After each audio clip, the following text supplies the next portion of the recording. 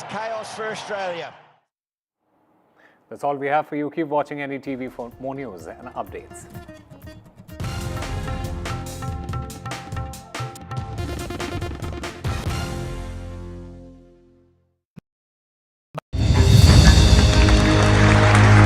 I now request the Honourable Prime Minister to launch NDTV World and address the summit.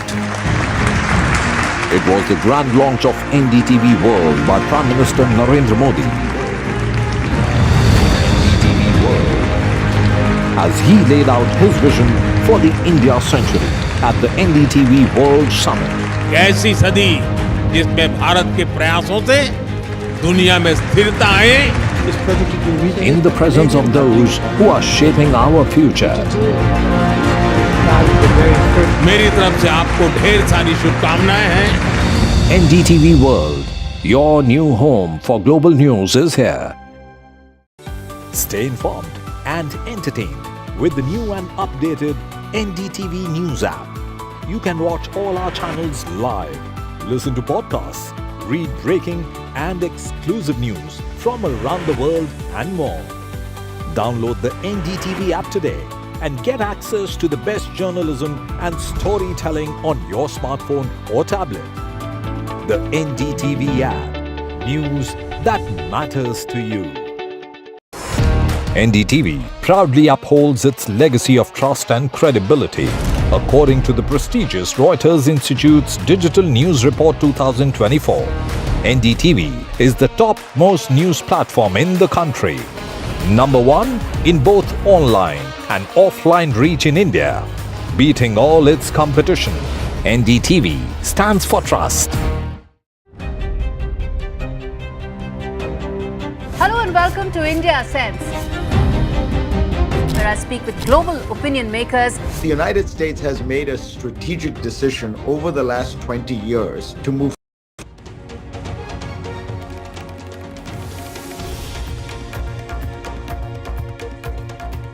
Everybody, you're watching NDTV. Today is an important day. It's counting day. All eyes on the outcome of Maharashtra and Jharkhand. Maharashtra, the most important state when it comes to the economy of the country, is at stake here. Will the state finally see political stability? But remember, in the last 5 assembly elections, the state has not had a single party reach the magic number of 145.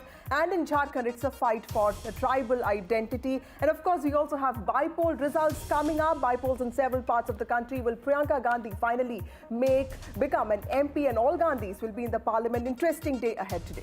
That's right, Vasudha. And as Vasudha was mentioning, it's not just the battleground states of Maharashtra and Jharkhand, but also multiple states which are seeing key bypolls. We'll get you all the updates, around reporters who are spread out across all these states. But first up, let's take a look at the headlines. Counting day for the final electoral battle this year. It's India bloc versus NDA in battleground states of Maharashtra and Jharkhand. Results also in key bypolls. Counting of votes in high-stakes battle for Maharashtra, battle for 288 seats. Will Mahayuti retain power or will MBA make a comeback? It's a tight contest in the state of Jharkhand. Will Hemant Soren be able to tide anti-incumbency or will BJP best part? Prestige battle for Priyanka Gandhi in Wayanad. Priyanka Gandhi's electoral debut in the Congress bastion in Kerala. It's a key bypoll results in multiple states. Litmus test for Samajwadi Party in Uttar Pradesh. Crucial results also in Rajasthan and Punjab.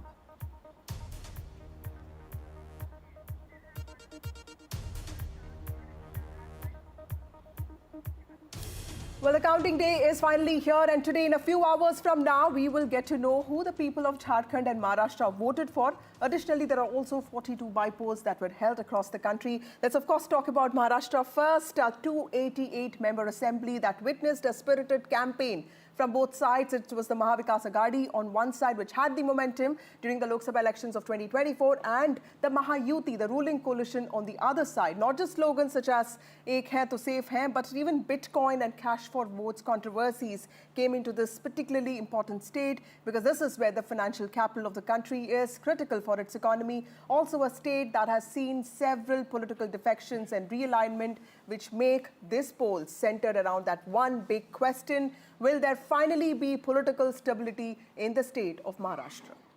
That's right. And in Jharkhand, the battle was witnessed between the ruling JMM-led India bloc, which is also looking forward to retaining power, and the BJP-led opposition, which is anticipating replacing the Soren government. Now, Hemant Soren, the chief minister, remember, was jailed and then released in an alleged land mining case. And a lot about the campaign was about BJP's aggressive pitch, blaming the infiltrators from Bangladesh for reduction in tribal numbers, and Soren pushing his flagship welfare program. Important numbers coming there, and the voting percentage in Maharashtra, remember, was recorded at 65%, the highest since the mid-90s, whereas in Jharkhand, it recorded a turnout of nearly 68% in the second and the final phase of elections there. Vasudha? Well, let's go across to a team of reporters who are joining us from various parts of the country. We have Sam Daniel joining us from Chennai, but he's been tracking the Wayanad bypoll very crucially. Anuj Raite, my colleague, is in the constituency of Mahim, which in some ways essentially reflects the Marathi constituency in the city of Mumbai. He is in Mahim, which is where Raj Thakra's son Amit Thakre is contesting from, and of course, which is where Sena Bhavan is. We also have Prabhakar, who has been tracking the Jharkhand polls very closely, and also the bypolls that were held in Bihar. To you, Anuj, first, tell us what is the mood like in Mahim, because this is the epicenter of the Sena. This is where the Sena was founded. But of course, Mumbai is all about Sena versus Sena. What is the mood like? And also tell us what really happened yesterday. Multiple meetings. Eknath Shinde met all his leaders. Today he's going to be in Varsha. I hear that Devendra Fadnavis could be in his bungalow Sagar. Where are the leaders going to be today? What is cooking in their minds? The observers of Congress are already, working towards ensuring that the post-poll action is in their favor. We are told that there are hotels that have been booked. There are helicopters that are on the standby. What are the preparations like? I am here in Mahim, and talking about that first, this indeed is going to reflect the mood of not just Mumbai city, but in a way the mood of Maharashtra state as well. We see that Mahim has traditionally been a stronghold of Shiv Sena, right? But after the split, this is the first time that both the Senas will be locking horns against each other for the first time. But more flavor and more spice has been added to this entire, what would have otherwise been a bipolar fight, with the addition of Amit Thakre. Now, with Amit Thakre coming into the fray, it doesn't just make this a normal triangular fight, but it also introduces a Thakre brand to the fight. And Mahim is not just all about Shiv Sena, but if you look at it very closely, Mahim constituency, which has one of the most densely populated Marathi places here in Mumbai, is also a lot about the Marathi Manus. And this party, which has been representing the voice, or has been claiming to represent the voice for the longest period of time, has been Shiv Sena, until it got its tough competition in the year 2006 from another member of the Thakre family, and that is Raj Thakre. He will be contesting his son, from this constituency, and that has made things more interesting. Last time around, when MNS's candidate Sandeep Deshpande lost from here, he got close to 42,000 votes, and that is considered to be the traditional vote share of the MNS party. Will there be an increase with the support given by the Bharatiya Janata Party to MNS? Will there be an increase because of the Thakre brand here for MNS? Is something that we'll have to wait and watch out for. Now, Mumbai as a whole is going to be very interesting, because we saw during the Lok Sabha elections that Uddhav Thakre faction of Shiv Sena had a slight edge, but then Lok Sabha elections are very different from state assembly elections. There were several criticisms of the Marathi vote share leaving the UBT Shiv Sena and going towards Shinde Sena, throughout the period of the last 2 years, and that will be tested today. When you talk about the rest of the Maharashtra, all the different administrative zones will reflect different moods of the state, and different parties are trying to capitalize on the same. Be it Northern Maharashtra, where the onion issue was at an all-time high last time year, seems seems to be going quite, doing quite well when it comes to supporting the government. But then there are two crucial parts of this entire state, that is Marathwada and Vidarbha, where everyone will be looking at, and these are the places which might as well end up determining the actual results for both or for either of the alliances. Now, yesterday we saw that after the exit polls came out, the opposition, of course, went on to defy the exit polls, whereas those in the power put a lot of faith into it. But we're seeing that preparations have been started by both of them. They've made preparations to make sure that all the MLAs who show that they'll be winning by the afternoon time will be traveling here to Mumbai. We saw Sanjay Rao talking about how they are trying to make preparations for hotels, especially for those MLAs who would not have place to stay here in Mumbai. We also had several news pieces coming out which stated that several Mahayuti leaders are in direct contact with independent MLAs and are trying to make sure that they hit the 145 mark with the help of them, if in case they fall short of it as a Mahayuti, as a Mahayuti alliance. So a lot of activities expected to happen in the next few hours, but on 8 o'clock, the counting will start first. The postal ballot votes will be counted, and then we'll go to EVM. And by 10:30, we can expect the picture to become slightly clear, and all of these activities to take an upward turn as soon as it turns 12 noon. Anuj there reporting from Mahim in Mumbai. Of course, a lot of activities there. Let's go across to Prabhakar now, who's joining us from Ranchi. Prabhakar, just like Maharashtra, I'm sure there have been late evening meetings in Ranchi as well. Tell us about the mood in both the camps early this morning. It's, of course, counting is still to begin. But nonetheless, what's the sense that you're getting from the ground in terms of the confidence level in both sides?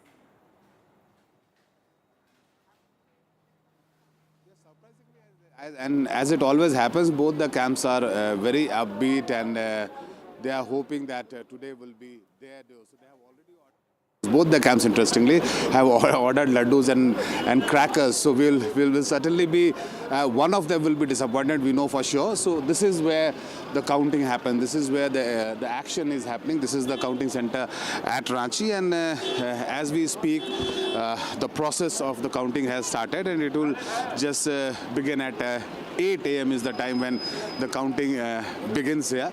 This is where the action will happen. As far as the political leaders are concerned, we saw yesterday, and many of them had a word with us. They are very confident. NDA believes that this time they will be able to hit the bullseye because of the narrative they have floated on the ground, whether it was a Bangladeshi illegal immigrants or whether the scheme for the women voters, especially because we have seen the way women, especially this time, have voted. They have outnumbered men, and BJP believes that it is because of the promise they have made to the women regarding 2,100 rupees monthly stipend to them. That is why they are coming out. Whereas the GMM believes that it is because of the money under the Maya Saman Yojana which is being given to them. The women are voting for them. So the crucial would be the tribal and the women vote. They are the deciding factors here. So it will be interesting to watch actually which way they have voted this time. Let me remind my viewers that the counting for both Jharkhand, Maharashtra and also the bypolls will begin soon, with postal ballots that are reserved for specific groups, including those with disabilities, security personnel and certain government employees involved in essential services. Following this, Tarima, is when the EVMs will be tallied. By midday is when early trends will start emerging, but a clear picture of the outcome could be available by late afternoon is what we understand. We've seen how early trends are often misleading, and that is something that we here will be extremely careful about. Also, Ratnadeep joins us from Assam. Ratnadeep, 5 critical bypolls that took place in the state of Assam. Hemant Sharma was also the BJP in charge for the state of Jharkhand, but he did find time to go and campaign for the Assam Gana Parishad candidates. And also, this is a prestige battle for Gaurav Gogoi, who's been emerging as a pan-state leader. Tell us what is all at stake here. Absolutely. These 5 seats by elections in Assam is also seen as a kind of a semi-final before the 2026 Assam Assembly elections. Remember, these elections have been necessitated after the MLAs who had won from these seats have gone on to win Lok Sabha elections. And among these 5 seats, remember, in the last Assembly elections, 4 seats have been with the BJP and allies, and only 1 seat is with the Congress. And that is the seat where there has been a very tough battle, the seat of Sam Samaguri, a Congress stronghold from where Congress heavyweight Rakibul Hussain, who won the Dhubri Lok Sabha seat with one of the highest margins in the country, Congress stronghold. He had won that seat and retained it since 2001, and this time his son, 26-year-old Tanzil Hussain, is the Congress candidate from there, from Samaguri, and taking on him is Diplu Ranjan Sharma, a young BJP leader, party's general secretary of the state unit. And in the run-up to the elections and even on the day of polling, there have been skirmishes, there have been violence in Samaguri. In fact, when we were reporting from Samaguri on the day of the polling, while we were reporting, there was a skirmish which we caught live on camera. So therefore, massive security arrangement has been made in the counting center there in Nagaon district for Samaguri seat. Apart from that, you have the Bihali seat where there is a strong fight between Congress and the BJP, with the Congress candidate being a BJP turncoat, and also the Bongaigaon seat, which is a prestige seat for the AGP. They have won it for the last 3 decades. And not to forget that there is a contest in southern Assam in Dhalai seat for another prestige seat for the BJP, and the Sidli seat in Bodoland region, which is with BJP's ally, the UPPL. But having said that, this is also seen as a battle between the BJP. And remember, in this elections campaign, although Chief Minister Hemant Biswa Sharma had campaigned, but largely BJP's campaign depended on its second rank leaders. Both Hemant Biswa Sharma and Union Minister Sarvanand Sonowal were not that active in the campaign, and so therefore it is the test for BJP's second rank leader versus Gaurav Gogoi, who now is emerging as Congress's face in Assam. He has campaigned across the state. So many would say that the decisions would decide whether Gaurav Gogoi is emerging as the Congress's new face in Assam, and whether BJP and its allies are able to retain its bastion in Assam, and whether they are able to win the Samaguri seat, which has a Muslim majority as well. And not to forget, remember, there is one seat which also went for bypolls in Meghalaya, the Gambagre seat, where Chief Minister Conrad Sangma's wife, Mehtab Chandi Sangma, made her electoral debut. And for the Sangma family, for their party NPP, it is a crucial election, given the fact that Gambagre again is a Congress bastion. There is a multi-corner fight there. You have Trinamool Congress's Sadia Rani Sangma, who is also a wife of a former minister. But remember, in the last Meghalaya election, Conrad Sangma's elder brother James Sangma had faced a defeat. In the Lok Sabha election, the Sangma family could not retain their traditional Tura seat, and Agatha Sangma, Conrad Sangma's sister and former minister, got defeated. And therefore, it is a big test for his wife, who is making an electoral debut. Very interesting contest there in the Northeast. Ratnadeep, stay with us. Let's also go across to Sam now. And he's, of course, tracking the Wayanad bypolls, which saw the electoral debut of Congress's Priyanka Gandhi. Now, while most expect that Priyanka Gandhi will win this one, the seat was vacated after her brother, Congress MP Rahul Gandhi, gave up the seat, opting for Rai Bareli. The voter turnout was notably lower than compared to what we saw in the Lok Sabha polls, with only around 64.72% voters participating. So, Sam, this is a seat, of course, which has been vacated by her brother. Wayanad is also known as a Congress bastion. So, is this going to be an easy win for Priyanka Gandhi? That's the expectation. That's what the Congress also counts on. And Priyanka Gandhi aims to make a big win. In fact, trying to take the margin well above what Rahul Gandhi had won with. Last time he had won with around 3.6, but the Congress now hopes to go beyond 4 lakh votes. That's the expectation. Politically, it's significant because it's a political debut for Priyanka Gandhi. If she wins, the Congress would have a larger, a very high-profile face from the party in the south. Secondly, it will also be having a woman face, a stronger woman face from the party to represent in the parliament. That's the larger game plan. And Priyanka has been counting on the legacy of Rahul Gandhi and also building her own profile to emerge as a stronger woman leader in Wayanad. Whoever wins, technically it's an election, ultimately anything could happen. Whoever wins, it could mean politically a significant win for all this, be it the BJP or the left. It could be a big win for them. But having won the seat 2 times earlier, traditionally being a bastion for the Congress is supremely confident that Priyanka Gandhi will be able to really win with a huge margin and sending a clear, strong political message, both for South as well as on the floor of the House of the Parliament. Tanima.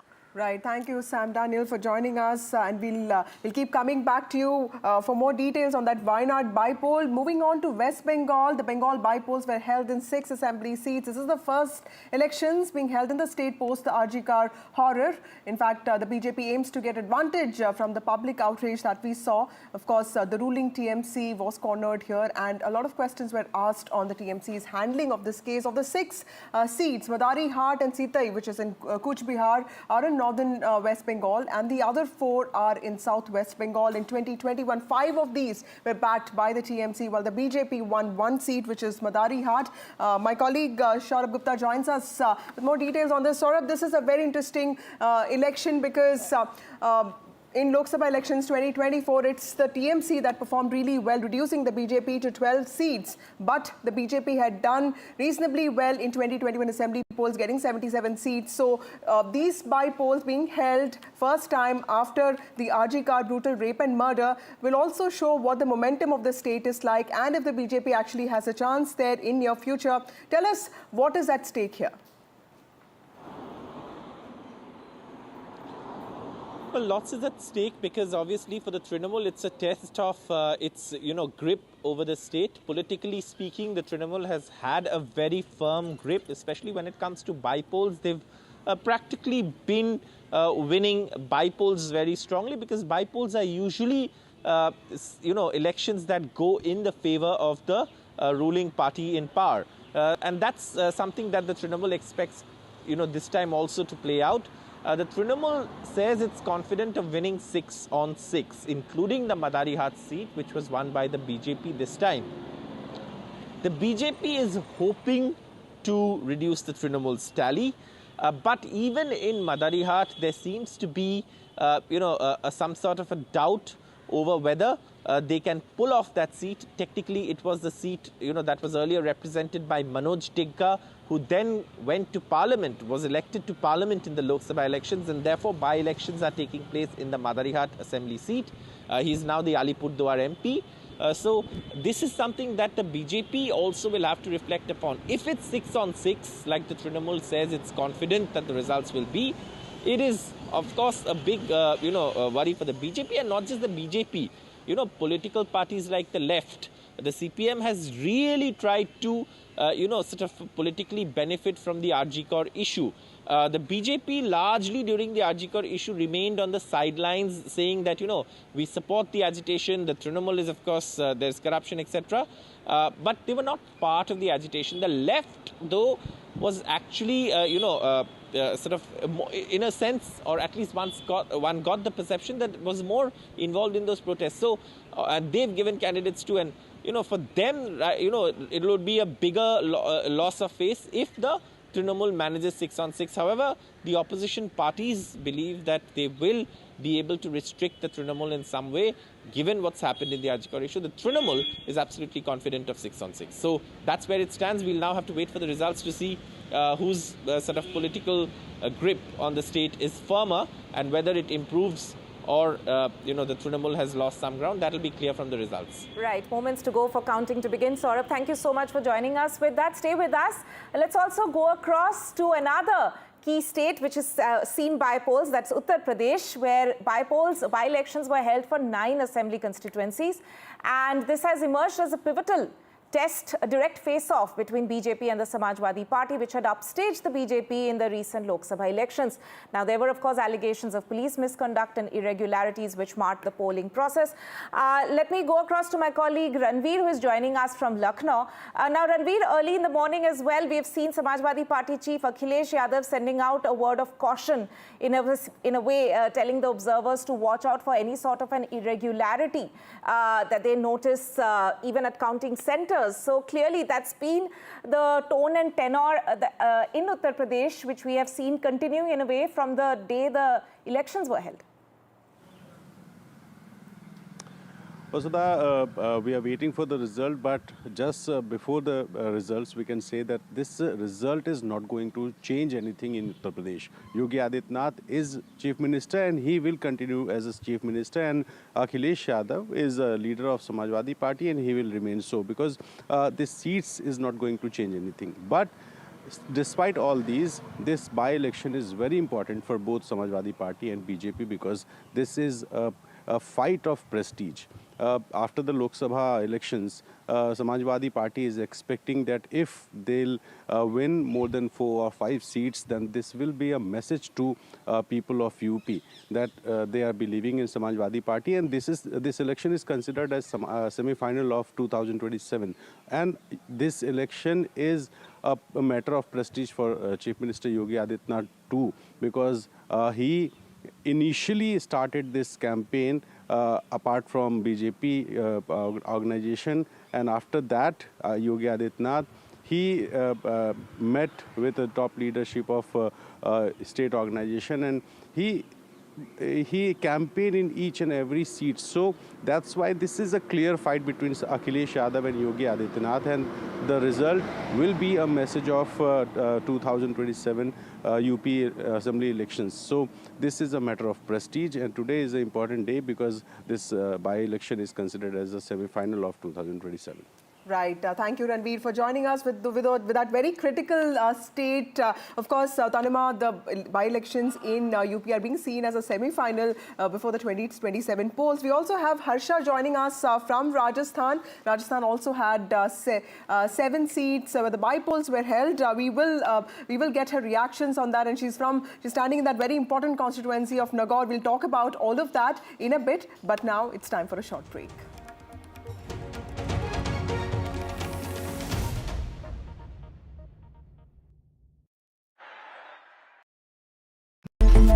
It's a web of frauds, calls, luring emails, threatening messages. Cyber frauds have cast their net wide and everyone is at risk. We track the victims, their horror stories as they get conned online, extorted and robbed of their hard-earned money. How to identify a cyber fraud and how to stay cyber safe. What are your options? Fraud.con. NDTV initiative for cyber safety. Only on NDTV 24x7. हम ये चुनाव विकास के मुद्दे पर लड़ रहे हैं. Let them come for an open debate with me. I've challenged Eknath Shinde multiple times. Congress is in the worst situation in this state. Mahayuti में भी इससे ज़्यादा dispute है. Everything is fair in love and politics. Vote देने वाले ही जिताने वाले हैं ना. So we worked on 4 options.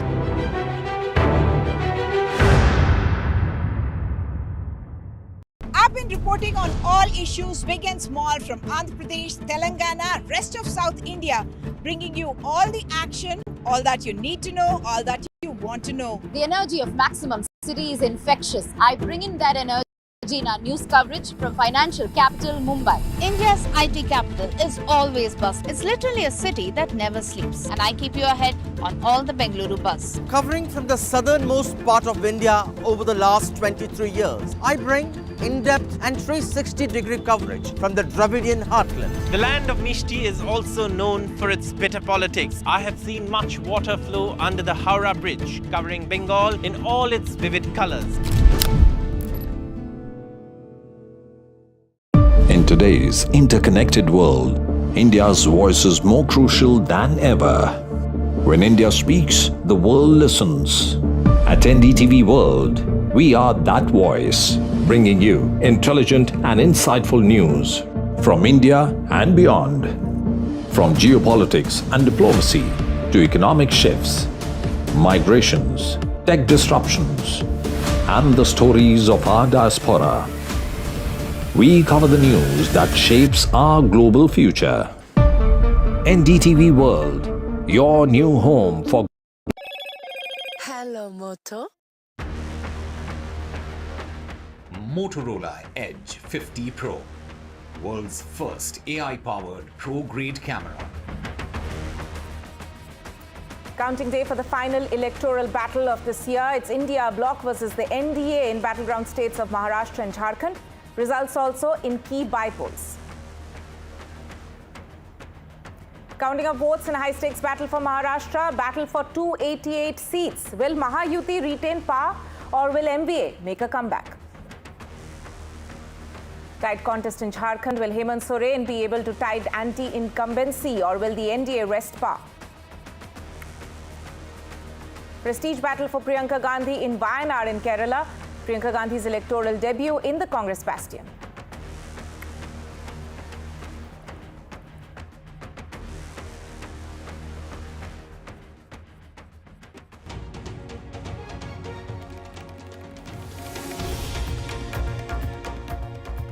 Welcome back. The voting, the counting of votes in both Maharashtra and Jharkhand will begin in a few minutes from now. We're also tracking very closely the bypolls that were held across the country. But remember, it's Maharashtra, which is where a lot of attention is because it's where the financial capital is. And this is a state that has seen a lot of political uncertainty, restlessness. It's a restive state. Last 5 elections, there hasn't been a single party that has been able to get that magic number of 145. So the final question is, will Maharashtra finally give a decisive mandate or not, and what are the political implications for the national parties and also for the regional parties? Shiv Sena and NCP is something that all of us are keenly waiting to understand. But let me go across to my colleague Harsha, who joins us from Rajasthan. The results of the 7 seats where bypolls were held in the state will be, of course, a referendum on the 1-year performance of Bhajan Lal BJP government in the state and also the BJP president there. Remember that the BJP also faced a setback in the state of Rajasthan in Lok Sabha elections of 2024. The Chief Minister himself has been monitoring these campaigns. Harsha, tell us about these important bypolls that are taking place because Kirori Lal Meena's, a very maverick politician who keeps writing letters. In fact, he resigned because he did not keep up the promise of ensuring that Dausa goes to BJP. His political prestige is at stake. And of course, someone like Hanuman Beniwal, who's also seen as a big leader in the Jat community. And of course, Bhajan Lal Sharma. So tell us what is at stake here for both parties and what is the importance of these 7 seats that will see outcomes today? Well, absolutely. Like you said, Vasudha, the fact that Bhajan Lal's prestige is at stake, he's completed 1 year in government. So how are people here reacting to the Bhajan Lal government? Remember, it's an entirely new slew of leadership here in Rajasthan. So somewhere, these bypolls will also reflect the mood of people vis-a-vis the government. Very important 2 people that you named, Kirori Lal Meena and Hanuman Beniwal. Well, Kirori insisted that his brother get that ticket. He's also been alongside with him all along in that campaign. So somewhere, Kirori Lal's personal prestige at stake, and perhaps if this election is won by his brother, then Kirori will stop sulking and come back to cabinet. I mean, he does take meetings from his house, but he doesn't really officially seem to be part of the government. So there is a situation of, it's a no man's land. We really don't know whether he's a minister or not a minister, to get an interview with him or not get an interview with him on matters of governance. But having said that, remember, the Jat heartland is where the BJP faced a lot of losses in the Lok Sabha elections. In fact, there were seats that they lost here. So, Khimsar, Jhunjhunu, these were seats that the BJP lost. The RLP, the Congress won these seats. Now, I'm here in Khimsar, actually in Nagaur, where the counting is taking place. And Hanuman Beniwal, Jat strongman, he put his wife down to fight this election. So, but of course, in some senses, it's him versus Jyoti Mirdha. Jyoti has not been very lucky as far as the hustings are concerned. She lost the Vidhan Sabha election. She lost the MP elections as well. But Revat Ram was her candidate. He switched over from the RLP to the BJP. And so in some senses, it's a proxy war. But most importantly, Vasudha, it's a war. It's a fight for that crucial Jat vote. Remember, the Jat vote is very decisive in Rajasthan and they can make or break an election. So if in Jat heartland, Jhunjhunu and Nagaur, we see a shift towards the BJP, then I think somewhere the BJP leadership can heave a sigh of relief. And of course, the Chief Minister will be beaming from year to year if he gets a few seats from Rajasthan. Like I said, it will not change the majority that the party has in the assembly, but it will definitely be an endorsement of Mr. Bhajan Lal Sharma's leadership. Right, Harsha, there we'll of course be tracking all the updates coming in from Rajasthan with you. But let's also shift focus to another key state where by-polls were in fact held recently, which is Punjab, where there were by-elections held in 4 assembly seats: Gidarbaha, Dera Baba Nanak, Chabbewal and Barnala. Now, these elections were necessitated by the previous MLAs being elected to the Lok Sabha. It was a triangular contest mainly between the ruling Aam Aadmi Party, Congress and the BJP. The results will be crucial for the Bhagwant Mann government, whose performance was a little lackluster in the Lok Sabha elections. Let me go across to my colleague Gurpreet, who is joining us from Gidarbaha, I believe. Gurpreet, what's the mood like where you're standing? Well, we are standing in front of Gidarbaha, and this is the counting center. The visual which we are showing at this point of time, we can see huge force has been deployed here because high-stake battle in Gidarbaha. One side we have seen the Congress chief's wife, Amrita Vardhan, she is contesting from this.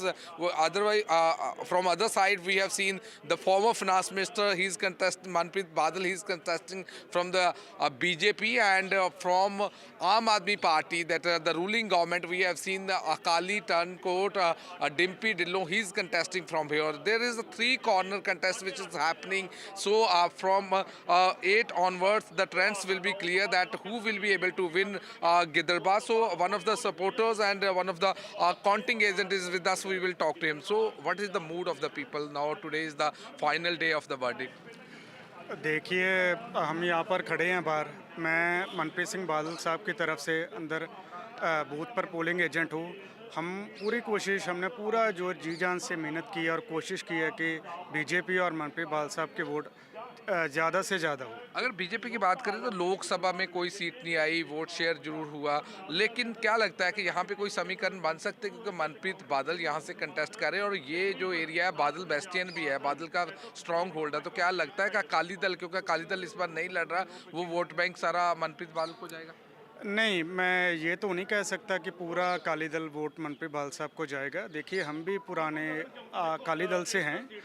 हमारा ताल्लुक बादल परिवार से 40-50 साल से है, लेकिन बहुत ज़्यादा वोट मनप्रीत बादल साहब को गया है. आम आदमी पार्टी में अकाली दल का ही नेता गया, तो क्या लगता है कि आम आदमी पार्टी एक तरफ सरकार भी है, तो कहीं ना कहीं लोग ये भी सोचते हैं कि 2.5 साल पड़े हैं, सरकार के साथ चलना चाहिए? आपकी बात बिल्कुल ठीक है, लोग ये सोचते हैं, लेकिन अगर हम बड़े प्रोस्पेक्टिव के देखिए तो बीजेपी बेस्ट है पंजाब के लिए. यहाँ पर जो उन्होंने वादे किए हैं, जो यहाँ पर पक्के मकान गरीबों को देने का वादा किया है, और जो ब्रिज और अंडर ब्रिज गिदरबा के लिए दिया है, और पाइपलाइंस जो फार्मर्स के लिए देंगे, उससे मुझे लगता है कि बहुत ज़्यादा वोट. पर फार्मर प्रोटेस्ट भी हुआ है, फार्मर प्रोटेस्ट एपी सेंटर है पंजाब और हरियाणा का, क्या उसका भी इम्पैक्ट होगा ही है यहाँ पे? देखिए, इम्पैक्ट थोड़ा सा तो है, लेकिन बीजेपी में अगर हम जाएंगे तभी तो सोल्यूशन ला पाएंगे.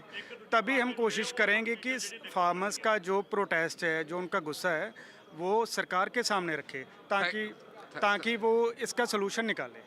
Thank you for talking to NDTV. So we can see these visuals from the counting center, and counting is going to begin within a few minutes, but I'll request my vijay to show all these visuals from the ground, what is happening at this point of time. We can see huge force had been deployed because there in Gidarbaha, this is one of the hot seats where we have seen high stake battle is going between all the candidates, whether it's a Congress candidate, BJP candidate or Aam Aadmi Party candidate, but even for Akali Dal, this is a very crucial constituency because we have seen it was a stronghold of Badals, but this time Akali Dal is not contesting from here, but where the vote share will go, that will also decide the future of Shiromani Akali Dal from this constituency. So let's see whether the BJP will be able to get maximum votes or the Congress will be able to get the majority from here, or the Aam Aadmi Party. Because if we can talk about Aam Aadmi Party, it's the mid-term litmus test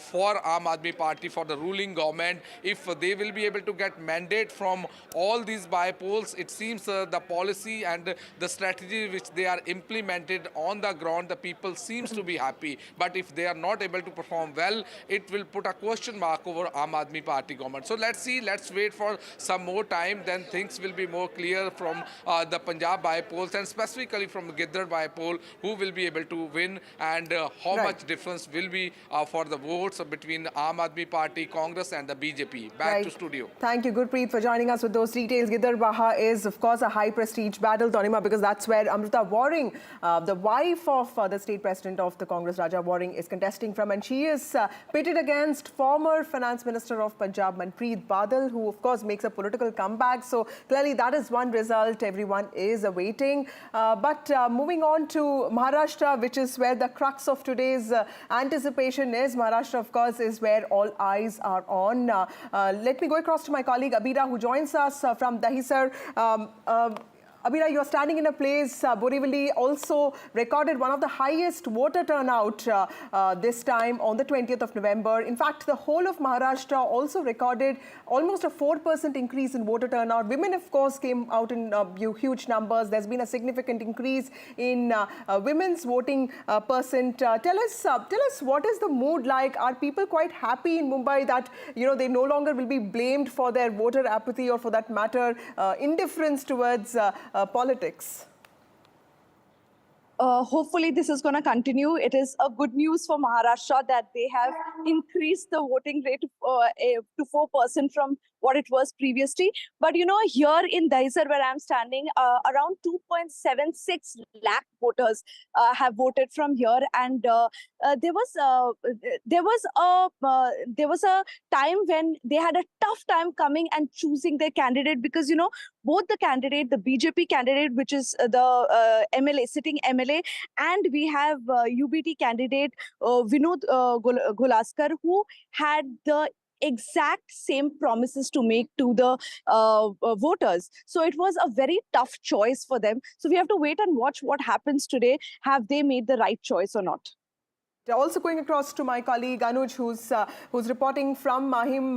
Anuj, Mahim is where Dadar is, and you know, this is where a lot of there's a lot of talk about sympathy, legacy, and of course it's a battle for power. This is where the Sena Bhavan is. Tell us, you know, what do these election results actually mean for Eknath Shinde and also Uddhav Thackeray? Because if you look at the ideological divergence that people have been talking about with respect to Uddhav Thackeray, there's also an equally vocal section that says that it was Eknath Shinde who was the betrayer here. But of course, there are also people who believe that Uddhav Thackeray actually, you know, betrayed the Hindutva ideology. So clearly that, you know, duplicity or that discrepancy is something that plays out quite often. How are the people of Mumbai, the Marathi voter of Mumbai, looking at something like this?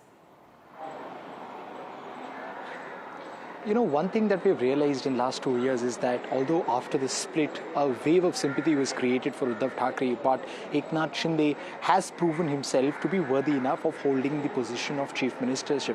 We saw that it was a surprise when he was being made as the chief minister, overtaking Devendra Fadnavis, who was in line and was most expected to be holding that position. Now, in the last 2 years, the overall dynamics have changed very interestingly, and the dichotomy that you mentioned is the one which is playing across all the state. All over the state. You know, Eknath Shinde is seen as one of the old-time Shiv Sena, Shiv Sena members. He holds on to that Kattar Hindutva ideology. He comes from Thane, and Thane is very important for Shiv Sena right from 1966, which is why we saw that the entire Konkan and the Mumbai region is a place where, you know, Eknath Shinde tried to have his stronghold on. Whereas when you talk about Uddhav Thackeray, it is of course the Thackeray brand that helps him, and the band of purists, according to him, which rally behind him time and time again. Now, in the Lok Sabha elections, we saw that except for a few places where Uddhav Thackeray, you know, probably failed in understanding the equation and named his candidates against the candidates whose support was much more. For example, Sangli, where he pushed for his own candidate against Vishwas Patil, we saw that Uddhav Thackeray was able to increase the tally of his MPs from 5, with which he was left with after the split, to 9, and that is a considerable amount of increase considering the fact that the name was taken away from the party, you know, the symbol, and also a lot of resources were taken away from Shiv Sena. Now what we are seeing here is going to be the litmus test, because Eknath Shinde has always believed that the core voters of Shiv Sena have always stayed with him. And one example that he gives is that of Chhatrapati Sambhajinagar in Marathwada, where he defeated Uddhav Thackeray. And it is not just that. Uddhav Thackeray went against Eknath Shinde on as many as 13 seats. And on those 13 seats, Eknath Shinde was able to win on 7 crucial seats. Now, you know, a difference of 7:6 might not seem very high, but then one also has to understand that one pointer that Uddhav Thackeray's party, or, you know, one way through which their party has been getting a lot of votes is from the minority, which does not go very well with Eknath Shinde. He claims it to be the vote share of NCP and Congress party, whereas the Marathi Manus ka vote, it is indeed with Eknath Shinde, which is why this entire battle is going to be very interesting, especially when you talk about Mahim. This is the place where things have become even more spicier, considering that the Bharatiya Janata Party has gone on record to say that they will be giving their support to the MNS candidate, that is Amit Thackeray, for the unconditional support that was given by Raj Thackeray to Prime Minister Narendra Modi during the Lok Sabha elections. Now, Eknath Shinde has been very vocal about how his candidate Sada Sarvankar is going to be the face of Mahayuti, but then there of course is a lot of confusion over who exactly is the face of Mahayuti, where MNS lead Raj Thackeray has very clearly stated that he will be supporting Devendra Fadnavis to become the chief minister and not necessarily Eknath Shinde. So it is a khichdi of sorts at the moment, but all eyes on Mumbai. On which side does the city take? Is it UBT or is it Shinde Sena? Right, it's largely a Sena versus Sena battle playing out in Mumbai specifically, and my colleague Radhika is also joining us, but we'll go to her in a bit. First, let me go across to my colleague Aishwarya, who's standing by at the BJP headquarters in the national capital, and there seems to be some sort of an early celebration there already. Aishwarya, tell us more about that. Well, unlike the Haryana election results where we saw at the Congress headquarters early in the morning jalebis being prepared, and later the entire scenario changed, after which Bharatiya Janata Party ordered 100 kgs of jalebis and distributed, and jalebis was one of the flashpoint in those elections. This morning what we are witnessing at the Bharatiya Janata headquarters, party headquarters, is jalebis being prepared over here. This morning, unlike what we usually see at the BJP headquarters, halwa is being prepared early in the morning, but this time it is, of course, jalebis being prepared. BJP seems very confident this time, of course, as far as the Jharkhand polls are concerned, but Maharashtra is something the BJP leaders specifically had stated after the exit polls predictions that they will wait and watch as to what will finally come out as a final picture. But here, of course, at the early morning for the breakfast, and this is a usual routine, of course, at the BJP headquarters, but jalebis is something that we are witnessing for the very first time being prepared over here, and they have been told that every preparation is to be made as far as the celebrations are concerned. Of course, as far as the every year routine is concerned, whenever Bharatiya Janata Party wins, the Prime Minister addresses Karyakartas after coming to the headquarters, and since morning those preparations already begins, and therefore the reason perhaps today jalebi is being prepared and rest of the breakfast. But of course the BJP leaders have already started arriving at the BJP headquarters for the early updates, as they still had stated that they will wait till 11 or 11:30 to get the final picture and to call for the elections. But unlike the Haryana election, some different scenes at the BJP headquarters over here. So thank you, Aishwarya, for joining us with those visuals, because it's always heartening to see food on our screens. And jalebi, especially, Tanima, has become a political tool for the BJP. And those jalebis seem to be fast vanishing, Aishwarya. I hope you got some of that as well before it actually, it seems to be fast depleting there. But we will be coming back to all our reporters who are there on ground and, of course, focusing on the battleground states specifically. But after this very short break, stay with us.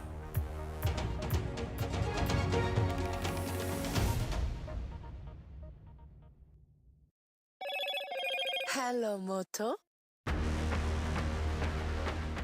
Motorola Edge 50 Pro, world's first AI-powered pro-grade camera.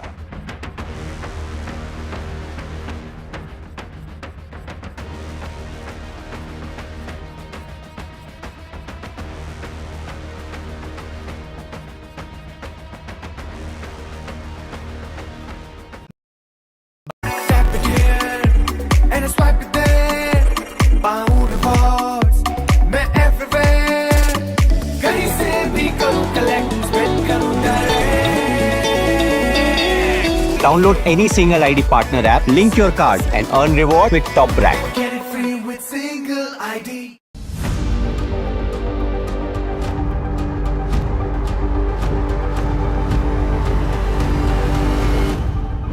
This week on India Ascends.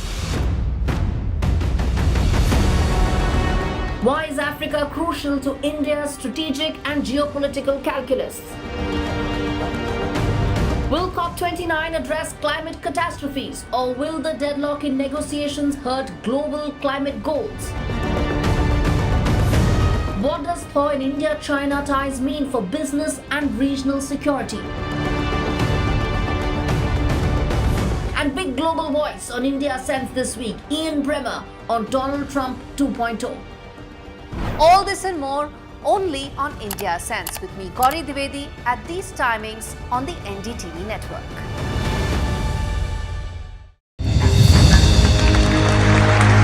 I now request the Honorable Prime Minister to launch NDTV World and address the summit. It was the grand launch of NDTV World by Prime Minister Narendra Modi.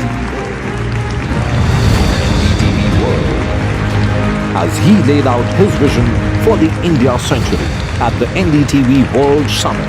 ऐसी सदी जिसमें भारत के प्रयासों से दुनिया में स्थिरता आए. In the presence of those who are shaping our future. मेरी तरफ से आपको ढेर सारी शुभकामनाएं हैं. NDTV World, your new home for global news is here. Stay informed and entertained with the new and updated NDTV News app. You can watch all our channels live, listen to podcasts, read breaking and exclusive news from around the world and more. Download the NDTV app today and get access to the best journalism and storytelling on your smartphone or tablet. The NDTV app. News that matters to you. NDTV proudly upholds its legacy of trust and credibility. According to the prestigious Reuters Institute's Digital News Report 2024, NDTV is the topmost news platform.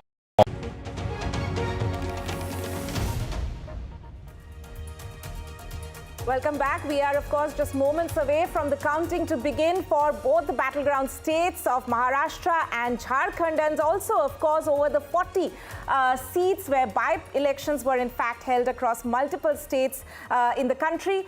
But focus, of course, on Maharashtra, where we can already see some early morning activity taking place. Yes. Vasudha, we can see that there are, of course, several candidates who are making their visits to the temples and, of course, their last-minute prayers. Shaina NC, they're visiting the renowned Siddhivinayak temple in Mumbai. And let's listen into the reaction which is coming from her early this morning.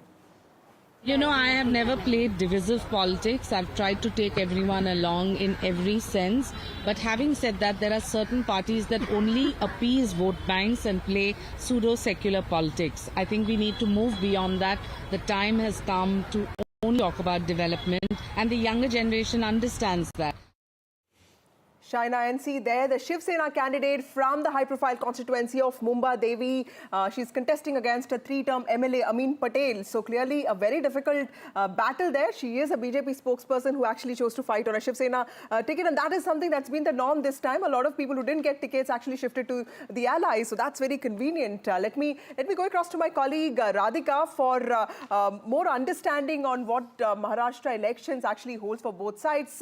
Radhika, you covered the 2019 fallout of the election outcome very closely. BJP had the highest numbers, even into 2014, they had the highest numbers, 122 and then 105, but clearly not enough to form the government. What really happened during that time? And can you reference all of that with what is expected today? Is that why political parties are sitting on the edge, although they are sounding very confident? Because 5 assembly elections, Maharashtra has not had a single party that got the magic number of 145. Absolutely. All the drama that we're seeing now started in 2019, post the elections. Of course, BJP and Undivided Sena had clear mandate, but then because of Chief Ministerial post division and disagreements over it is when Uddhav Thackeray decided to break away from the party and then, of course, join hands with unlikely parties, Congress, NCP, and MVA was formed. MVA government was formed. It broke away after Sena division and then, of course, NCP division. So this is what happened over a period of 5 years. Of course, course, it's extensive, it's dramatic, and that is what led to 6 parties now, 2 Senas, 2 NCPs. But I'll also just, take our viewers through where I am standing. I am at Worli constituency, and the scene here, of course, hundreds of police officials, CISF officials manning this particular place. This is, of course, an important constituency, Vasudha and Tanima. Milind Deora battling it out with Aditya Thackeray. Aditya Thackeray, of course, the existing incumbent MLA from here, from Uddhav Sena. Milind Deora, who in fact left Congress party early this year, joined hands with Eknath Shinde Sena and now fighting from Shinde Sena ticket. So it's a Sena versus Sena battle in Worli constituency. Yes, of course, highly secured, polling booth at this point. Of course, counting is yet to begin. Of course, 10 more minutes for counting to begin, and in a couple of hours probably things will become clear, but not entirely certain, because this is a very, very unpredictable battle. In fact, in 2019 all of us thought that it is an expected mandate. It is a predictable battle when BJP and undivided Sena won. It was straightforward is what many thought.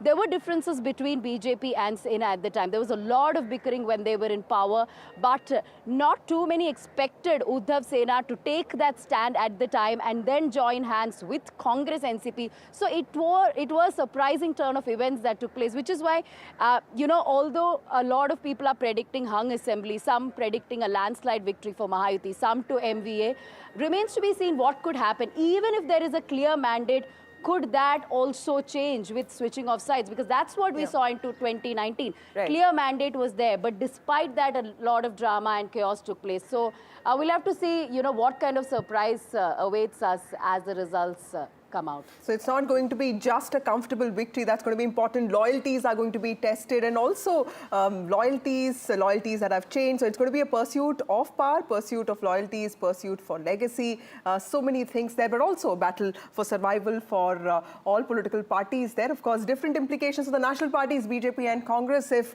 the BJP manages a good show in the region of Vidarbha, especially against Congress party, it will actually prove a point that the 2024 Lok Sabha elections were just an aberration in the state of Maharashtra. And if it doesn't, if the Congress manages to do well, it will go on to say that what happened in Haryana was just a one-off, and it is the 2024 mood is still on in the country. So several things at stake here for both parties. Right, and we are just moments away from the counting to begin, Vasudha, and we'll of course come back on the other side of this very short break with our reporters as well as our panel of experts to decode this very, very important counting day in those battleground states as well as the by-elections. Stay with us.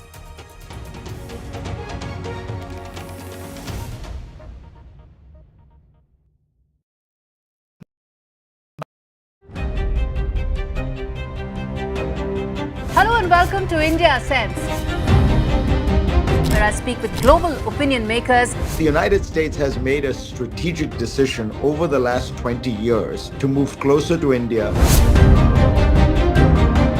So a $7 trillion economy seems a perfectly conceivable number. If you want to be a national party, it's that you sort of accept the way the world is rather than want to endlessly hark back to how it was. Modi is promoting the digitization of the economy, which is accelerating growth in the country.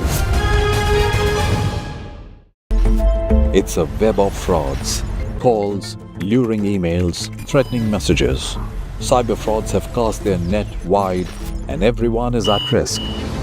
We track the victims, their horror stories as they get conned online, extorted and robbed of their hard-earned money. How to identify a cyber fraud and how to stay cyber safe. What are your options? Fraud.con, NDTV initiative for cyber safety. Only on NDTV 24x7. हम ये चुनाव विकास के मुद्दे पर लड़ रहे हैं. Let them come for an open debate with me. I've challenged Eknath Shinde multiple times. Congress is in the worst situation in this state. Mahayuti में भी इससे ज़्यादा dispute है. Everything is fair in love and politics. Vote देने वाले ही जिताने वाले हैं ना. So we worked on 4 options.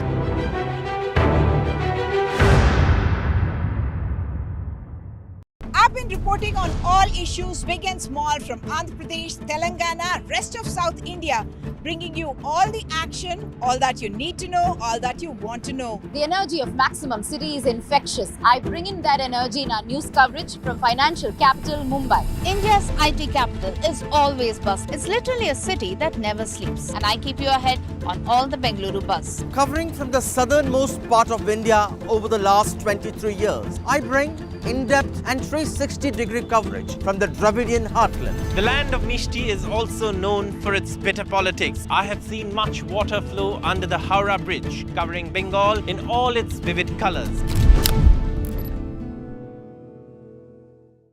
In today's interconnected world, India's voice is more crucial than ever.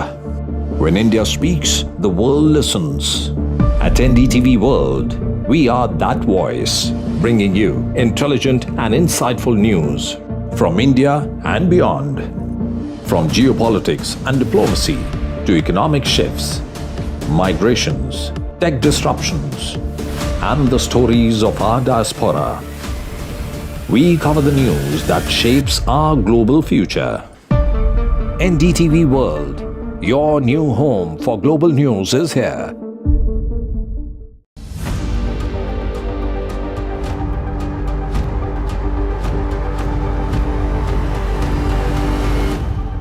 This week on India Ascends. Why is Africa crucial to India's strategic and geopolitical calculus? Will COP29 address climate catastrophes, or will the deadlock in negotiations hurt global climate goals? What does thaw in India-China ties mean for business and regional security? And big global voice on India Ascends this week, Ian Bremmer on Donald Trump 2.0. All this and more only on India Ascends.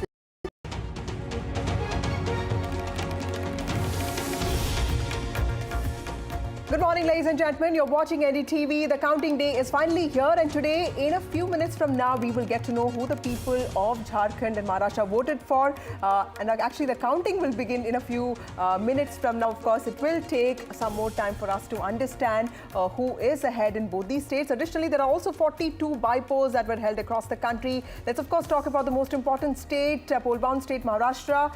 The 288-member assembly witnessed a spirited campaign on both sides. It's Maha Vikas Aghadi on one side, which saw the momentum in the 2024 Lok Sabha elections. But of course, there's also the Mahayuti, which is the ruling coalition, which is riding on its flagship welfare program. Not just slogans such as "Ek hai to safe hai," but even Bitcoin and cash for votes controversies came into this campaign. And this election is particularly important because this is the financial capital of the country, critical for its economy. Also a state that has seen multiple wars for symbols and name, 3 chief ministers in 5 states and in 5 years, and 4 deputy chief ministers. And all of this make these polls center around that one big question: will Maharashtra finally see political stability in the state, and will people of the state actually give a decisive mandate or not?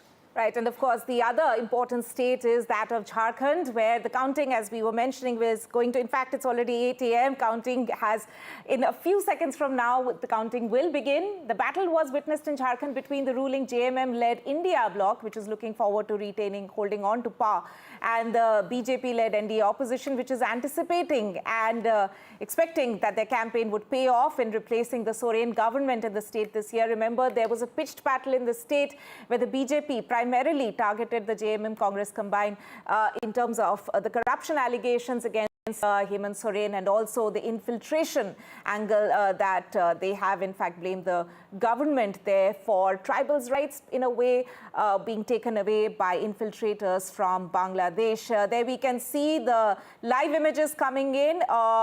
This is from the images from Jharkhand, which we are seeing, where activity has in a way begun at the counting centers there. We have, of course, got our reporters spread out across the country from the battleground states of Maharashtra and Jharkhand, but also in the states which are witnessing by-elections as well. Right. I also would want to introduce in the studio, we have Professor Sandeep Shastri, who is, of course, the National Coordinator of the Lok Niti network. He also joins us.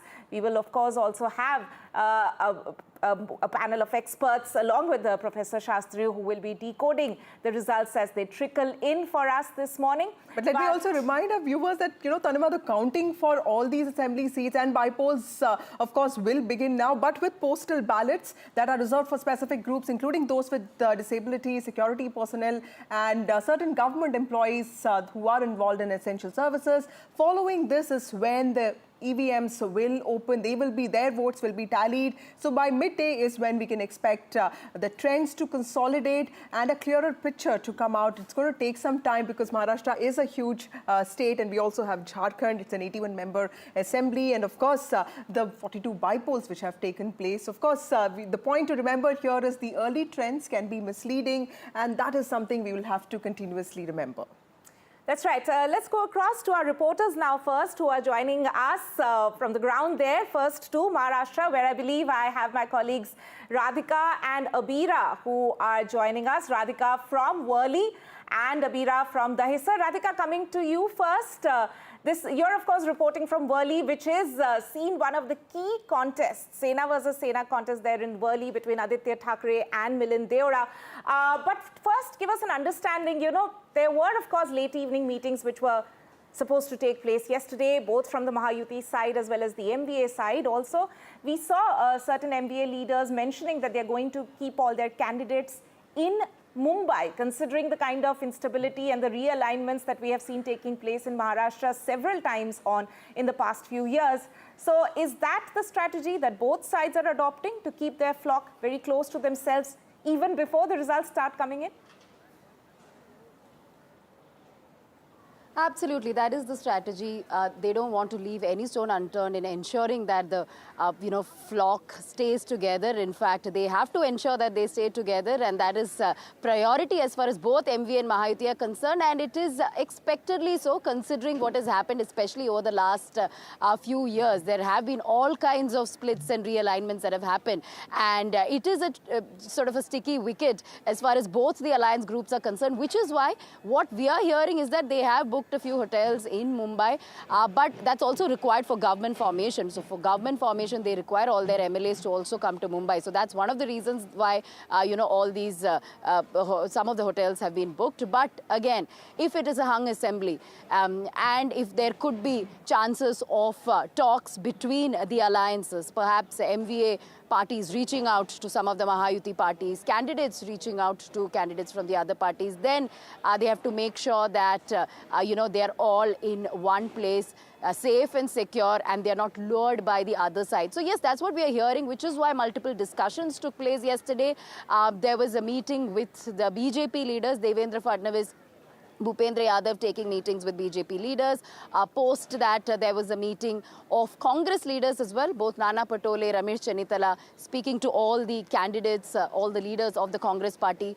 Meeting between Sena leaders as well, both Sena Eknath Shinde as well as Sena Uddhav Thackeray, who held discussions with his members, his leaders, his cadres. So that has happened, and that will happen in the next few hours as well. This is to ensure their flock stays together, one, and also to understand the probabilities that could arise. There are all kinds of permutations and combinations that are being worked right now. So if it is a hung assembly, if they do not have the numbers, both respective MVA or Mahayuti, then what is the strategy going forward? Which are the candidates they could reach out to? Which are the rebel candidates they could reach out to? Which are the independents? Which are the smaller parties they could take help of? So all this are being discussed, but to us, both the parties, both the alliances have been projecting a very confident front. They both say that they are going to get a clear landslide majority. However, backdoor talks are still going on because they don't want to sort of leave anything to chance. So all the strategies being worked out.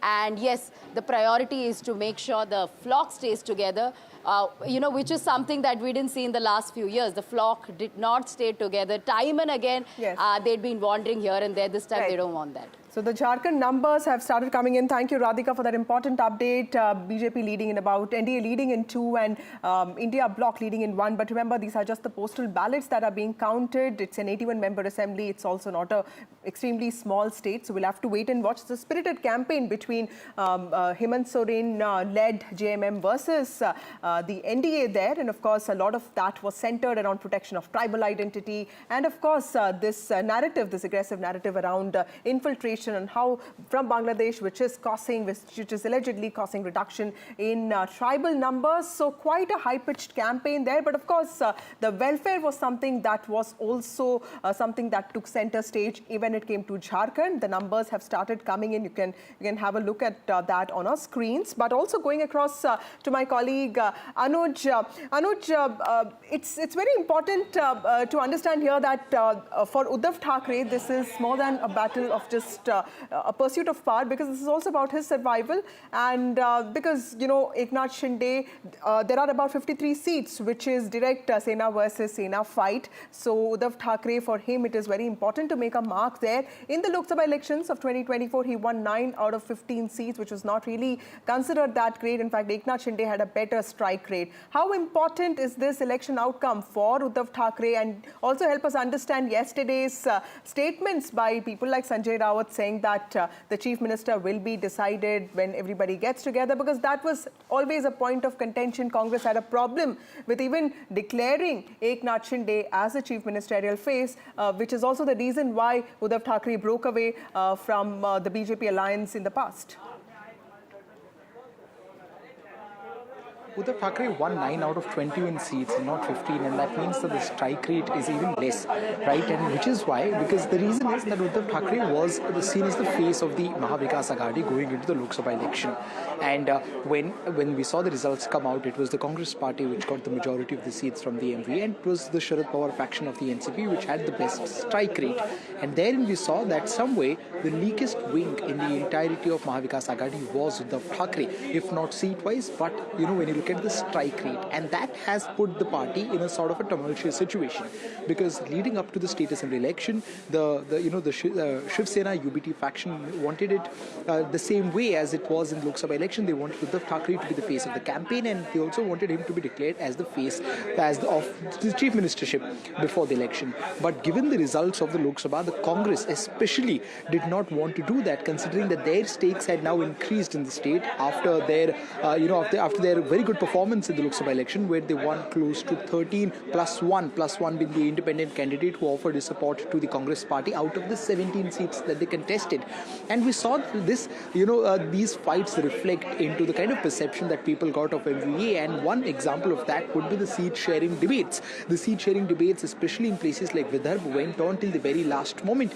And the problem that many of the parties, and especially the Congress party and earlier BJP seem to have with Uddhav Thackeray faction of Shiv Sena, is the fact that it becomes, it's very less flexible when it comes to making compromises in places where they do not have a stronghold. Vidarbha, for that matter, has been a Congress stronghold for the longest period of time. But we saw that the Uddhav Thackeray faction of Shiv Sena tried their level best to get as many as Congress's seats as possible. But that was a problem, given that they don't even have a candidate or a strong, foundation in the places where they wanted to contest.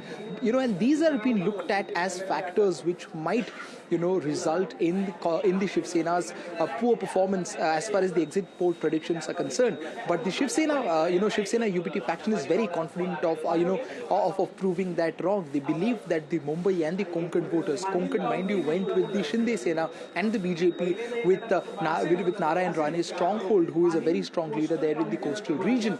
And Mumbai, we also saw, as we spoke earlier, was very easily split, where the Marathi voters seemed to have gone with the Shinde faction, whereas it was the minority votes that the Uddhav Thackeray faction got. Will it be the same this time around? It will be interesting to see, because it will be a litmus test in not just Mumbai or Konkan, but also in places like Marathwada, which has got a very strong Marathi population, in places like Vidarbha, where Uddhav Thackeray tried his level best to get many seats, and especially in places like Paschim Maharashtra, that is the Western Maharashtra, where NCP Sharad Pawar faction has been the stronger party for the longest period of time. But we see that Uddhav Thackeray faction, which is contesting on as many as 96 seats, has also contested several seats there. So their strike rate in this election will determine a lot when it comes to the future of that particular party. He's also banking a lot on Vidhar because it has a maximum number of seats, 62, and of course on Western Maharashtra, which is where the Mahayuti is not extremely confident about, but of course that also has a high number of seats, 59, but it is North Maharashtra, which is where the tribal seats are, Nashik and all those places, and of course, the other places like Marathwada, like you mentioned, which is where the BJP faced the maximum setback in 2024 Lok Sabha elections. That is where I think the battle is going to be, like you rightly pointed out. For some reason, Mumbai and Konkan seem to be a lot about Sena versus Sena, and here every party seems to be ensuring that it does its best when it comes to a direct fight, Sena versus Sena, Pawar versus Pawar, BJP versus Congress. So that seems to be the crux of the battle here. Right, and different strategies being adopted for all these different political regions in Maharashtra. Complex election there, to say the least. Let me also quickly go across to Abira, who is joining us from the Dahisar Borivali region. Abira, you are standing at one of the locations in the Mumbai metropolitan region, which saw a high voter turnout. And this time we have seen a record turnout as far as women voters are concerned in Maharashtra. Women, of course, have been one of the crucial vote banks in multiple areas this elections. But specifically, the Mahayuti has, of course, been banking on their Ladki Bahan scheme to get them dividends in this election. So is that one of the things which has, of course, resonated with the women voters in Maharashtra in terms of the women vote bank? If you can kindly elaborate for our viewers more on that. Yes, of course, the women voters are attracted to that. And of course, I think in Borivali and Dahisar, the thing is the sitting MLA here is a woman.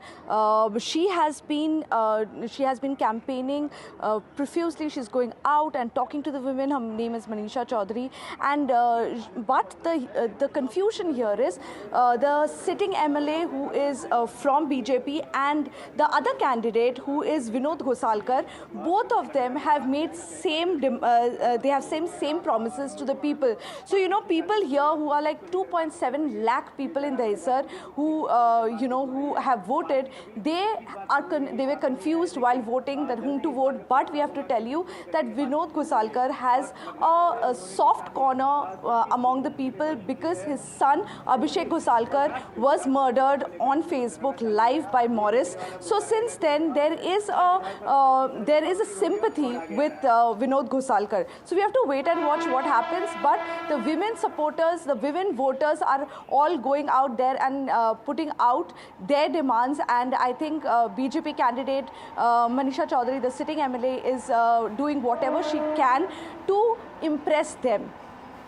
Right, Abira. So these are certain seats where the alliance doesn't seem to be working that much. We've seen the same in Nashik. We've seen the same thing when it came to Nashik. And this not working aspect only applies to the seat sharing, because when it comes to coordination amongst workers or what voters want, that's a different game altogether. And that is something we'll get to know today. And there have been these disagreements when it came to seat sharing, both in the Maha Vikas Aghadi and Mahayuti. But Mahayuti seem to have handled it better, at least in terms of optics, because there are fewer seats in which there are these friendly and not so friendly fights, Tanima.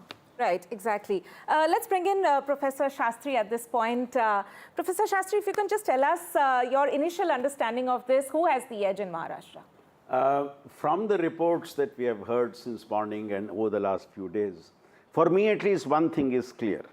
There is clear predictability about the visible unpredictability about how this result will go. And that's because it's an extremely close fight. This alliance pattern has never been seen in Maharashtra in a previous assembly election. People have always been making the point that Maharashtra has never seen a single party majority for quite some time, which is true. But then there was till 2019 a stability of the alliances. And that stability has this time been broken. And the three parties' peace in each alliances are fighting an assembly election together for the first time. And that, I think, is what makes this election in Maharashtra unpredictable and also very close. And as you rightly said, I think the fight is clearly in certain regions. What will be important to watch as we proceed today is who is the weak link in both the parties. Because it's that weak link which is pulling possibly the party down. And lastly, I would say recent trends in elections has shown somebody loses the election because of which somebody wins the election. Right. And are you going to see that in Maharashtra and Jharkhand also today?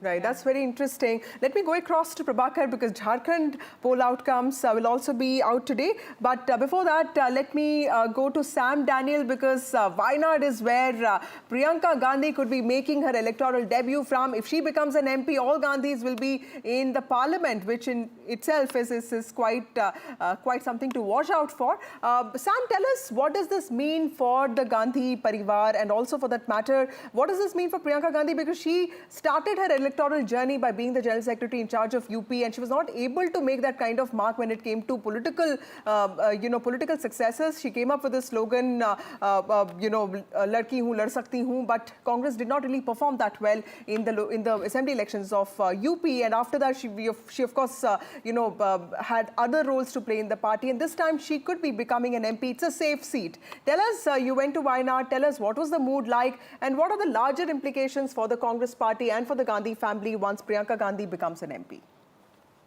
Vasudha and Tanima, Priyanka Gandhi fighting from a seat where Rahul Gandhi was twice elected, that has given them that kind of a comfort level. But the challenge for Priyanka Gandhi is to make sure she making a debut this time. She wants to really make it big, come with a bang kind of a thing.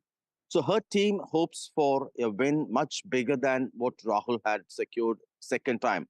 He had won with a margin of 3.5 lakh. They hope to go beyond 4 lakh, but the voting percentage was slightly lesser this time. But will that still work for the advantage? That's something we'll have to wait and watch. It's a triangular contest with the CPI fielding Satyan Mukerji and BJP fielding Navya Haridas. The political significance would be for the Congress to have the Gandhi family member represent this Congress seat from the south, and also to have a stronger woman face to fight to be part of the Congress team on the floor of the House. That's the bigger, larger message the Congress is trying to send. Since Rahul Gandhi has shifted to Raebareli, there will be a Gandhi family member still representing from the southern part of India, and to have a high-profile, stronger, well-known face, and nothing like Priyanka Gandhi making a debut and also filling up that kind of a space on the floor of the House. That's what the Congress hopes. In terms of the issues, the Congress had taken up the issue of what they call the central government, the BJP-led central government, in a sense abandoning the landslide ravaged Wayanad. But the other two parties, be it the BJP or the left, they had targeted Priyanka Gandhi, calling her as an outsider, saying that she could actually abandon Wayanad just the way, as they call it. Rahul Gandhi didn't have much time for Wayanad in the past. So that was the political angle these parties had taken on.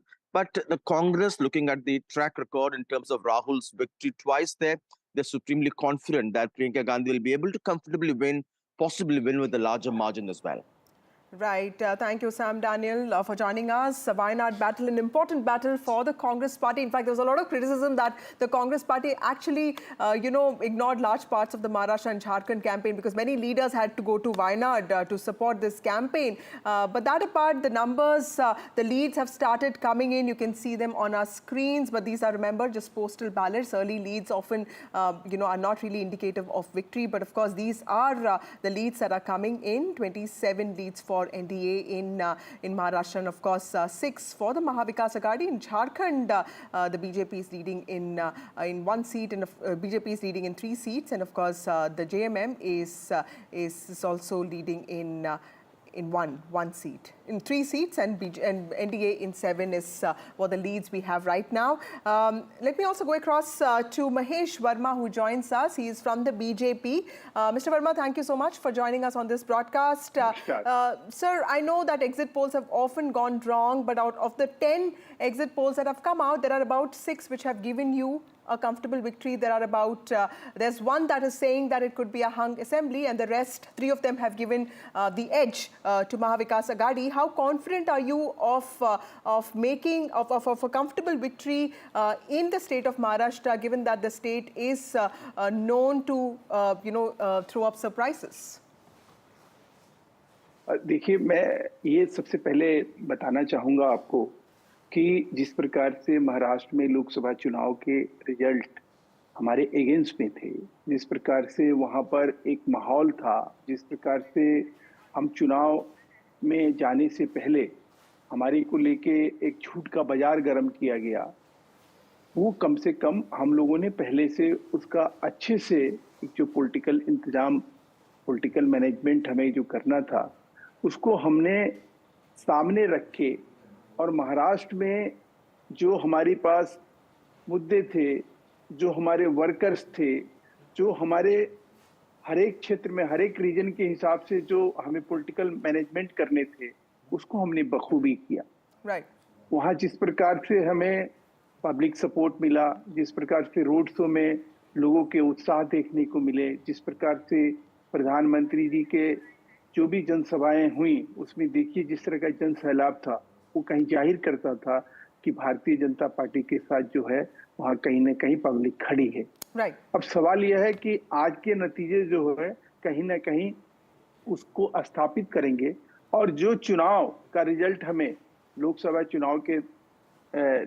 के जब चुनाव हुए और जो नतीजे उसमें हमें मिले, उससे इतर नतीजे जो है आज हमें मिलेंगे, ये हमें पूर्ण विश्वास है। Thank you, Mr. Verma. All the best for you. We also have Adil Singh Boparai from the Congress Party joining us. Adil, we've talked about this earlier as well. What is your expectation from Maharashtra? Because this was not just the Congress's battle. Despite the Congress Party actually performing the best amongst all parties in Lok Sabha elections in Maharashtra, there was a lot of back and forth between the MVA allies. So clearly the Congress was not in a stronger position. In Vidarbha also you had to give away seats to the UBT Sena. Would you say that the Congress Party could have done better in terms of handling this work of coordination? Well, I respectfully disagree with you, because when you go to the hustings in a collaboration with the other alliance partners, of course there has to be a bit of give and take. But there was absolute synergy amongst us and our allies, whether it was Mr. Uddhav Thackeray or Mr. Sharad Pawar. We ran a very, very progressive campaign. Of course, the voters today in the course will decide which party do they want to really give a mandate. But we ran a progressive campaign. We ran a campaign of inclusivity. We ran a campaign of justice, social economic justice. We spoke about the real issues. If there was any formation which really spoke about issues like inflation, unemployment, agrarian crisis, deteriorating law and order, it was the Congress Party and our allies. On the contrary, and in contrast, what you saw, the BJP was indulging in rabble-rousing, dog-whistling politics, divisiveness. So today the voter has to decide, we've done our bit, we've taken our agenda to the people. Today the voter has to decide whether he wants to choose justice over injustice, inclusivity over hate.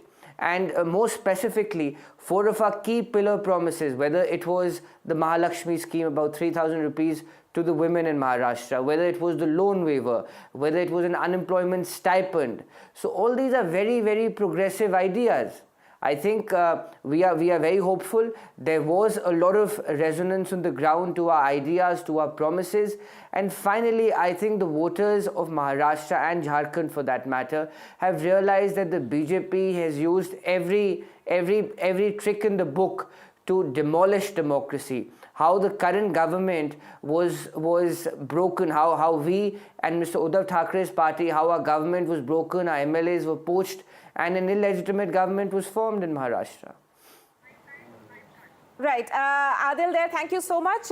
We've, of course, also got our reporters, Prabhakar there, reporting from Ranchi in Jharkhand. Prabhakar, the early numbers, as Vasudha had been pointing out, these are, of course, postal ballots which are being counted. But at the moment, what we can see is that there are 13 seats in which the NDA is leading, 14 as we speak, and the India bloc leading in 6 seats. These are, of course, very, very early days. Yeah. Nothing much should be read out of this at the moment.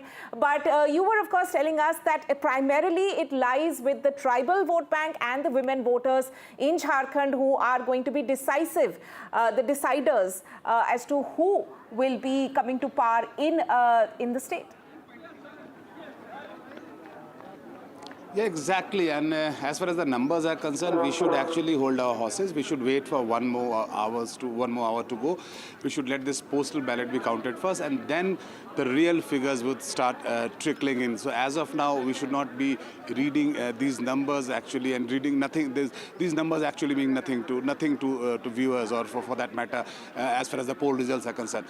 Now talking about the women voters and the tribal voters, of course, they were the epicenter. First, the tribals were there, then the women, and then the youth. And that's the reason why both the factions, whether it's the India bloc, whether it was NDA, they were trying to lure and target these three section of voters.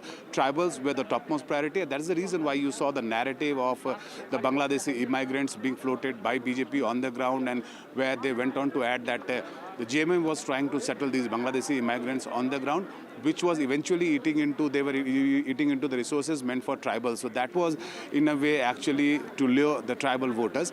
Then the women voters, we have seen the Maiya Samman Yojana by JMM, 1,000 rupees per month being already paid to them. 4 months of payment has already hit their accounts, and now the JMM has promised that if this vote is back to power, it would be increased to 2,500 rupees per month. In addition to that, the BJP has promised Go Didi Yojana, where it would give 2,100 rupees per month stipend to women below the poverty line. So these were the segments actually who would be the deciding force, and it will be a very interesting battle whether BJP is able to dent into the tribal vote bank, which is traditionally the JMM's vote bank, and JMM as a political party has thrived on the tribal support here in Jharkhand. Right, thank you, Prabhakar, for joining us with those details. The leads are up on your screen. 45 leads for the NDA in the state of Maharashtra, and for the Mahayuti in the state of Maharashtra, and MVA leading in about 9. And in Jharkhand, it's the NDA that's leading in 17 seats, and 6 leads for the India bloc. So remember, these are all postal ballots. We'll have to wait for some time to understand some consolidation of leads happening there. Let me also go across to my colleague Aishwarya, who joins us from the BJP headquarters. Aishwarya, this is an important battle for the BJP because there are 2 important issues here. The parliament session begins from Monday, and the BJP will not want to give any chance, any opportunity to the opposition to have any edge over this when it comes to issues. It wants the House to run properly. And on the other hand, it also wants the blemish of 2024 Lok Sabha elections, where it faced setback in states like UP and Maharashtra specifically, to be forgotten, to be seen as an aberration. So what is at stake here? And also tell us what is happening in the BJP office, because a lot of jalebi is being served in BJP office this day. The party is also wanting to make a political statement with that sweet that is now associated with the Congress's failure in Haryana.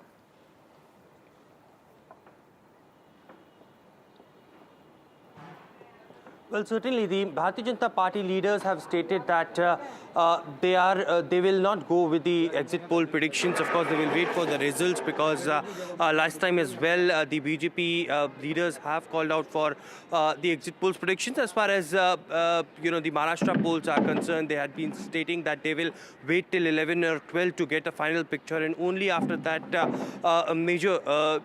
big political leaders of the Bharatiya Janata Party will come outside. On the other side, in Jharkhand, BJP seems very confident, but at the BJP headquarters, of course, you call it early celebrations, or you call it preparations for celebrations, something that we are looking at, because still, over here, what we are witnessing is preparation for the breakfast. Of course, jalebis being prepared early morning. We saw how every elections halwas being prepared at the BJP headquarters, but this time it is, of course, jalebis being prepared here with puri, sabzi and other key dishes. But on the other side, what we saw during the Haryana polls, of course, it was Congress headquarters who had early in the morning had prepared jalebis and started distributing, because they were very confident of the Haryana elections. But at around 10 or 11, when the picture changed a bit, it was Bharatiya Janata Party, who distributed almost 100 kgs of jalebis, and this time it is, of course, the BJP who is early morning, preparing these jalebis. The leaders have given, of course, the karyakartas about how much the jalebi should be distributed. Of course, it was a flashpoint between the BJP and the Congress. Jalebis is something that was much talked about, but let's see who will taste these jalebis after the election results, whether it is be the Congress or the Bharatiya Janata Party. Details, sweets being prepared, snacks being prepared. Of course, this is an important day for not just the BJP but also the Congress party and all the regional parties that are involved here, because many implications, many consequences there. The parliament session is starting from Monday, so both parties would want to have a stronger position for themselves. And of course, apart from that, the BJP would want to show that the 2024 Lok Sabha elections was the setback that it faced was not really the mood of the country, and it's Haryana that's something that is something reflective of the mood of the country. But of course, the MVA and the JMM there also wanting to make their point. Let me go across to my colleague Anurag, who joins us from Madhya Pradesh. Anurag, very important Budhni elections happening there, and in the last few months, we've also seen Shivraj Singh's stature improving nationally. He is the agricultural minister, rural development minister, and in Delhi, he actually has a lot of control over these two large departments which have the maximum number of bureaucrats. Tell us, how important is this bypoll for the stature of someone like Shivraj Singh Chauhan, who of course, that came into question because Mohan Yadav was made the chief minister, understandably, without him being in know of the situation. Yes, but unfortunately, I was listening to my colleagues, but no puri or jalebi or laddus in Madhya Pradesh. But as you pointed out, it's a very important election for Shivraj Singh Chauhan. I mean, he's not contesting, but it's his bastion. And last time he won the seat by a margin of more than 1,04,000. So in Budhni, I mean, all the experts are saying is just all about the margin, because Ramakant Bhargav is a very close associate of Shivraj Singh Chauhan. He's contesting from Budhni, and the Congress has fielded Rajkumar Patel, a former minister in the Digvijay Singh cabinet. So he won the seat in 1993, but after 2006, it was all about Shivraj Singh Chauhan. And Budhni was the seat. It comes under the Vidisha, Lok Sabha seat, from where Shivraj Singh Chauhan is the member of parliament, and it gave Shivraj Singh Chauhan a lead of 1,25,000 during the Lok Sabha elections. And the second seat is Vijaypur, from where it has a history of Congress candidate winning from Vijaypur, and out of 15 elections there, Congress won the seat 9 times, and but out of these 9 times, 6 times the seat was won by Ram Nivas Rawat, who resigned from the Congress, and now he's with the BJP. He's a cabinet minister in Dr. Mohan Yadav's cabinet, handling the portfolio of forest and environment. So and from there, the Congress has fielded Mukesh Malhotra, a tribal leader. During the last elections, he contested as an independent candidate and secured around 41,000 votes. So it's a tough fight for Mr. Ram Nivas Rawat there in Vijaypur. But in Budhni, everyone is saying that, the only difference will be the number of votes in favor of Mr. Ramakant Bhargav. Thank you, Anurag, for joining us with those details. Former Minister Ram Nivas Rawat, who was a congressman earlier, now in the BJP, his future is at stake from Vijaypur. And of course, Ramakant Bhargav, seen as a close associate of Shivraj Singh Chauhan, Union Minister of Agriculture, Rural Development, now formerly the Chief Minister of Madhya Pradesh. He is also in the fray. Interesting elections there in Madhya Pradesh. We also have Neeja Chaudhary, senior journalist, joining us. Neeja ji, in the Lok Sabha elections of 2024, it was Uddhav Thackeray who won 9 seats out of 21, and Eknath Shinde winning 7 out of 15. Eknath Shinde's strike rate was considered better than Uddhav Thackeray's, and this time it's going to be a crucial election as well. Do you see this as a battle of survival for Uddhav Thackeray? I wouldn't say battle of survival. You can never write off anybody in Indian politics. Somebody like Narasimha Rao had packed up his bags, was going home. He was retiring from politics, and suddenly he becomes the Prime Minister of India. So given our Indian politics, you cannot say that. But certainly it's a very important contest. Does he represent the Sena electorally, or does Eknath Shinde represent the Sena? In Lok Sabha, his strike rate was the lowest among the MVA partners.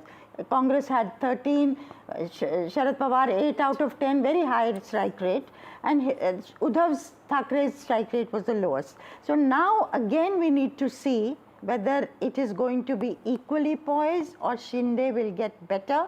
And if this is the kind of lead, I mean, this is only through the through the postal ballots, but if this kind of a lead is retained, then that shows Shinde will be also doing well. It's not only the BJP. Absolutely. Other partners will also be doing well. Yes. So yes, it's very critical for Uddhav Thackeray, because so far his stand has been, okay, the MLAs have left me, but the ground level Senics are still with me, and they matter. They are the people who are the face of the Sena with the ordinary people. I know in colonies people say, we will vote for the Sena. Why? Because हमारा सारा काम कराते हैं. कुछ भी चाहिए तो हमारा काम होता है. We can go to them.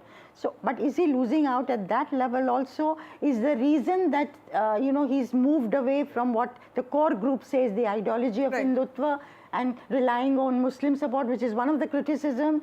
But of course, then every party transforms as time goes on. But it's a very critical election, no doubt. Professor Shastri, you know, would you also say that in the last few months, you know, this Ladki Bahin Yojana came up, electricity for farmers came up, and Mr. Shinde was also in some ways able to project his image as someone who's accessible, who's a common man, vis-a-vis someone like Uddhav Thackeray, who, you know, who's elite and who is seen as inaccessible. Do you think Mr. Shinde has been successful in doing that? See, it's often misleading to read an assembly poll on the basis of a Lok Sabha poll, even though they are so close. Because the issues in a Vidhan Sabha poll are very, very different. And the numbers also change quite dramatically. You are right in saying that since the Lok Sabha election, the government in Maharashtra has been making a concerted attempt to try and focus on people's welfare schemes. And the Ladki Bahin Yojana, I think, has done quite a miracle for the party in that sense, because our study in October showed that nearly 80% people said, we have heard of it, and nearly 70% people said somebody from our family has benefited from it. So yes, that is a critical factor.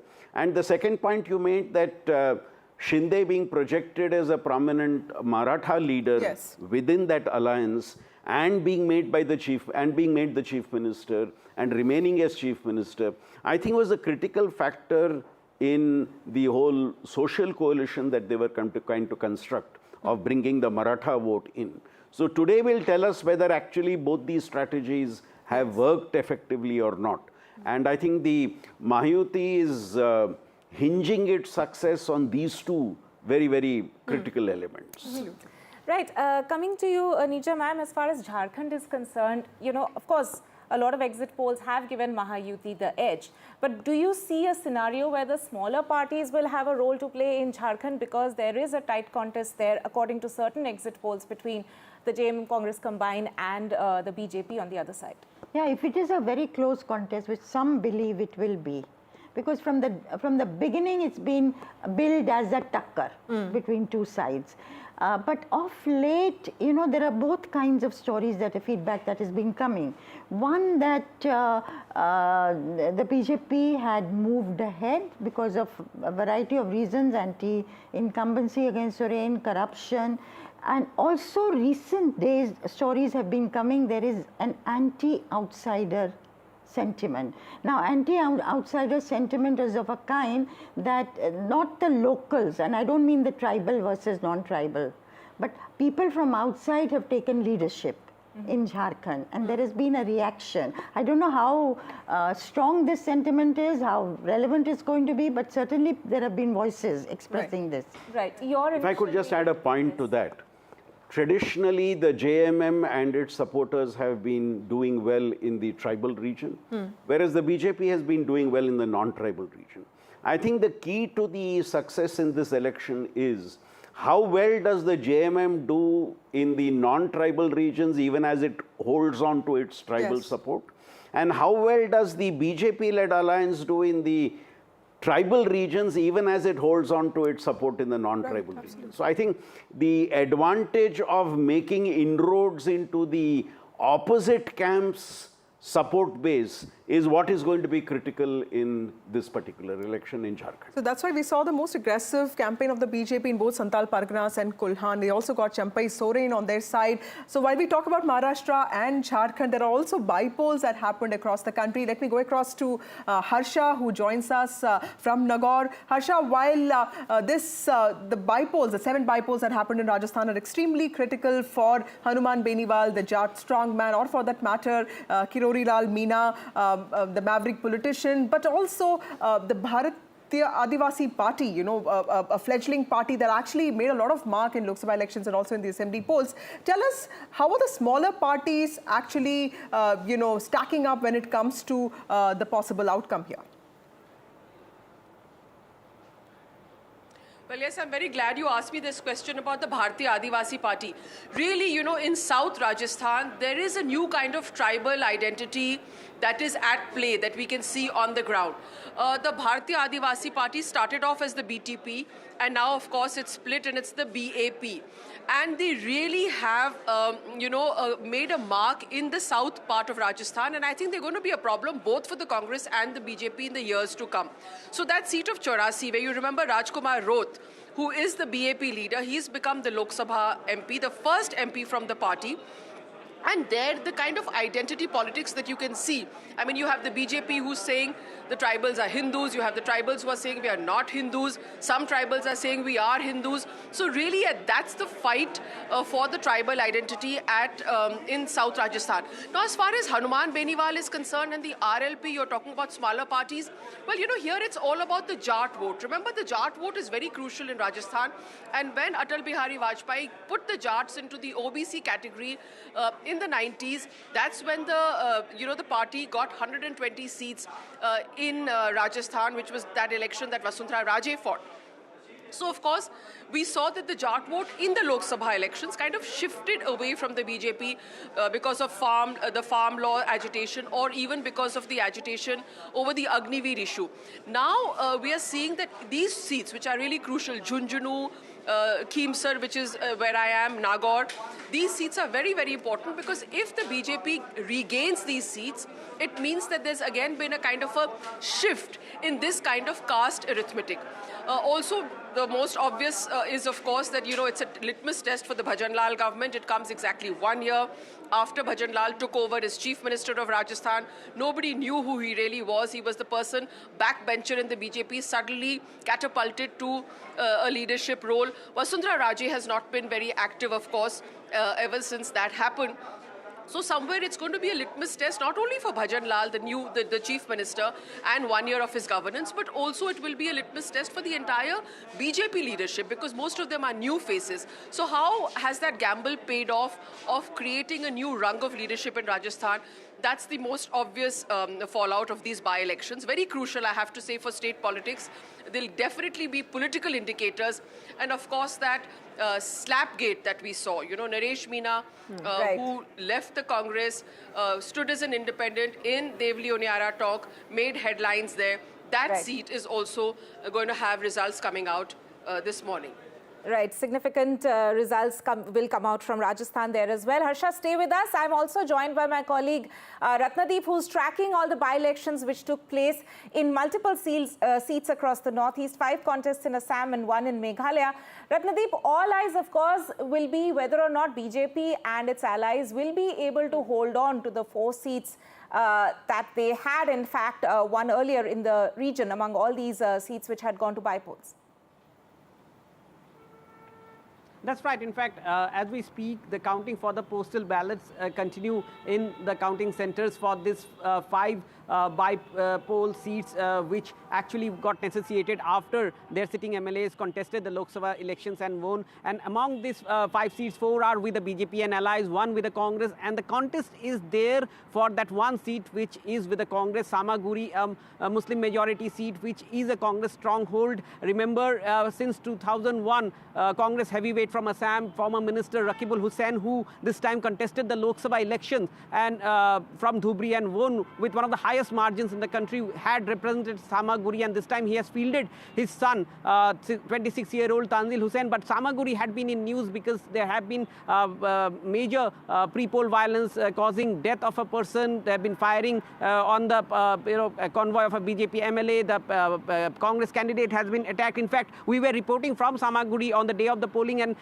while we were reporting live, there were skirmishes happening in our backdrop that NDTV brought to the viewers in terms of the intense fight that is there between the BJP and the Congress there. The BJP has fielded young leader, State Unit General Secretary Diplu Ranjan Sharma. So BJP want to win that seat back from Congress and make a dent into the Congress stronghold. But what is important to note here is that the rest of the 4 seats where the BJP has an upper hand, there would be a test for the Congress, particularly in the Bihali seat, where you have a BJP turncoat contesting on a Congress ticket, and these is a seat where Gaurav Gogoi, who is seen as the emerging face in terms of Congress leadership in Assam, had campaigned there heavily. So this is a test for Gaurav Gogoi as well. It is a test for the second-rank leadership of the BJP as well, because they had spearheaded the campaign this time in Assam, since Chief Minister Hemant Biswa Sharma was largely busy with the Jharkhand election, though he campaigned at the last moment for party candidates. Sarvanand Sonowal was not seen much, 1 or 2 rallies. So therefore, this is a test for the BJP leadership beyond Sonowal and Sharma in this election versus Congress's emerging face, Gaurav Gogoi. Not to forget the one seat which has gone for bypolls in Meghalaya, Gambagre, again a Congress stronghold, where this time the ruling party, the NPP, which leads the the ruling coalition in Meghalaya, their chief and chief minister Conrad Sangma has fielded his wife Mehtab Chandi Sangma as the candidate, her electoral debut. So therefore, she is facing a tough fight, given the fact that there are 3 more candidates, including the TMC candidate, who is a wife of a former minister from during Congress time. So therefore, that seat is a prestige battle, given the fact that the Sangma family, remember, have lost their own backyard, the Tura Lok Sabha seats, after years, when Agatha Sangma in the last Lok Sabha election lost that seat. So therefore, it is a test for the Sangmas as well, and Gambagre seat. Right. Thank you, Ratnadeep, for joining us with those details. 5 crucial assembly polls in the state of Assam, a test for Hemant Biswa Sharma and also for Gaurav Gogoi, who's emerging as a Congress leader for the state of Assam. Going back to my colleague Anuj, who is reporting for us from Mumbai. Anuj, Maharashtra is where all eyes are on, and the early leads have started coming in, and they are in some way showing a lead for the NDA, although these are just postal ballots being counted. This is a huge state. We'll have to really wait for some time to understand how this consolidation of victory takes place, and even then we will not be really sure if that's actually the government that's going to be formed. Tell us, how are political parties getting their preparations in order, because I'm told that there are helicopters on the standby, there are hotel rooms that were booked yesterday. So clearly this is also a projection of confidence, but there's a battle of perception when it comes to Sena versus Sena. How is that battle coming along? There's a battle of perception throughout the state and also across the different factions here. One thing is for sure is that both the alliances are ready for some sort of unnatural partnerships to take place post the result, because we've seen that there has been some sort of a conflict within both the alliances over several matters. When you talk about Mahayuti, firstly, it's about the chief ministership's face. I mean, of course, in MVA, they made it very clear that, Congress and Rashtravadi did not want to go with the face, but Shiv Sena UBT faction was very much willing to do it. But at the same time, even in Mahayuti, we see that there is not a consensus, because Devendra Fadnavis has been giving hints about coming back to power, but he's also said on multiple times that he's completely out of the race. Then we had Vinod Taude in the center of all the controversies just a day before the polls. We have Eknath Shinde, who made it very clear that Amit Shah had communicated to him that it is under his leadership that the entirety of Mahayuti was fighting the election, which means that the chances of him carrying on as the chief minister, according supporting to the Shinde faction is very high. But at the same time, they also have the third partner, Ajit Pawar, who's been the Deputy Chief Minister for close to 5 or 6 times and has been very vocal about his willingness to be the Chief Minister. So when you see all of these things playing out, even in 2019, we saw that one of the major reasons, or if not the actual reason for the Shiv Sena to split away from the pre-poll alliance and part its way away from the Bharatiya Janata Party was, according to them, the BJP not keeping a word of having a 2.5 is to 2.5 years formula as far as the Chief Ministership is concerned. In this election as well, we can see that just one position of, one executive position can play a very vital role when it comes to deciding the post-poll alliances. Very similar to what happened in 2019. But unlike that, we've seen that especially between the NCP Sharad Pawar faction and the Shinde Sena faction, they both have not really fielded a lot of candidates against each other. And there has been a chatter going around about how, Sharad Pawar and Shinde Sena is keeping their cards open of tying it up with one another if the need comes. One can still not be completely sure about what route is Ajit Pawar faction going to take. Has he parted ways from his uncle for good, or are there ways, for him to make amends? If there's one party which has made its relationship sour with everyone, in the opposition, that is the Uddhav Thackeray faction of Shiv Sena. They have been very vocal and aggressive against, of course, the Bharatiya Janata Party and Shinde Sena for the very basic reason of the party getting split. So we can see very few or less chances of them teaming up. But then, as we heard someone say before, that this is Indian politics and one cannot really predict anything longer term for this. A lot can change in 24 hours. But as of now, we've seen that although the early leads suggest that the Mahayuti would be inching towards the majority mark, but it's just the postal votes. And secondly, one cannot really guarantee that particular alliance to form the government, even if they get the majority mark. Yes. Nisha ma'am, you heard what my colleague had to say. The psychological advantage that the Maha Vikas Aghadi had when the numbers came out in 2024 Lok Sabha elections, with Congress winning 13 seats, the highest, do you think the Congress did enough to retain that edge when it came to the assembly elections? Well, the general view is that the Congress's campaign was very, very localized. There wasn't a state leader campaigning all over for various constituencies. Rahul Gandhi went as a national leader and did few rallies, but it wasn't like a blitz. But then this time, the Maharashtra election was more about state leaders and less about the national leaders. In fact, people didn't talk about Narendra Modi or Rahul Gandhi at all. They were more interested in Sharad Pawar, Uddhav Thackeray, Devendra Fadnavis, Eknath Shinde, who would make it, what are the possibilities. So I think, but in a localized election, did they put their best foot forward? Because the political families in Maharashtra who control districts, and often they are contending more than one political family pitted against another one. Like Narayan Rane's family, whose two sons are contesting from Sindhudurg, as opposed to the Naik family, who are the fours. So there are many local, I have called this a hyper-local election, the Maharashtra election. They were very difficult to, predict because there are too many players taking place in action there. So to answer your question, did they put their best foot forward? People feel they didn't put their best foot forward in Jharkhand, certainly. Yes. Because they were given 30 seats in that alliance and 41 to JMM, and then to RJD and CPIML. And people felt that, in proportion to what they'd been given, they had not done their best. But and they just campaigned in the seats where the Congress was that also. But I think it's much more than, it was more an alliance that was there, MVA rather than Congress per se. Right. And sympathy for Sharad Pawar and Uddhav Thackeray because they'd been betrayed by their parties. The parties had split. That had played out in the Lok Sabha. Okay. Now, does sympathy manifest itself second time over in the same manner? Right. Then the other thing that went in their favor was Maratha Muslim and Dalit combination. Did that also weaken? Did the Dalit component of it weaken? Even though Marathas, I think, have been with them. I think Jarange Patil's, decision to not really contest elections, because in Marathwada, the BJP faced one of its worst setbacks, winning just about one seat. Do you think, Professor Shastri, that was one thing that was key to this election outcome, whatever it is, Maratha factor? The Maratha factor is going to be critical. I think as the day progresses and as the victories become visible, which way the Maratha vote has gone would be visibly seen, along with the vote of other OBC groups, the scheduled caste vote and the minority vote. I think how these four play out will be seen in the result. But let me draw your attention to one more point, a very critical difference between the Mahayuti and the Aghadi. In the case of the Aghadi, the three parties left each party to focus on the region that they were strong in. So you had Sharad Pawar focusing on North Maharashtra and West Maharashtra.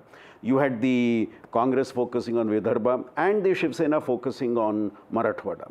Now, did this strategy work? Which means all the three have to pull their strengths to be able to do well in the regions given. On the other hand, in the Ayuti, you notice that the BJP has a majority of the seats across regions, whereas the Shinde Sena is in its pockets and Pawar's NCP is in its pocket. So this is a very different strategy the two followed, and which strategy appears to have the upper hand again is what we will know by 12 o'clock today. That's right.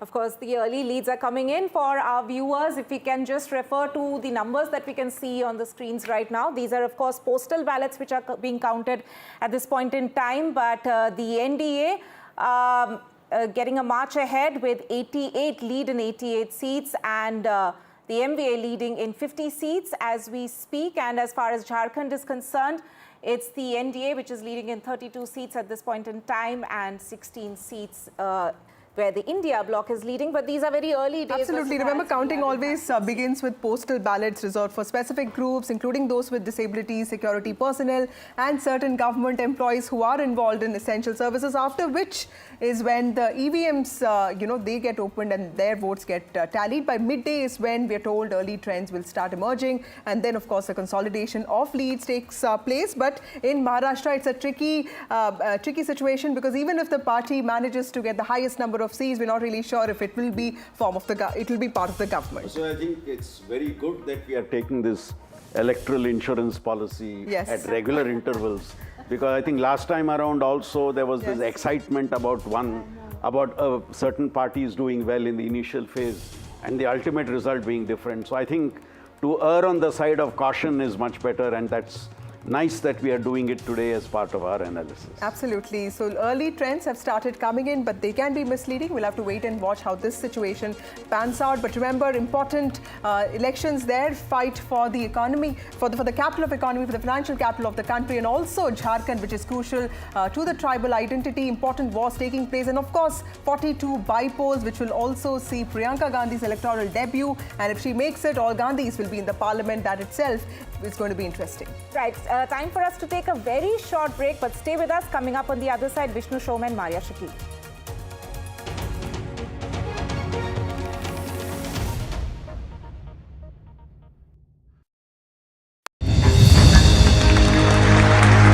I now request the Honorable Prime Minister to launch NDTV World and address the summit.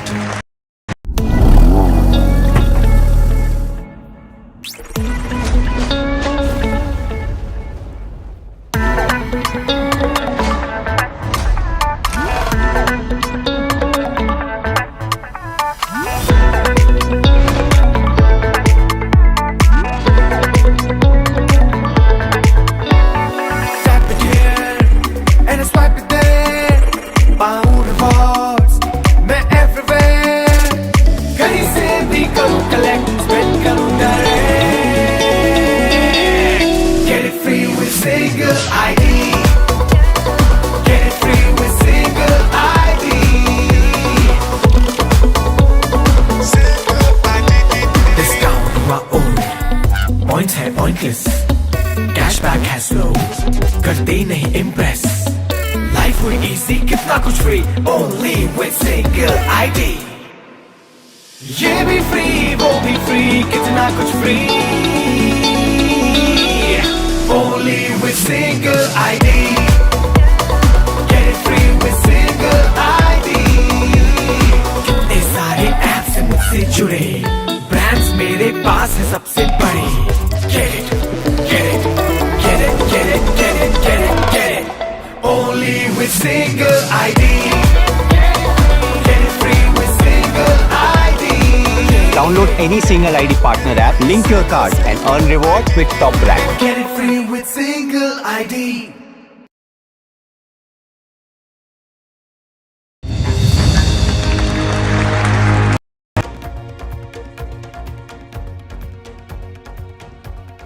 Good morning and welcome. In the next few hours, the political landscape of India could shift dramatically as the results from the Jharkhand and Maharashtra assembly elections roll in. With high stakes and even a higher voter turnout, these elections aren't just about local governance. They are a litmus test for national political tides. In Maharashtra, the battle between the BJP-led Mahayuti and the Maha Vikas Aghadi promises a fierce contest with implications for regional power dynamics. Yes, that's Vishnu and I are joining you at a time when the EVM machines would have opened and the counting for both the states and the bypoll that's happening across a number of states would have begun. In Jharkhand, the outcome will signal whether the JMM Congress coalition can maintain its grip or if the BJP-led NDA will seize control. This isn't just about numbers, it's about the direction of development, policy and leadership in these pivotal states. Stay tuned as we bring you all the live updates, analysis, first reactions from the ground, shaping the future of over 250 million people. Don't miss what promises to be a political spectacle that could redefine state and national politics. Because, Maria, you would agree, it's not just a state election this time around. Absolutely. There has been a certain trend, which we've seen in the Haryana elections. Is that going to be something which could be a factor over here? We're going to really see what happens over here, because there are many elections coming up, but we're going to see where this leads us. So we're going to, what you see on your screens right now, with many, many words of caution. Yes. And should we add a few more words? Yes. Is very, very early leads. And these cannot be relied on. These are leads and not results. These are postal ballots which are coming in. These are early trends which are coming in. If you are asking when will results be known, I would suppose by about 12 o'clock we'll get 11:30 we'll get direction clear. A clear direction, and then in the next few hours, these will translate into results. Yes, absolutely. So at the moment, as we start this broadcast at 9 a.m., NDA, which is the Mahayuti, at 96, Maha Vikas Aghadi at 64, and others become important in case if there is a hung assembly, but not at the moment. It appears very different picture, but yes, it's very, very early. It's 9 a.m.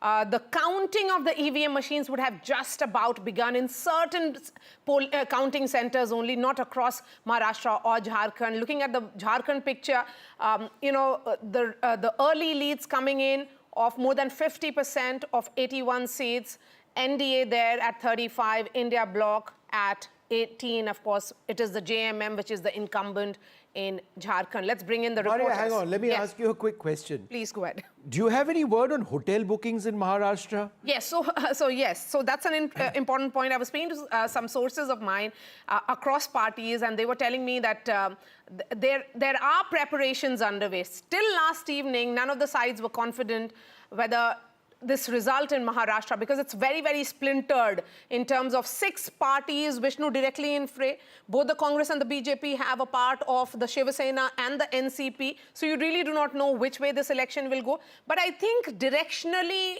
there is a sense that has come in. Okay, so there's a triple digit now for the Mahayuti. No, you're talking about hotels, and I'm reminded, yes, since the split of the Shiv Sena was such an important and pivotal moment in Indian politics, about the hotel politics, as it were, when the Shiv Sena split. They first went to Goa, then they went to Assam, then they went back to Goa, yes, right? And then they went to Maharashtra. Yes, and we were tracking them in various hotels all the time. So, yeah, I think that becomes tough for us because, there are so many hotels, and we tend to finally get the numbers of where. And Let's hope it doesn't go there. Let's hope it doesn't go there. Now we want clean elections. That means we get to work a little less also. Yes, so let's bring in the reporters. Anuj is joining us. We have Radhika joining us live early this morning. And we also have Abira. Let me begin with you, Radhika. As someone who is in Worli, an important contest between Milind Deora and Aditya Thackeray, what are you picking up? Is it, has the voting, counting of the EVM machines begun? I'm sure the postal ballots are over. What about EVM machines? Has that started? Yeah, that has started. Counting of EVMs has started in Worli. Of course, as you said, this is a high-stakes battle that we saw between Aditya Thackeray and Milind Deora. It's going to be a close contest. Several predict Aditya win. Many others predict Milind win. But, you know, this is what we've been seeing over the last several weeks. Mahayuti very, very confident of their victory. MVA confident of its victory.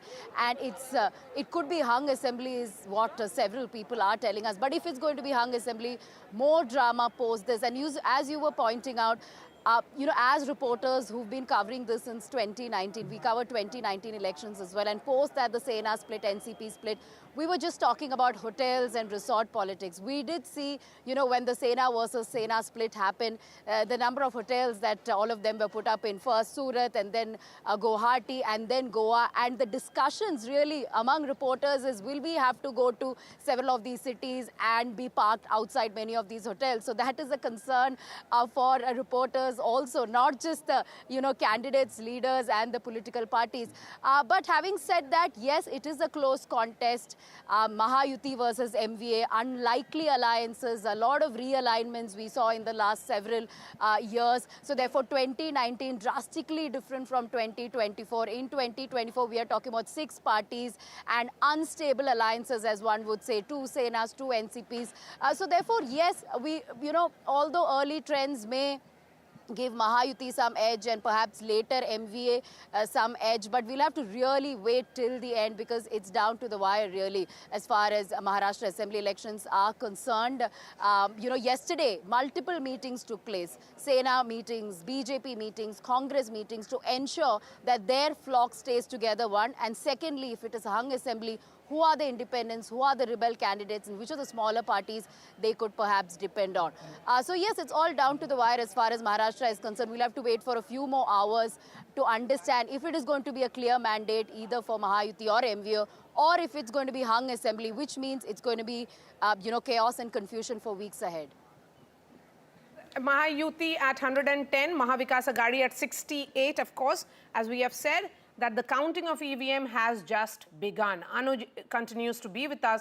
Anuj, where exactly is Eknath Shinde today? Because, you know, it's an important battle for him in particular. Is he at Varsha or is he in Thane? Eknath Shinde is in Thane here, right at the beginning of the day. Of course, he is expected to move towards the city as the trends become a little clear. And not just him, we can also expect many other political leaders, especially from from the close-by areas and from the far-off places as well, to travel to the city, from both the factions. Because although the early trends suggest that the Mahayuti are having an edge at this particular moment, but we can expect things to get very close, as we approach the 12 noon period, and that is when one can see both the alliances will be inching towards that magical number of 145. But as been reiterated before, even if a party or even if an alliance crosses the mark of 145, that doesn't really guarantee the formation of the government by them, because it will be too ambitious of us to believe that even by the end of the day, the picture will become very clear considering what has been going on across the state in the last 4 to 5 years. We've seen that, there have been several mini contests amongst the larger picture of the Maharashtra in terms of what the overall and situation that you see on the screen right now. Let's just give you the leads position right now. At this stage, the leads have the NDA considerably ahead. Remember, this will be postal ballot counting. At 103 leads for the NDA, the Maha Vikas Aghadi at 64. At this stage, the Maha Vikas Aghadi is actually 13 ahead in terms of a change from last time around. Of course, the political formations were different, but in terms of the composition, the NDA is down 7. But again, very early days. Let's go across to Abira, who joins us at from Dahisar. Abira, what's happening around you? What's the buzz that you're picking up, and what are some of the key contests where you're reporting from? Let's first talk about, I think this time Maharashtra is taken over by the women because the percentage of women that turned out to vote was extraordinary compared to, of course, 2019. We have seen how Maharashtra percentage of voters have increased, and we have to give it to the women because 6% increase in the women voter. So, I think here at Dahisar, we have Manisha Chaudhary, who is the sitting MLA right now. who is the BJP candidate. She has an upper hand because she has been campaigning here, talking to the women, of course. But at the same time, we have Vinod Gosalkar, who has a emotional quotient here because he has sympathy as his son was murdered a few months back. And he has been standing here, so he has sympathy votes here. But we have to say it is the women voters who are ruling Maharashtra. Maybe they will decide who will win this election. Well, we're also joined by Clyde Craster of the NCP, Rajesh Ghotian of the Congress, and Amya Kapoor of the BJP. Thank you all very much for being with us. And of course, we've got a wonderful set of panelists coming in throughout this morning. Let me go across to you, Clyde, first. Bottom line, at the end of today, or in fact in the next few hours, voters in Maharashtra, people in Maharashtra will get a sense of the real NCP, right? It is a battle of identity for your party.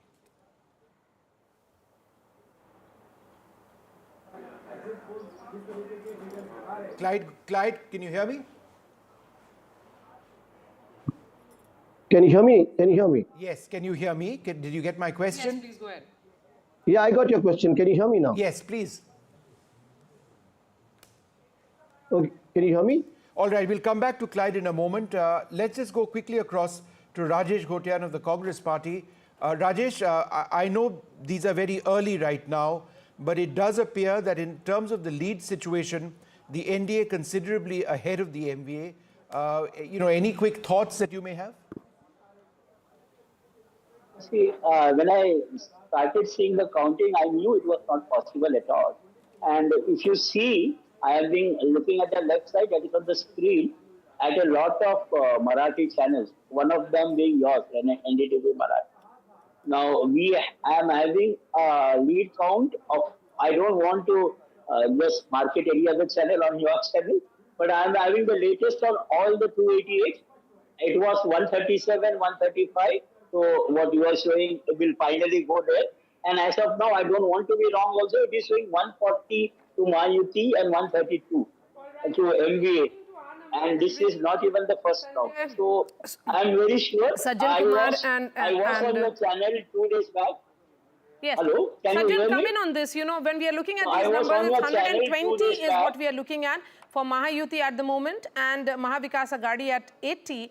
Mahayuti down by 12, and Maha Vikas Aghadi up by 20.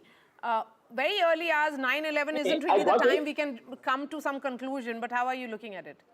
No, I mean, that's also the down and up is because last time in 2019, the combinations were different. You have just two parties in what you call today Mahayuti, combined Shiv Sena and BJP. So therefore, both the constituents were contesting more seats. So this time, even if it's going down, the lead indicates one thing. If you see the ground scenario, the fact that except Marathwada region, everywhere there was a positive traction for Ladki Bahin Yojana scheme.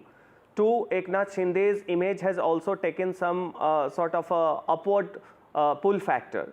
Given that, also if you see in Vidarbha region wherein Congress was supposed to contribute considerably, therein we found that Congress had literally let it go, let it slip out and fall into the hands of the local candidates wherein the Mahayuti has the edge.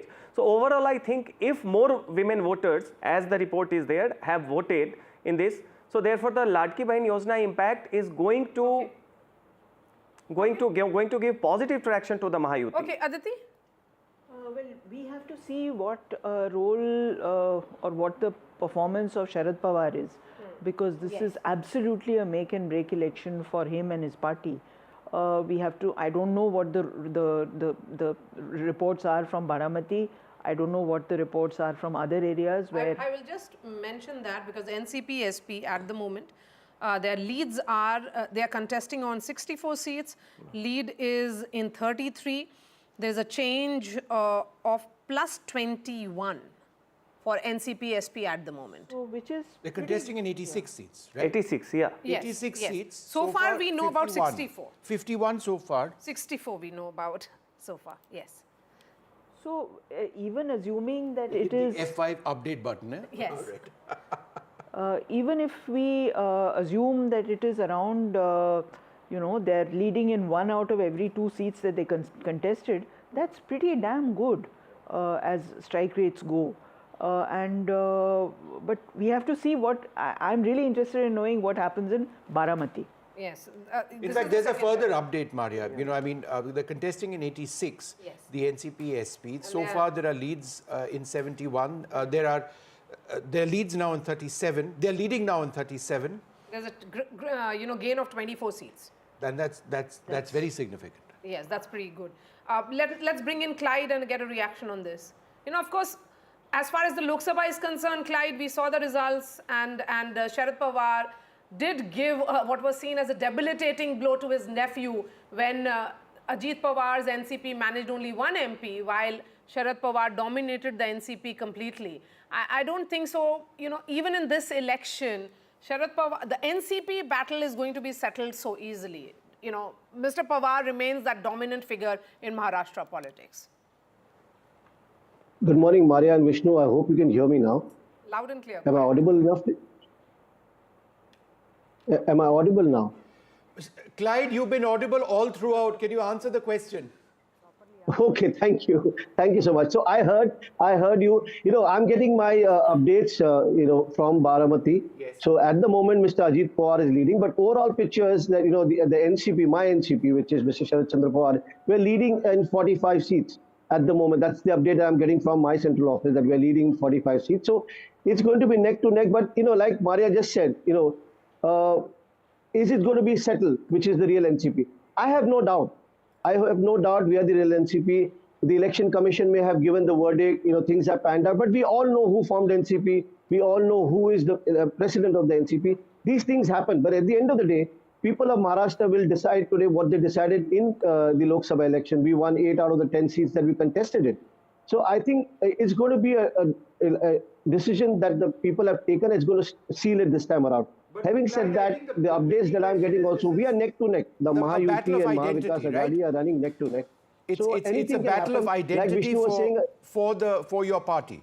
At the end of the day, in the next few hours, people would likely say, okay, I now know who the real NCP is. And therefore, as tall a leader as Sharad Pawar may be, this is at one level an existential election for your party. Well, I wouldn't call it an existential election because we know we exist. It's the other faction that broke away. They try to, exist and, call themselves the real NCP. But the truth cannot be, hidden. The fact is, we all know where the party stands. Sharad Pawar Saab formed the NCP and we're going ahead with it. That's what it is. Shiv Sena and all other political parties, because we have more details coming in now. The Shiv Sena, which is Eknath Shinde's Sena, the leads have come in on 59 seats out of 81 that they have contested leads now. They are leading in 33 of those 59. There is a change or gain of 2. Congress, though, is down minus 13. They are contesting on 101. Remember, in Maha Vikas Aghadi, they're contesting on maximum number of seats. Out of 101 seats that the Congress is contesting, the leads clear now in 83. They are leading only in 26. And in 2019, remember, they had won 39. So I think it's not very early trend, but not very clear picture for the Congress at the moment. So as we look at 917, Maha Vikas Aghadi at 85, Mahayuti at 136. So that's how the numbers are stacked. Again, let's bring in Anuja Kapoor now of the BJP. Early trends, I know BJP has always been cautiously optimistic, but how are you viewing it? Jai Shri Ram and good morning. We are very hopeful because this is the government of NDA, and NDA is a cadre-based party where under the leadership of Modi ji, a Modi ji who has been bestowed with the highest honor around the world with 17 awards. This is what we see where India is called as a Viksit Bharat. You will be seeing in 2045, 40 in next decade. So what we are looking into is why we would be winning this. Because what Modi ji's schemes have been turned up in Maharashtra, what Modi ji's schemes have been turned up in Jharkhand, that is on the ground level. The woman, Dalit, The caste system, what Congress was talking about, where we were talking about Sabka Saath, Sabka Vikas, where we also talked about because what Ek I'd Hai like to to do, and I'll Safe come back to you, is take a look at important strike rates which are taking place in face-offs between various political formations. So if you take a look at the BJP versus the Congress, that's the really big one. The BJP presently in leads, these are leads, not results, we'll say it 100 times, has a strike rate of 70%. The Congress in a direct face-off in Maharashtra across the state is hitting at only 23%. So this is a huge problem, Maria. Yes, a word on those 75 seats. Out of those 75 seats, there is on which there is a direct face-off between the BJP and the Congress. 40 are in Vidarbha, which essentially means that the BJP is doing well in Vidarbha region. That's why their strike rate is at 70% in this direct face-off between the BJP and the Congress. Early as it's 9:20 only. And also the other point, of course, is that the Congress is doing, would have concerns at this stage. Of the 101, and as you mentioned, in the MBA, they're contesting the maximum number of seats in that alliance. They're leading in only 25. That's down 14 from last time. Let's take a look at the next face-off, as it were, on the screen. This is the NCP versus the, I think it's the NCP versus NCP. Let's try and pull out those graphics on the screen. Oops. NCP versus the NCP SP, Sharad Pawar. Again, this is the battle for identity. It's almost even Stevens, because Maria, about 30 seconds back, it was 50% each, right? So the NCP Sharad Pawar marginally under, but again, it's almost perfectly evening. The other big battle, the Shiv Sena versus the Shiv Sena, the crisis in Maharashtra politics triggered initially by the split of this party. The Shiv Sena or the Balasaheb Thackeray, right? Again, in the biggest battle of identity, is not hitting at the strike rate that they want. Yes, so in 53 seats that we are looking at, in which there is a direct face-off between the Shiv Sena and Shiv Sena UBT, it's 53 seats, and most of these 53 seats are coming from Konkan, Thane region. And Mumbai region. Yes. Yeah. Sajjan, a word on that? Yeah, precisely. If you see, there is a generational shift. The generation of the Shiv Sena, which has not seen Bal Thackre's era, certainly the sympathy factor doesn't translate into vote automatically. Second, Eknath Shinde, whatever be his tally, but certainly he has arrived as a leader compared to the Lok Sabha election when he was a traitor and banking upon BJP organizational base. Ladki Bahin Yojana is Eknath Shinde's initiative. So 1, 2, he is now considered as a CM who has delivered a lot in a very quick span of time. So that is why he is not only has arrived as a leader, but he is also contributing to the tally of Mahayuti. And if more women turnout is there, which is the case, then mind it, if Yuti sails through, certainly Eknath Shinde is going to be the Nitish Kumar of Maharashtra for BJP. You know what's interesting? Sorry, go ahead. Yes, please go ahead. What I find interesting is that if these trends translate into results, and the gap at this stage is fairly significant, then it goes against what we've seen in the Lok Sabha elections, where the MVA rested 30 of the seats, 48 seats. Right? So it's a complete spin within a matter of few months. Of course, we know that assembly elections and Lok Sabha elections very different. Vishnu, but coming as it does just a few months later. Vishnu, that was palpable on the ground. What I saw on the ground was that there is no anger per se. 6 months ago, the BJP was being accused of Jod Tod Ki Rajniti. After 6 months, that had gone. So what my reading has been, that if there is anger or if there is sympathy, it manifests only once. And if after the voters are done, voting on that issue once, it has been vented out. They have vented out. It doesn't repeat itself. Aditi? Well, yes. The issues would be broadly similar, though. The issues are similar. The issues are actually the same.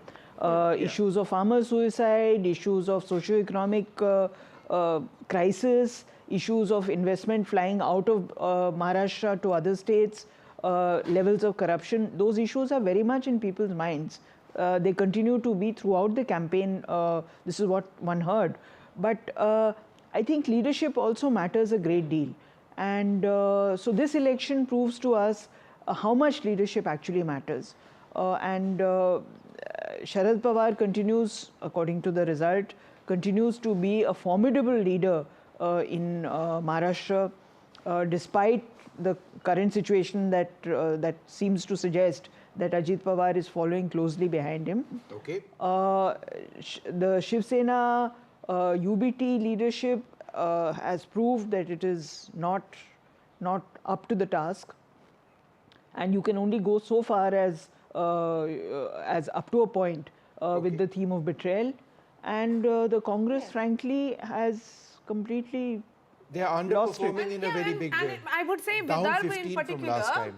because in that region, it is also proving, if these numbers actually translate into actual results, that even in hyper-local elections, we were seeing this as 288 mini battles playing out in Maharashtra. Even then, there are certain nuts and bolts of an organization which seems to be working here. Yeah, and you see, don't be surprised if Vidarbha emerges as the graveyard, not for the Congress, but it drags down MVA also, because Vidarbha is where the Congress is supposed to contribute. Largest constituent of all the 6 regions. Absolutely. And Congress is supposed to contribute there, and it's almost a direct fight between BJP and Congress. Yes. And the way we are witnessing, it seems to be the trend, at least in Vidarbha, that if MBA gets pulled down, primarily it would be on account of the Congress. Okay, according to leads, at 9:25, NDA has majority in both the seats. But this is early, very, very early trends. Let's tell our viewers this would be the first round of counting on EVM machines. So very, very early when we look at these numbers. But the gap seems to be increasing between the Maha Vikas Aghadi and the Mahayuti. It's almost 70 seats gap, which is certainly significant. Let's bring in Mr. Singh now of the Shiv Sena. The spotlight will be on Eknath Shinde. 2.5 years of governance, and then he managed to position himself as this leader who can take forward the mantle of a hard Hindutva party such as the Shiv Sena. देखिए, जो असली शिवसेना की बात थी, तो आज तो ये प्रूव हो गया कि जो है असली शिवसेना अभी कुछ और टाइम इंतजार करते, शायद आप और 3 घंटे बाद ये कह सकते हैं, पर फिलहाल ये अभी नतीजे जो है ये नतीजे नहीं है, ये लीड्स है सिर्फ। नहीं, पॉजिटिव रिजल्ट तो है, पॉजिटिव रिजल्ट चल रहा है। और मेरा कहना ये है कि जो शिंदे साहब जो है, मैं इनको 25 ईयर से जानता हूं, और ये बहुत जमीनी नेता है। ये जैसे जो यूबीटी के नेता है, हवाई वाले नहीं है कि जो है इधर से मातोश्री में रहना, ये नहीं करना जो है। इनको मैं स्टडी किया है, सुबह 8 बजे घर से निकलते, 12-1 बजे 2 बजे रात को घर पे आते, और इन्होंने जो लाडली बहना योजना किया जो है, उसकी वजह से काफी फायदा मुझे दिख रहा है। और मैं जिस समय वोटिंग था, उस समय भी वोटिंग पोल पे गया था। इलेक्शन कमीशन को मैं धन्यवाद करता हूँ कि उन्होंने जो है अलग से महिलाओं के लिए पंक्ति बनाई थी और व्हील चेयर भी रखा था।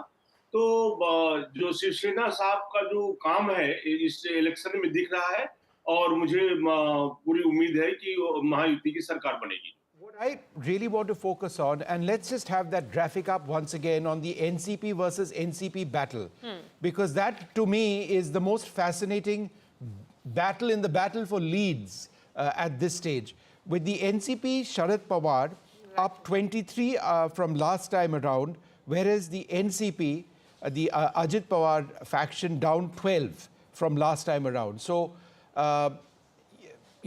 so that's this. So we'll update those numbers. But what I'm actually seeing, in the face-off right now, no, what I'm actually seeing is the overall seat, the lead position. But in the face-off, that's fine. But let's have that up again.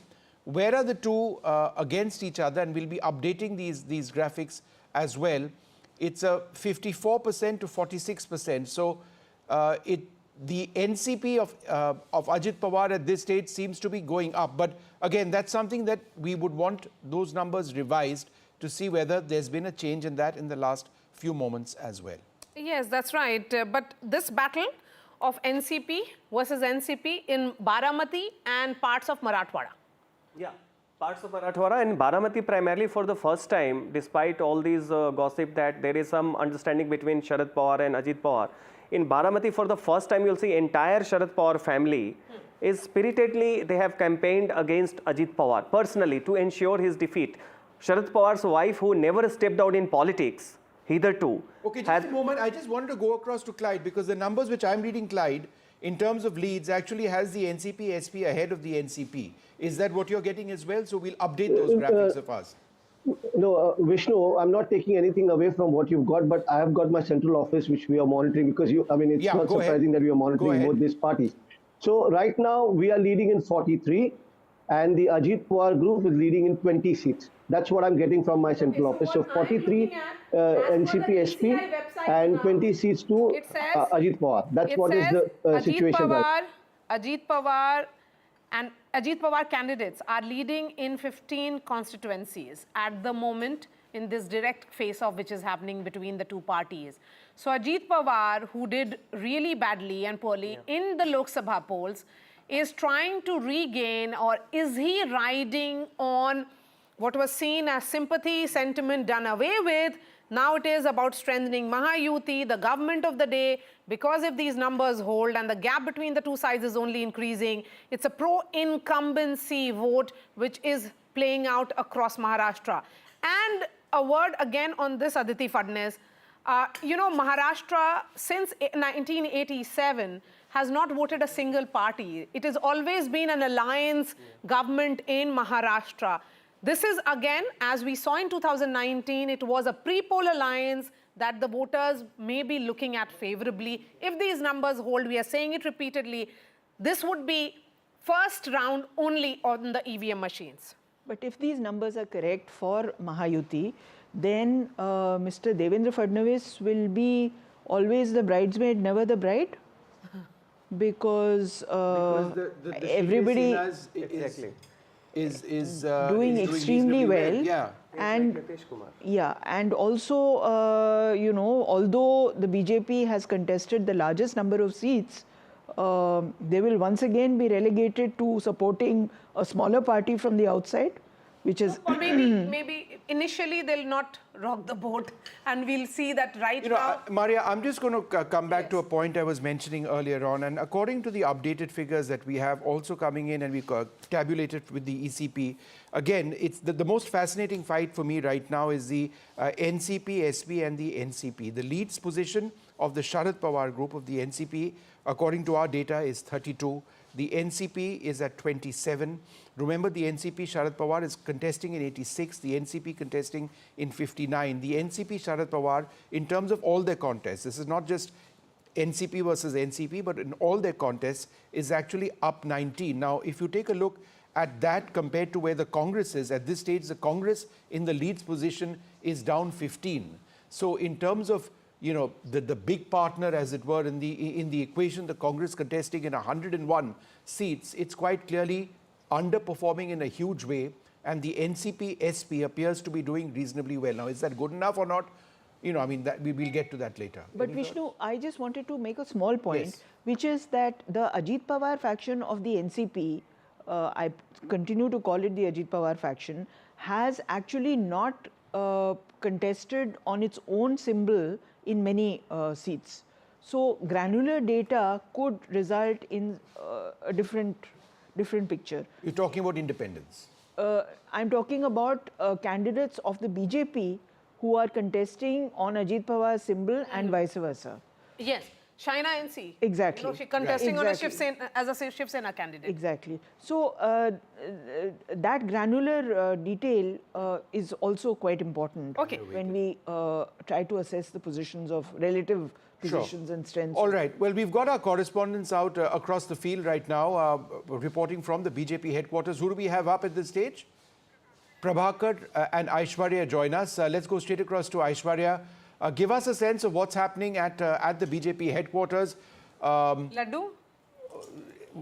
The last time this Laddu business happened, I think you and I were anchoring, and there were Laddus in the Congress office. Our dear friend Sunil Prabhu was eating one of them as well, but then the election results. So I would suggest that Laddus might be bad news, but what's happening around you, Aishwarya? Laddus or jalebis, Aishwarya? What did you get? Well, this time it is jalebis, and unlike of the Haryana elections where we saw at the Congress headquarters, jalebis being distributed. This time, since morning, what we are witnessing at the BJP headquarters is jalebis being prepared over here. And, probably at around 11 or 12, the picture will get clearer. And there had been orders of almost 100 kgs of jalebis. Of course, there are no early celebrations as of now, but preparations are still on at the BJP headquarters. Many leaders have turned up since morning as they are watching these results very closely. The BJP had clearly stated that they're very confident of the Jharkhand polls, but on the other side, Maharashtra is something they would like to wait and watch as to what transpires in the next few hours. But certainly preparations are on, as every elections we see, if Bharatiya Janata Party wins, then it is Prime Minister Narendra Modi who comes to the headquarters and address their Karyakartas, and therefore the reason perhaps all the preparations are on and the orders have been given to the Karyakartas to still wait and watch as to what results transpired. But jalebis is something that is being prepared currently at the BJP headquarters. Jalebi factory may have been a talking point in Haryana, but jalebis are back as the favorite. Shall we take a look at Jharkhand? Shall we take a look at Jharkhand? Because we've got our colleague Prabhakar as well in Ranchi waiting for us. The overall position right now, the NDA and the India Alliance both contesting in 81. The leads position has the NDA up at 43. That's up 17 from last time. The India Alliance, and this is terrible news for the JMM obviously, is that they're down 13 from last time. So again, very early, the total number of seats is 81. Any early reactions, Prabhakar? Is there a sense of disbelief? I mean, at this stage, actually, the JMM is up 4 from last time. So perhaps it is early days. But what are you getting in terms of some reactions on these leads?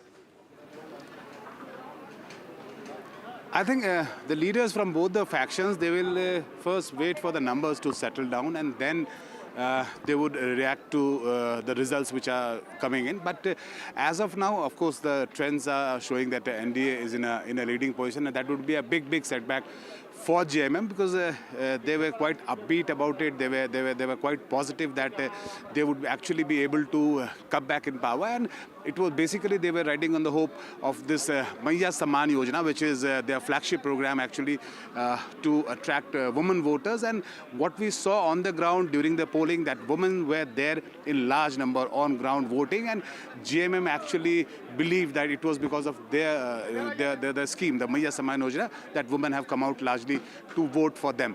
But if the numbers actually don't go their way, it will certainly be a big disappointment. Laddus have been ordered here in Ranchi as well by both the camps, laddus and crackers. We don't know which camp will actually burst crackers or distribute laddus, but certainly we will have one, whichever camp wins. Good one, Prabhakar there. Let's bring in Tom Vadakkan. Tom Vadakkan, it seems Jharkhand, Maharashtra, both the states could have good news for you, but very early hours, 9:36 only. Mr. Vadakkan, if you heard me, sir. I will take this opportunity to, to thank our voters and the Election Commission for having conducted an election which is above board.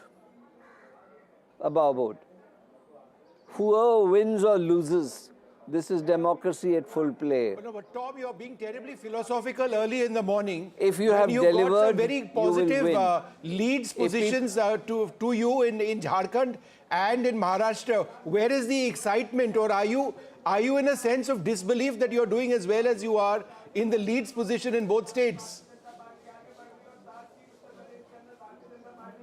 No, that's not the case. We know we have delivered. We know we have delivered. No, that's more and like our guarantees and promises people have seen it. So we are not, we are somebody who's surprised with anything.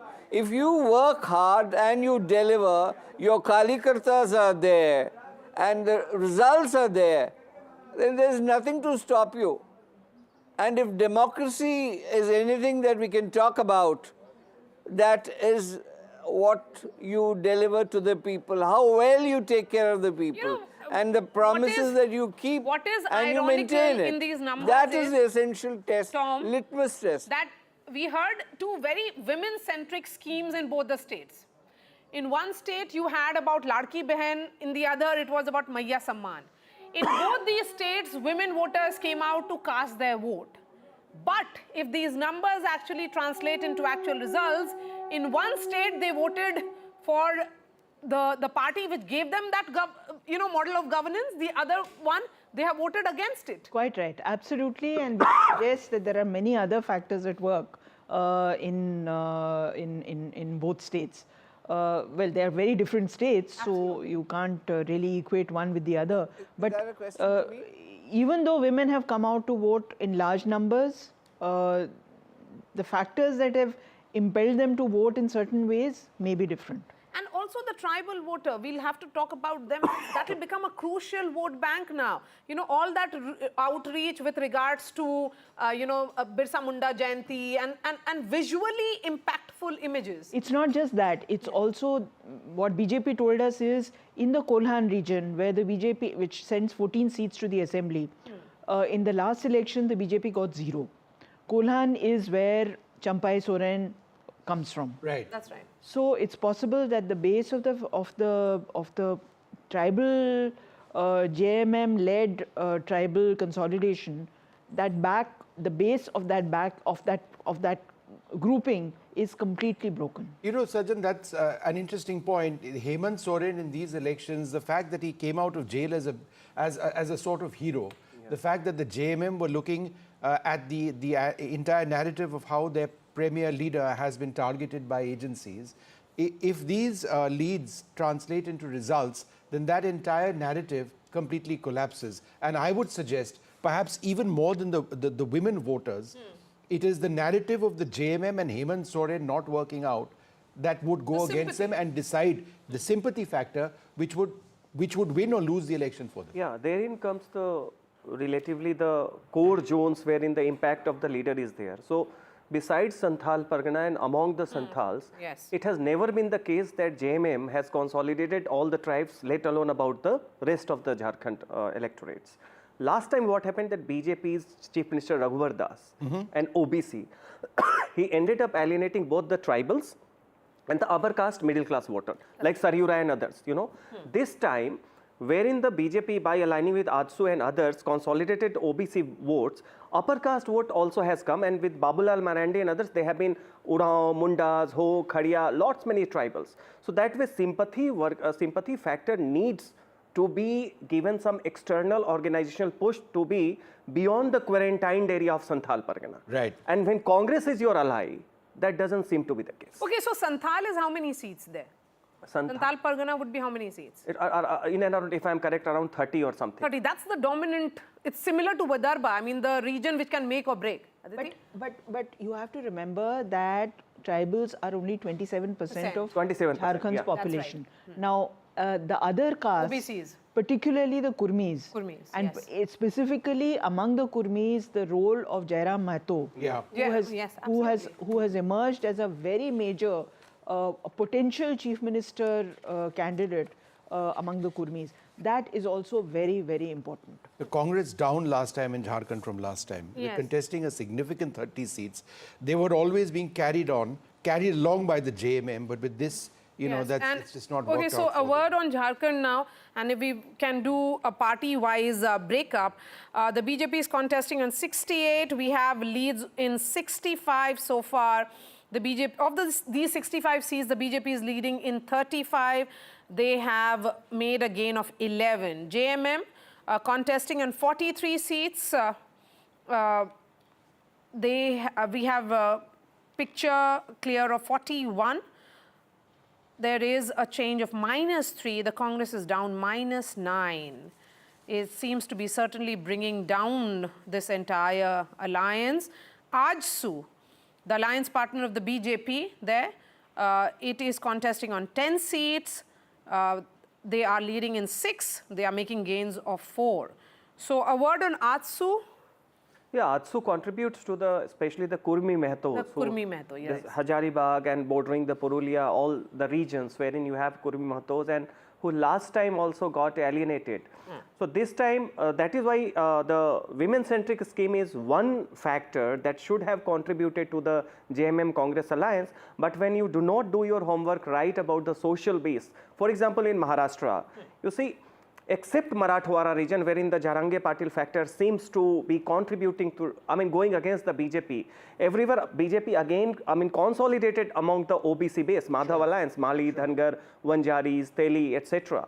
And that's why you see many of the OBCs are saying that we voted against the BJP because hum dar gaye the because of the constitution narrative. Yeah. But now that the OBC leaders like Chhagan Bhujbal and others, they openly came out against Jarange Patil, and that is why you contribute to the social boost, and then Ladli Bahin Yojana adds up. And in that narrative of Jarange Patil in Marathwada, here is Jarange Patil not questioning the Shiv Sena.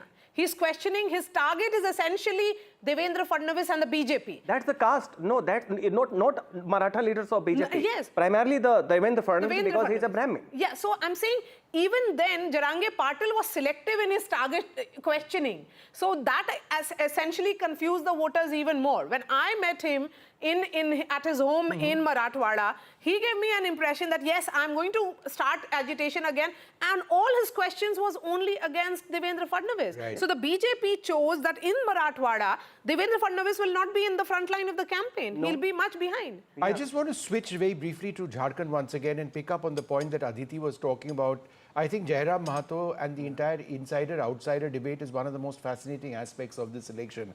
The fact that he's campaigned on a domicile policy going back to 1932, saying that that is the cutoff when you'd be decide.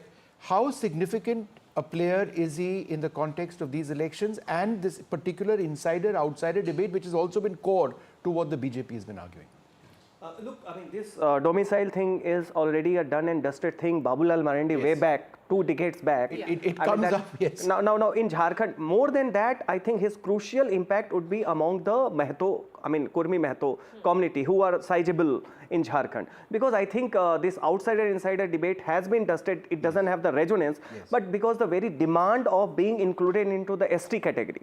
1908 when the Kurmi Kshatriya Mahasabha happened, and they were invited, the tribal told them that you are not the Kurmis of UP and that time the plains of Bihar, do not go, but they went there because of the Sanskritization logic. No, but what is interesting now is that even there, a party like BJP, which had, not really directly projected Babulal Marandi as their face, they are getting acceptance from tribal state. It's a tribal, 28% may not be the completely dominated state, but will be seen as a tribal state. In terms of the territory, in terms of territory. Inhabit, yeah. Inhabit? I think much more important is the BJP factor. No. BJP got 0 seats. Absolutely. In the tribal reserved area. In the Lok Sabha reserved seats. In fact, the BJP slogan, Tom Vadakan batenge to cutenge, that is also something that evidently may be working. It was debatable, it was controversial in a sense. The Congress really took you on that, but you stuck to that, and at the cost of some suggesting that it was divisive. But would you suggest that that's also perhaps one of the key factors which has worked well, certainly in the case of Jharkhand so far? As to the question of the slogan, yes. I think it is a logical thing that we Indians have to unite against forces that are outside. And if that has been a slogan that has been there in our manifesto in different forms and sizes. Now, I think one thing that is being avoided on your channel, that demographic change in the tribal area is an effect that the tribals have realized that they are being replaced. And especially when the announcement came in from a Congress leader that facilities would be provided to these outsiders. When I mean outsiders, I mean those who have come into the state and have settled there. This is the realization that has hit bang into the tribal psyche, and they have realized that they may be replaced by this new demographic change. Okay. So we are going and back I think to that the needs state to of go on Maharashtra, record today. and we'll start focusing it on the basis of various regions. You know, Maharashtra, as we have been saying, there are 6 decisive regions. Every region has its own set of issues, has voted on its own set of issues. There is no pan-Maharashtra issue which played out. So we are starting to look now at Konkan region. In Konkan, a word on that, in all 39 seats in 2019, the BJP Shiv Sena had won 26. The Congress NCP had won 7. Now, how are the numbers stacked, Vishnu? Well, if you take a look at the Konkan region in Maharashtra, the NDA up over here, up 4. The MVA leading in just 1 seat. Others are not particularly significant in this concept. It's a runaway success in the Konkan region. Sajan, how would you look at Konkan and the dynamics in Konkan, which are different from other parts of the state? So Konkan, you have 3 districts: Sindhudurg, Ratnagiri, and Raigad. Yeah. You know, but when you add 39 seats, it's also have the Thane and Palghar. Right. That's combined. Okay. In Lok Sabha election, when the generic trend was against BJP, both the seats of Konkan was won by BJP. Narayan Rane is one who is not considered a Maratha leader because he is from Konkan, and because of its continuity to Mumbai, there was more kind of a Shiv Sena base. So that is why Uddhav Thackeray was supposed to contribute here. It was his passion. He should have been the legacy holder. But we saw that during Lok Sabha election also, Konkan went Mahayuti ways. This is one. 2, you see, in this region, there is always the kind of a factor, you see, Hindutva is more strong, but therein also the factor that Uddhav went with Mahayuti. And okay, so now, a word on that. Mahayuti has reached 202. Right. Never before in Maharashtra history an alliance is standing at that number. Aditi, I mean, it's going to be a landslide if that actually Meanwhile, Aditya Thackeray is leading in Worli. That's interesting. Yes. That's important. Yes, while we look at it. The Thackeray faction. Yes, but you know, 202, that's, where are the numbers coming from? Let's put out more numbers now there. 202 for, okay, now 203, it's only increasing for Mahayuti.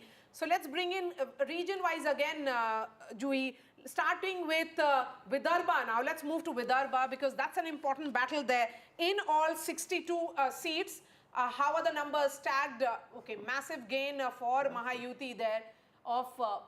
They are leading in 51 seats again. No, and this is very significant because this is an area which is known for agrarian concerns, and agrarian distress has played out very much in parts of Amravati, Chandrapur, Nagpur as well.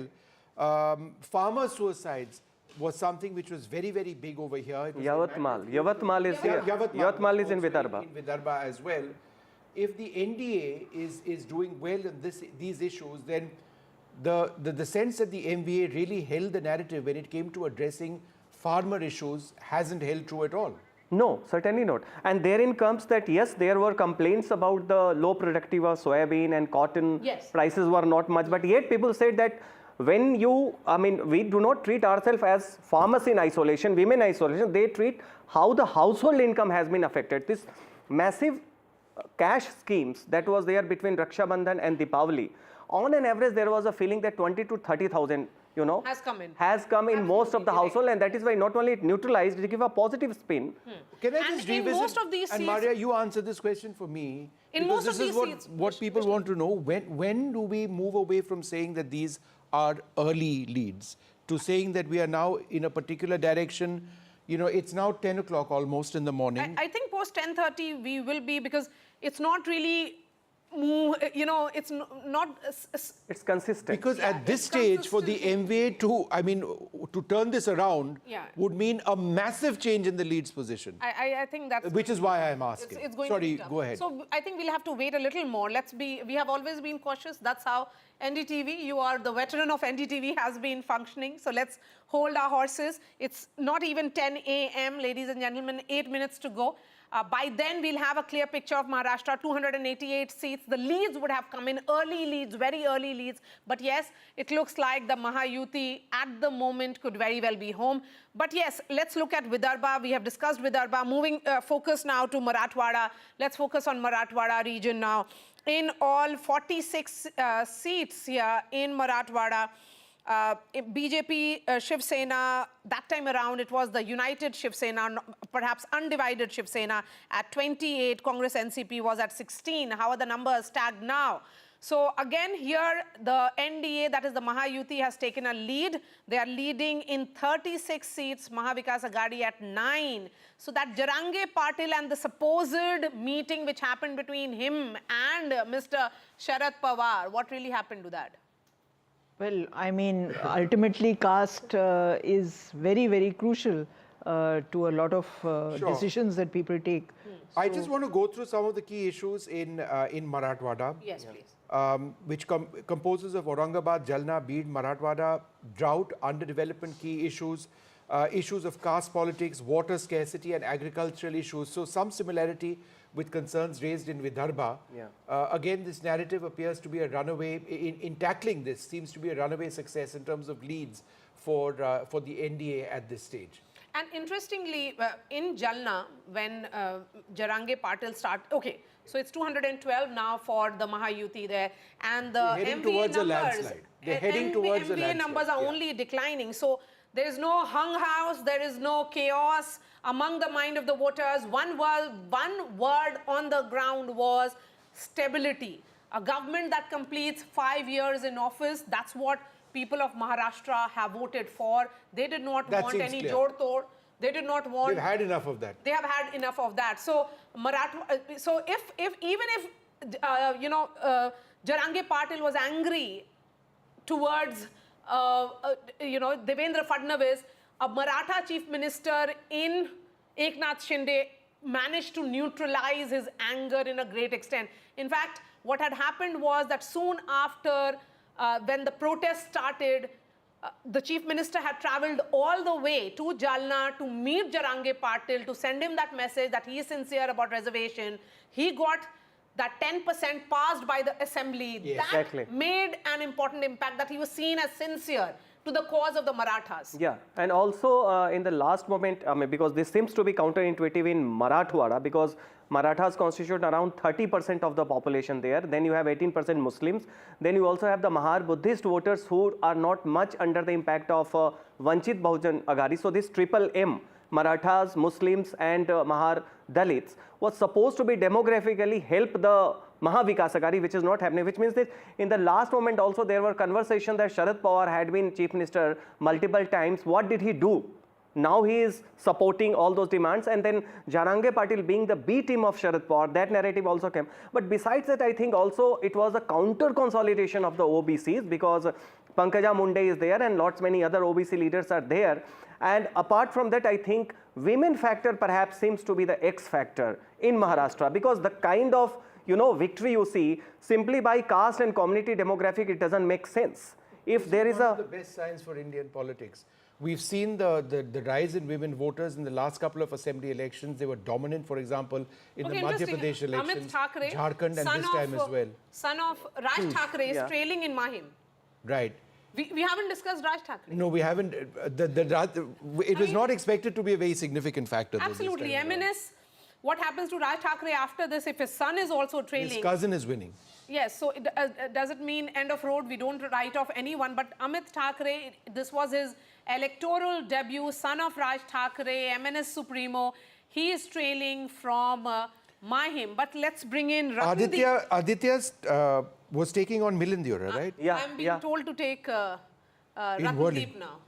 All right, let's have to go to Ratndeep. Oh, there we are. See, so Aditya is leading against Milindyora of the Shinde Sena. Right. This is the second time Aditya was contesting from Worli. So Sena versus Sena over here, and Aditya Thakre, this is one of the few areas where they seem to be doing reasonably well. I'd be interested to see where some of the other battles, the key battles, the Pawar versus Pawar battles, which are taking place in Baramati. We'll come around to that in a moment. But let's also focus a little bit on by-elections. Yes, a word from Ratndeep, who's joining us from Guwahati. And Ratndeep, sorry to have kept you waiting right up off the top. But I can see that the air quality around you is much better than it is in Delhi. So, I mean, you were breathing clean air. But please go ahead.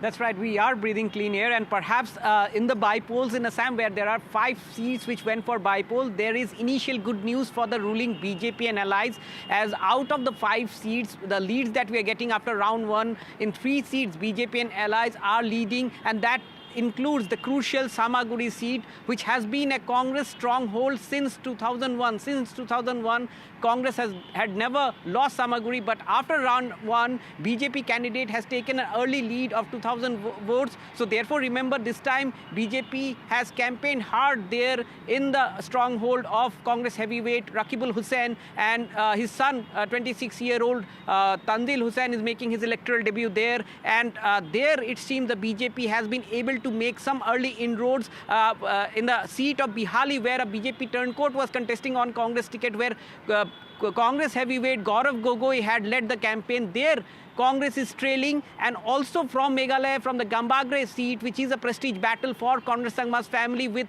his wife making an electoral debut for his party, the National People's Party. She is actually leading there in Gambagre. There is a multi-corner fight there. So these are the updates coming in. So therefore, good news, early good news for the BJP and allies, not only in Assam, but also from Meghalaya. But all eyes would be on the Samaguri seat, which has seen major pre-poll violence, even skirmishes on the day of the polling as well. And remember, this time, this was the first election of at any level in Assam since 2016, when BJP came to power in Assam for the first time, that Hemant Biswa Sharma, the chief minister, was not leading the campaign. He did campaign for the party candidates because he was busy with the Jharkhand elections. And also Sarvanand Sonowal, the union minister, former chief minister, also was not seen very active in the campaign. So BJP had this time tested the electoral management of its second-ranked leaders in Assam. So therefore, this has been a major test for the BJP itself, and also for Gaurav Gogoi, who was emerging as Congress's face in Assam. At this moment, the initial leads are with the BJP, and that too in Congress stronghold of Samaguri. Sikkim, both seats have been won uncontested. Some news flashed. Yes. Ratnadeep, could you tell us about the Sikkim contest? Both seats have been won I confess to not uncontested. knowing enough about it. Yes, that's correct. In fact, in Sikkim, there were 2 seats where by-polls had to take place. In fact, 1 seat was vacated by the chief minister, because in the Sikkim election, he contested from 2 seats and won both the seats. So he left 1 seat, and his wife had vacated another seat. And in both the seats, on the last day of withdrawal of nomination, the main key opposition party, Sikkim Democratic Front candidates, had withdrawn their nomination, and the other parties' candidates' nomination was disqualified. So therefore, the ruling Sikkim Krantikari Morcha candidates in both the seats have won unopposed, which includes Aditya Gole, the son of Chief Minister Prem Singh Tamang. Okay. And with those victories, remember, now in Sikkim Assembly, which is a 32-member assembly, there is no opposition. All the MLAs belong to Sikkim Krantikari Morcha of Prem Singh Tamang, which is a key ally of Ratnadeep, we will BJP. talk about Sikkim a little bit later. Let the assembly elections happen over there. These were just by-polls. Let's go straight across to my colleague Radhika. As we do that, just an overall look at what appears to be a runaway win for the NDA. But a word there, Vishnu. Still leads.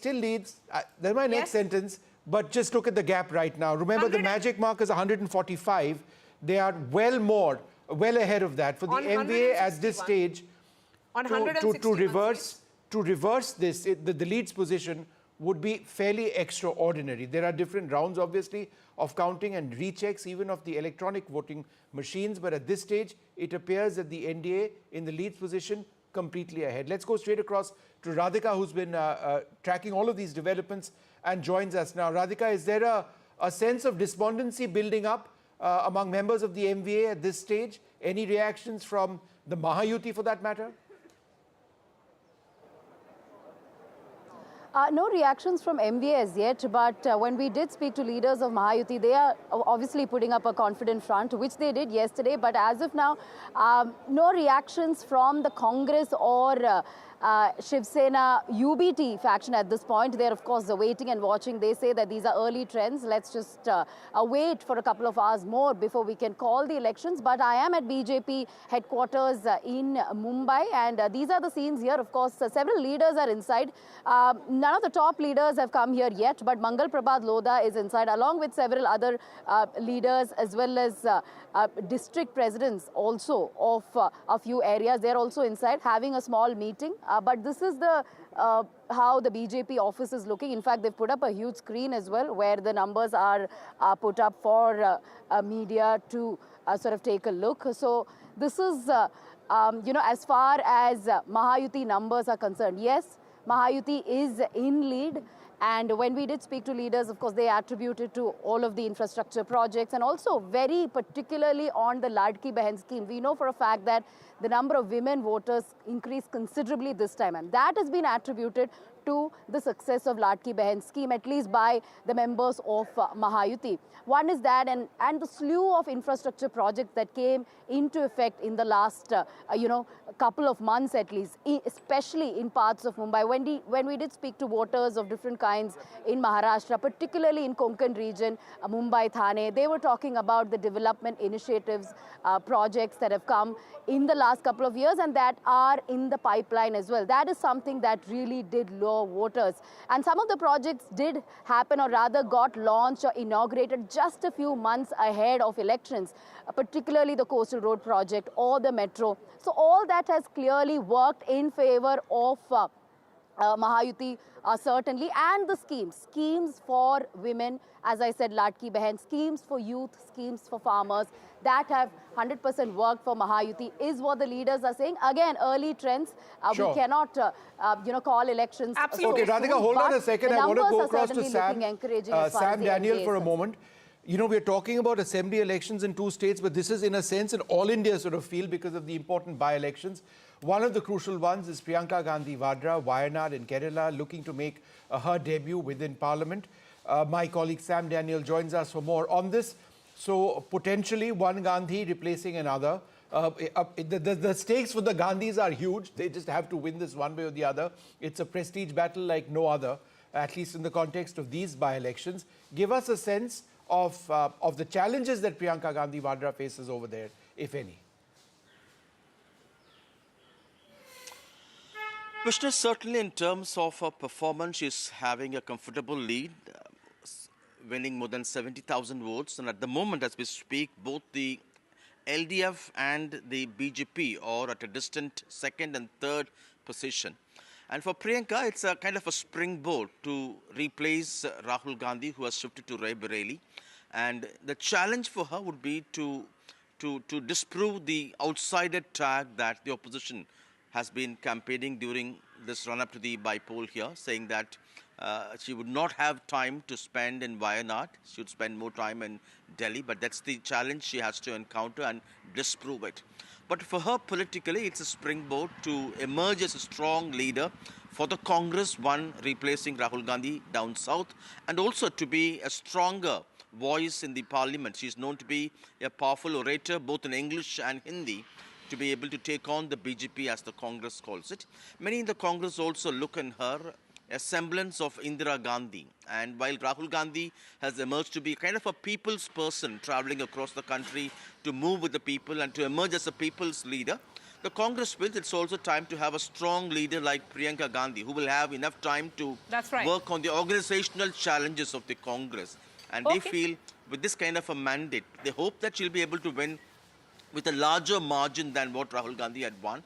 With that, she'll be able to focus more on the organizational challenges to help the party get stronger to take on the BJP. Okay, so the story in Wayanad is going to be about the margin of victory of Priyanka Gandhi Vadra, shifting focus to Jharkhand quickly before we return to Maharashtra, because the first round in over 161 seats is still going on.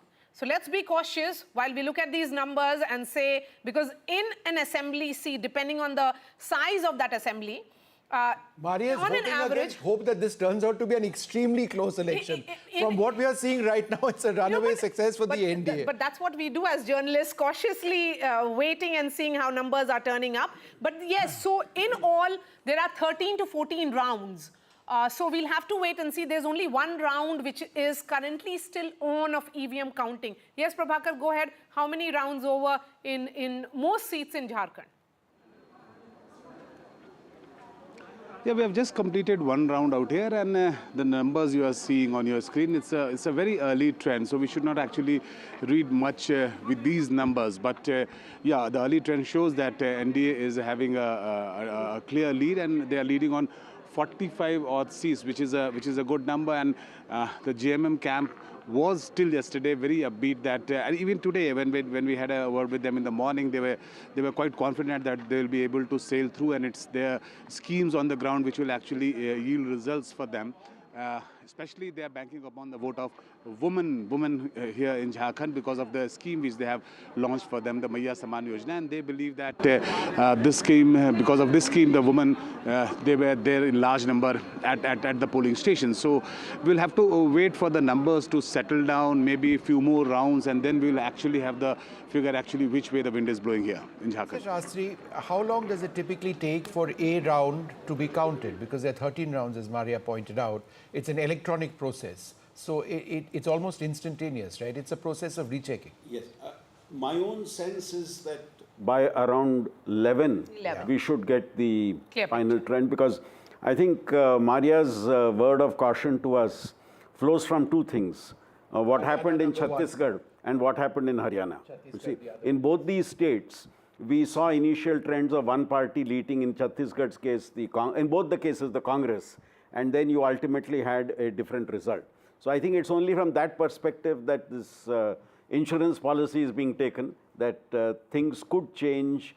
Things could remain the same also, of course. As Vishnu was saying, maybe these trends get further expanded. But I think it would be useful, especially in the case of Jharkhand, given the proximity of the contest, that we wait for some more time for any definitive point to be made. Okay. But initial trend, 10 a.m. right now, Aarti Jairath? You know, for me, the most shocking thing about these trends is how badly Sharad Pawar's party is doing, and how Ajit Pawar seems to be claiming the legacy of NCP in Maharashtra. All reports, and even the Lok Sabha results had suggested that Ajit Pawar was, kind of finished, and after the Lok Sabha defeat, his party kind of broke up, there was an exodus to the NCP, and yet we find that Sharad Pawar seems to be doing badly, and Ajit Pawar seems to be ahead. And to me, this is really, I'm not surprised about the BJP versus Congress, because we saw in Haryana that when the Congress faces the BJP, it just completely collapses. The BJP does well. But interestingly, Aarti, right now we are looking Maria, at those if I could just make a small point. Yes, sir. The Congress seems to be the factor pulling the alliance down, both in the case of Maharashtra and in the case of Jharkhand. Okay, can both of you hold on for half a second? We need to go across to our colleague Radhika, who's been, where there's a lot of action happening around it. In simple terms, Radhika, what's happening where you are? Are there celebrations in the Mahayuti camp, or what exactly are you seeing right now?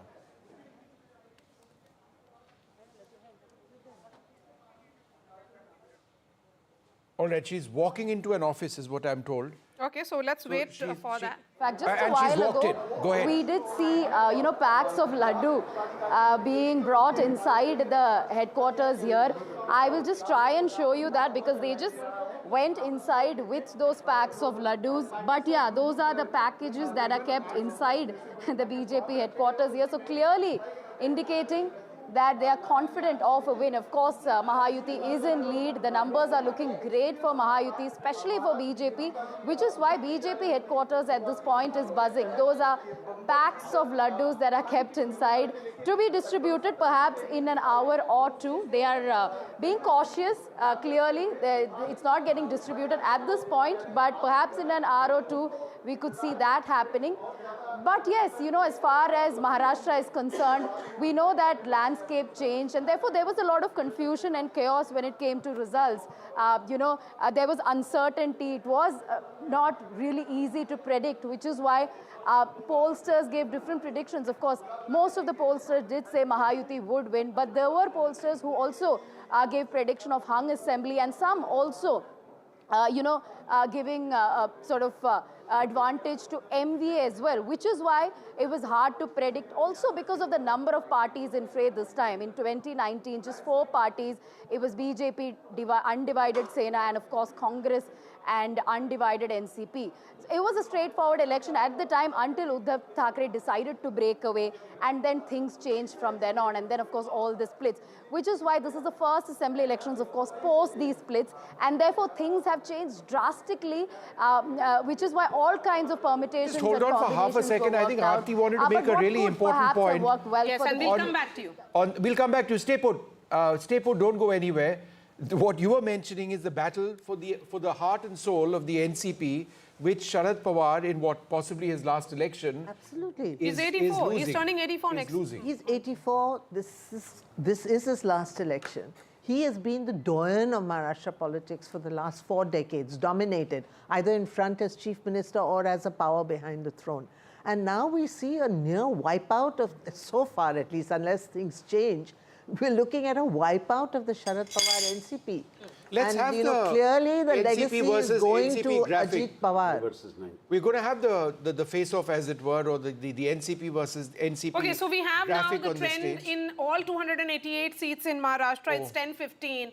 Mahayuti leading in 217. This is, of course, the first round which is going on. Maha Vikas Aghadi at 58. They're only slipping. NDA seems to be going ahead. If this holds, then it's a wave election in favor of Mahayuti. Landslide, if this happens. But this is a wave election. Aarti was talking. Professor Shastri, you want to take this question? The NCP versus NCP, the strike rate of the NCP, Ajit Pawar at 66 versus 24%. Of course, these are the face-offs, direct face-offs between the two, but the number of seats that they've contested overall are different.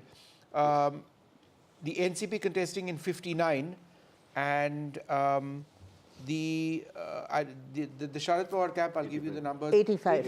86. Yeah. 86. No, if you look at this face-off and the trends as it stands today, very clearly we have a reversal of what happened in the Lok Sabha elections. Absolutely. And Sharad Pawar's NCP seems to be taking a backseat. Okay. Even other indications are that the lead is something like 35 for the Ajit Pawar NCP and 9 for the Sharad Pawar NCP. So clearly, what we had seen in the Lok Sabha election with regard to NCP is being reversed in the assembly election. Okay. And so, this is definitely a setback for Sharad Pawar. No, I think in all the Maha Vikas Aghadi, people may have voted for revenge sympathy in the Lok Sabha, but they realize that perhaps that can happen only once. But one point which is emerging, the weak link in both the alliances seems to be the Congress Yeah, party. absolutely. The JMM is doing reasonably well in Jharkhand, Yes. but the alliance is being pulled down simply by the because the JMM contested only 41 of the 81 seats, Yes, and and the 30 remaining seats was- were with the Congress party. No, and of those 30 seats that the Congress contested in Jharkhand, the bulk of them were against the BJP. So once again, you know, what is being proved is what happened in Haryana, that when the Congress faces the BJP, it's In a one-on-one just fight. on a one-on-one Okay, let's fight, just go it's across to unable to hold its our ground. political guest. Raju Wagmare of the Shiv Sena Shinde joins us. We've got Dolly Sharma from Dolly the Sharma Congress. of the Congress party as well. Arvind Tiwari from NCP SP. Arvind Tiwari of the NCP SP. And Rohan Gupta. And Rohan Gupta from the BJP. Dolly Sharma, let me come across to you first. And sorry to keep you waiting, but you know, I mean, these are of course early leads.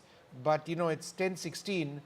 The sense is that within the next 45 minutes or so, unless there's a very dramatic reversal, it seems that in Maharashtra and in Jharkhand, the Congress or your alliance in deep trouble. How do you see what's happening now?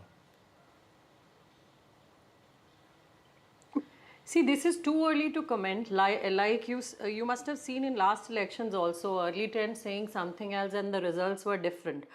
So we are very positive. And also, like, you know, in the election, the muscle power that was used and the conflicts and divisions were instigated between the Marathas and OBC communities. The ruling party employed criminals and misused government machinery to further, you know, its agenda. voter lists were manipulated. BJP extensively used power and money all over. And this was why, in open you could see how money is being distributed. It's not a matter response to from the laugh BJP. upon. Rohan Gupta. Everybody has seen the way they've Rohan, would you like to power. respond to that? Money power is the allegation made by the Congress. So Vishnu, I am very happy that even after so many defeats, opposition hasn't learned the lessons. See, after Lok Sabha, there was an indication that their narrative on the name of reservation or constitution was getting little traction. But what happened in Haryana, what is happening today, it is a clear-cut message that the opposition parties are totally against the ground narrative. They don't know what the people of country want. They don't know what the state of Maharashtra wants, because they are completely in their own, like Alice in Wonderland. They don't know what is the ground situation. Two things. One important thing which I would like to tell you. On the last day of the election, if the opposition leader has to react to the narrative set by the BJP, it clearly shows that they don't have faith on their own narrative. All their reveries or guarantees, people won't believe that, because one day before the election, you get the message that Himachal, which is ruled by Congress, Himachal Bhavan is on sale. So people won't trust the people who give the guarantee and cannot fulfill, number one. Number two, on the other side, Ladli Behna Yojana or other schemes of NDA government, they were successful on ground. People were getting benefit of that. So as far as local narrative was there in Maharashtra, absolutely opposition party completely failed. On the other side, on national narrative also, their leader was completely taken aback.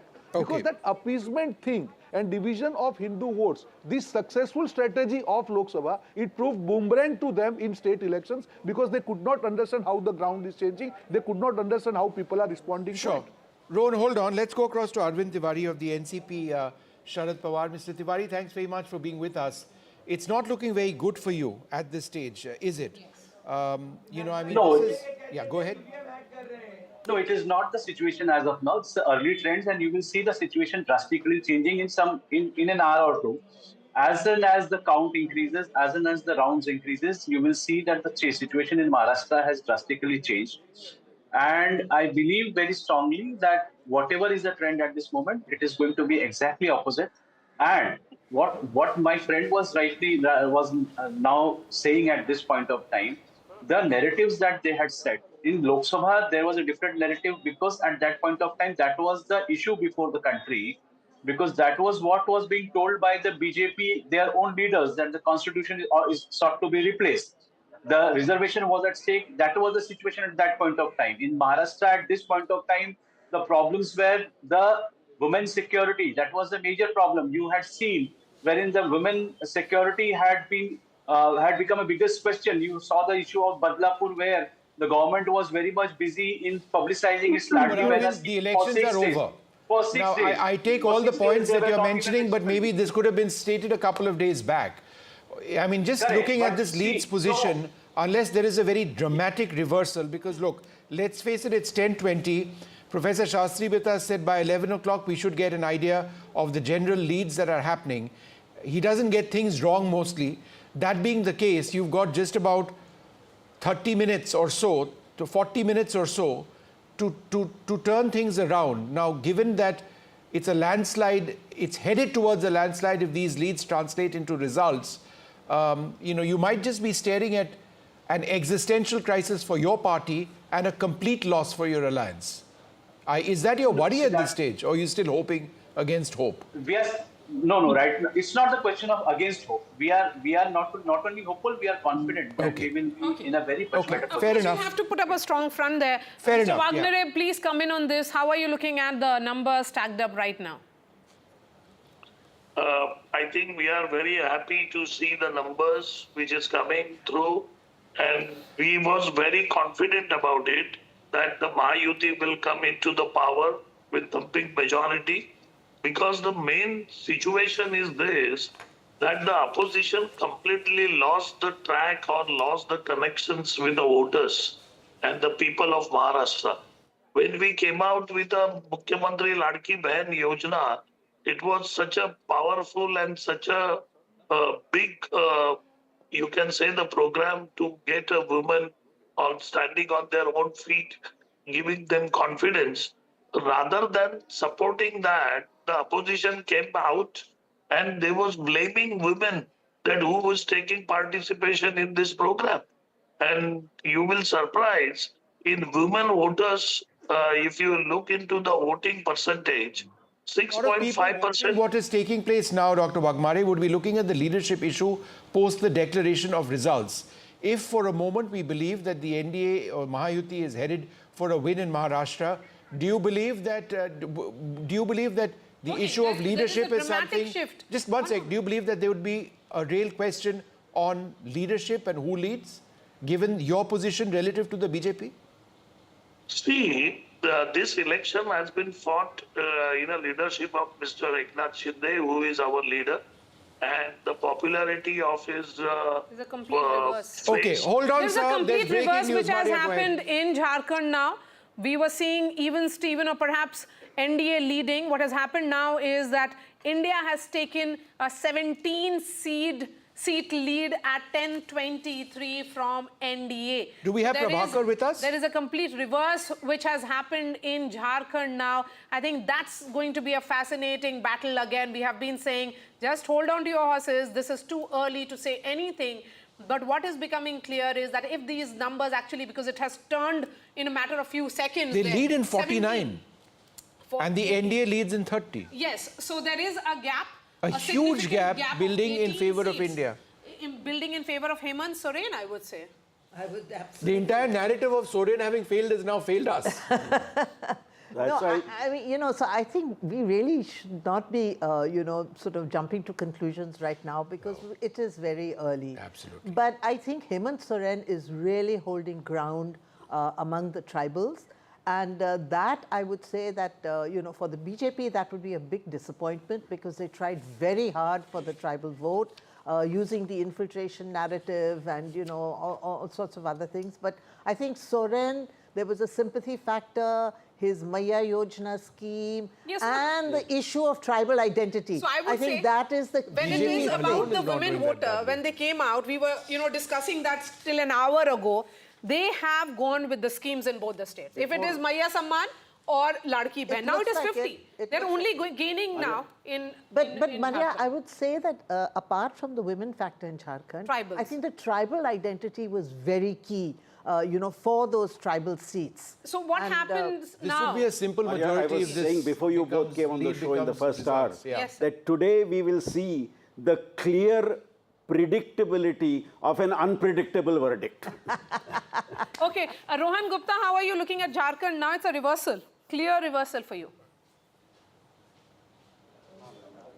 When we are looking at your numbers, I'm looking at the EC side that only first round has been counted out of 20 rounds just because Jharkhand counting has started late. So hold your horses. अभी तो ballot हुआ है और वहाँ पे जो हरियाणा में हुआ वो झारखंड में आपको अभी थोड़ी देर Rohan, में दिखेगा। is it your sense that the counting in Jharkhand has been a bit slow compared to Maharashtra? Is that on the basis of data that you're seeing? Absolutely. What it looks like? Yes. Yeah. And yeah, Rohan, so do you have only any? First round, only first round. And has been in how many counted. rounds, according to you, have been done in Maharashtra, by the way? Around 7 rounds, 7 I to see. 8 rounds. 7 to 8 rounds, right? And there are 13 total, correct? Must be more in Maharashtra, I would say. How many rounds? 16. On an average, 16 rounds. Yeah. On an 16, average, 16. 16 rounds. Yes, so there is still a long way to go, but I think Jharkhand picture, because it has been a reversal, 51 now, that gap is consolidating in favor of India. It's 10-30 now, so we can tell our viewers that this is how the numbers are stacked up. Both the states, the trends have come in on all the number of seats, 288 in Maharashtra, 81 in Jharkhand. On these 288 seats, Mahayuti comfortably holding on. They are only increasing. They are above 200. So they are leading in 216 seats in Maharashtra. In Jharkhand, it is India bloc, which is standing now at 51. So it could be one good news for one bloc, India. The other one could be for the NDA. But I think... Almost like Haryana and Jammu and Kashmir, right? 1-1. Except that I would say that the Maharashtra elections are perhaps more crucial in terms of the national picture. Yes. Because it is the second largest state after UP in terms of representation in the Lok Sabha. Also the Mahayuti had done very badly in Maharashtra. Yeah. And I think that this really is a tribute to the way the Mahayuti hunkered down. Flip from the Lok Sabha election. To flip it in just a matter of 3 months, 4 months. So we need to also look at certain parliamentary by-elections. Yes. In Budni, in fact, the Congress is leading, the seat which Shivrajji is vacating. Right. And in Karnataka. Yeah. Ajit Pawar leading in Baramati, not much of a surprise because he had said that in the Lok Sabha, the mood was that Tai in Lok Sabha and Dada in Assembly. And he also admitted during the course of that interview that he gave to us that during the Lok Sabha, it was his mistake to field his wife against Supriya Sule. So I think... So Ajit Pawar leading in Baramati, there are along expected lines over there in a Pawar versus Pawar fight, it's all in the family. That is expected. We'll take a look at some of the other big faces. Let's keep rolling those graphics so that we go through some of the other big faces in the Maharashtra elections. Nana Patole, Sakoli, he is leading. That's some good news for the Congress party. Chhagan Bhujbal leading in Yevla is in fact trailing. Devendra Fadnavis leading in South Mumbai, Nagpur Southwest, sorry. Prafulla Gudade, Nagpur Southwest is trailing the Congress party. Because in most of these seats in Vidarbha, Vishnu, it's a direct face-off between the BJP and the Congress. Go ahead. And Nawab Malik is trailing as well of the NCP. So a prominent face of the NCP in this area, trailing Aditya Thackeray. Some good news, at least for the Uddhav Balasaheb Thackeray faction. He's up against Milind Deora of the Shiv Sena versus Shiv Sena battle is losing. But that's the contest. That's the contest. That is one of the most high-profile Aditya Thackeray versus Milind Deora. Sort of contests in Mumbai, certainly. Professor Shastri, the one point that people watching this broadcast would want to know is, again, we've seen in the case of Jharkhand a quick turnaround. We're told by the BJP that only one round of polling is now taken place and things might change. How does the process of counting rounds in an electronic voting machine scenario, how does that actually work? They do it area by area. And the reason why you sometimes see a dramatic shift across rounds is that you get the EVMs opened in places where a particular party dominates, and that shows the shift in the trend. So in the past also, if you have seen a shift in the trend, it is largely because newer areas see the ballot paper opening, and within a constituency itself, there could be patterns in terms of voting. And that sometimes is reflected in this change across the I remember one very dramatic election in Delhi. Yes. In 1991, I think it was, the New Delhi seat, and L.K. Advani was trailing. He was trailing till the last round when they opened the ballot boxes from Lajpat Nagar. And then he surged ahead by 2,500 votes. So, and he won that seat. So, it depends because, there are areas... He won by less than 3,000 seats in that election. That's right. Yeah, that's right. That was thanks to Lajpat Nagar. Yes, so, Lajpat Nagar has traditionally been an RSS, BJP and that, of course, voted for. So that's why, when you see if ballot boxes are open from A area, it could be in favor of one party, then it goes to another area, suddenly there's a word from Dolly Sharma now. Dolly Sharma, forget about, I'm sure you can have a view in which not look at Maharashtra, but look at Jharkhand. Jharkhand seems to be bringing some reasons for the India bloc to cheer. Early, yes, but still, it has reversed completely. Like I said earlier, it is a pro-people agenda won the day. In Jharkhand, there were many issues, and like BJP did in Maharashtra, in Delhi, and now, and also in Jharkhand, the way they arrested the Chief Minister, Hemant Soren, everybody had seen that. And now people know, people of Jharkhand had voted for the government which worked for the people. which was ready to solve any problem that was there, whether it was women's issue, whether it was youth, whether it was any other issue. So they will definitely vote for India Alliance, and we will form government in Jharkhand for sure. Let's look at region-wise now in Jharkhand and move from one region to another. We are looking at North Jharkhand now. India leading in 19 seats. They are up 5 from 2019. NDA down 3, leading in 14 as of now. That we are looking at 34 seats of 81 right now in north of Jharkhand. Shifting focus to Santal Pargana, this is 18 seats, India down 2, NDA leading in 3. Shifting focus now to South Jharkhand, 29 seats in all, India down 1, but NDA up 2. So the maximum number of seats are coming from North Jharkhand. Which are these areas? Is it Bokaro and all those urban pockets? Urban pockets and also places where you have a significant non-tribal population.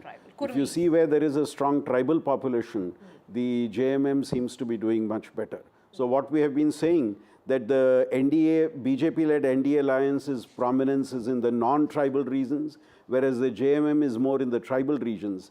And we had said that the victory would be his or be of that party, which is able to do better in the pockets of the rival alliance.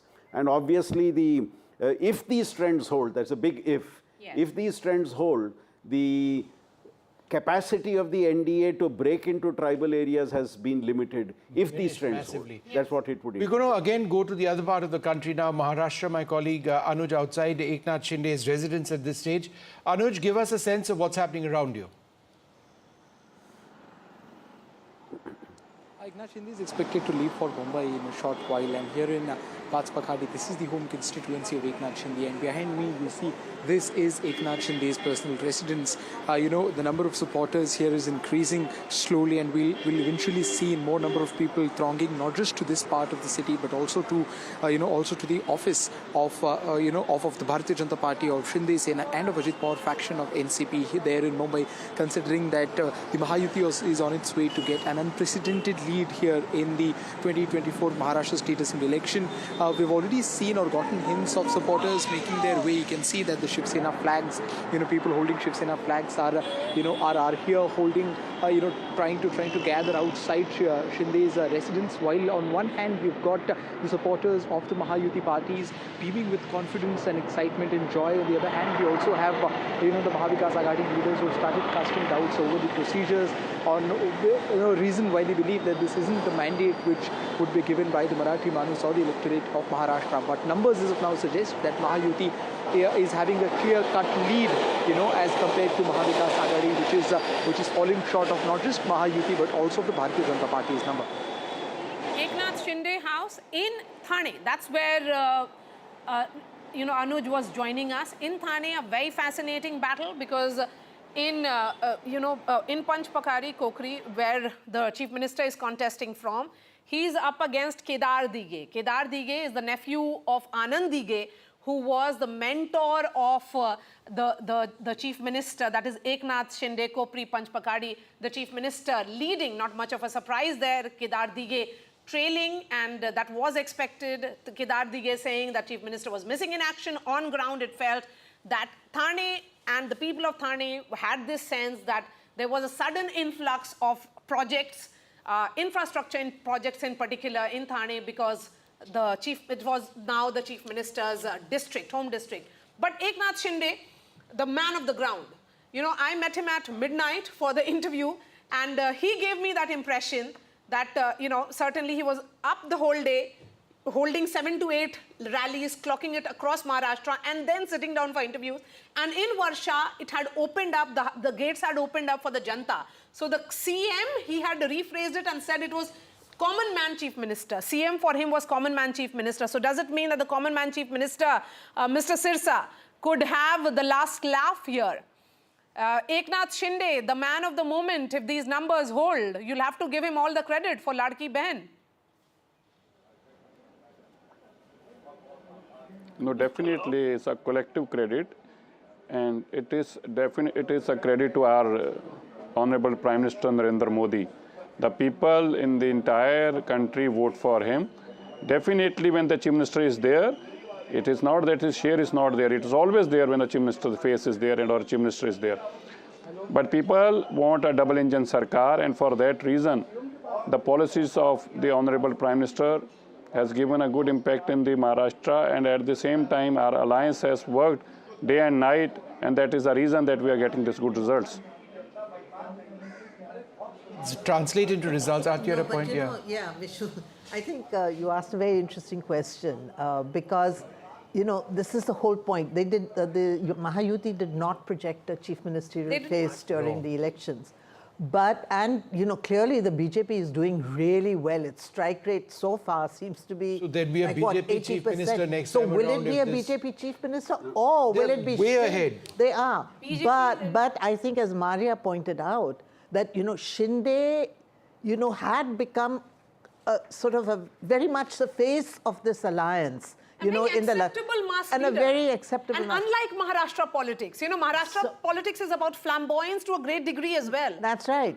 So can you just rule him out as a chief ministerial candidate post election? Look at the leads. I think you know, that's a really interesting question. Which is combined of, which is much more than the combined Maha Vikas Aghadi. Correct. If I could just make a point here, it's going to be a very, if these numbers hold, it's going to be very difficult for the BJP to convince its cadres that we don't have the chief minister at this stage. Yet, you cannot rule out the fact that the Shinde's leadership in Maharashtra over the last recent times has helped the party consolidate its position. The Maratha vote is critical. So, I think it's a very, if these trends hold, it's a very difficult decision which the alliance will need to take, its leadership will need to take. Absolutely. With regard to who becomes the chief minister. And I think this Ladki Bahin scheme is very much identified with Shinde. Yes, he's very much identified. Absolutely. He, you know, he inaugurated the scheme. The BJP did not seem to be too enthusiastic about it actually initially. So, you know, I mean, can you really rule him out as a possible chief minister? But it's quite clear that But yes, the BJP is doing far better. Its strike rate is far better, yes, no question. And interesting observation, really at 1040, the BJP is a lone number is twice that of Maha Vikas Aghadi. So their strike rate, of course, is almost 70-80% in that alliance. They had contested on 149, leading in 125. In 2019, it was 105. There is a gain of 20 plus seats. So, but it's a fascinating thing what has happened there. Shiv Sena, again, they contested on 81 seats. That is Shiv Sena of Eknath Shinde, the chief minister there, leading in 55. In 2019, it was 41. So they have also made a gain of 14. And the weak link here is actually Ajit Pawar. He contested on 59. His party, that is the NCP, they are leading in 35, so they are -6. But it is the BJP which is actually holding on this alliance. The anchor, the word that you used, Professor Shastri, it's very clear that the BJP is holding on. And similarly, it is -23 for the Congress.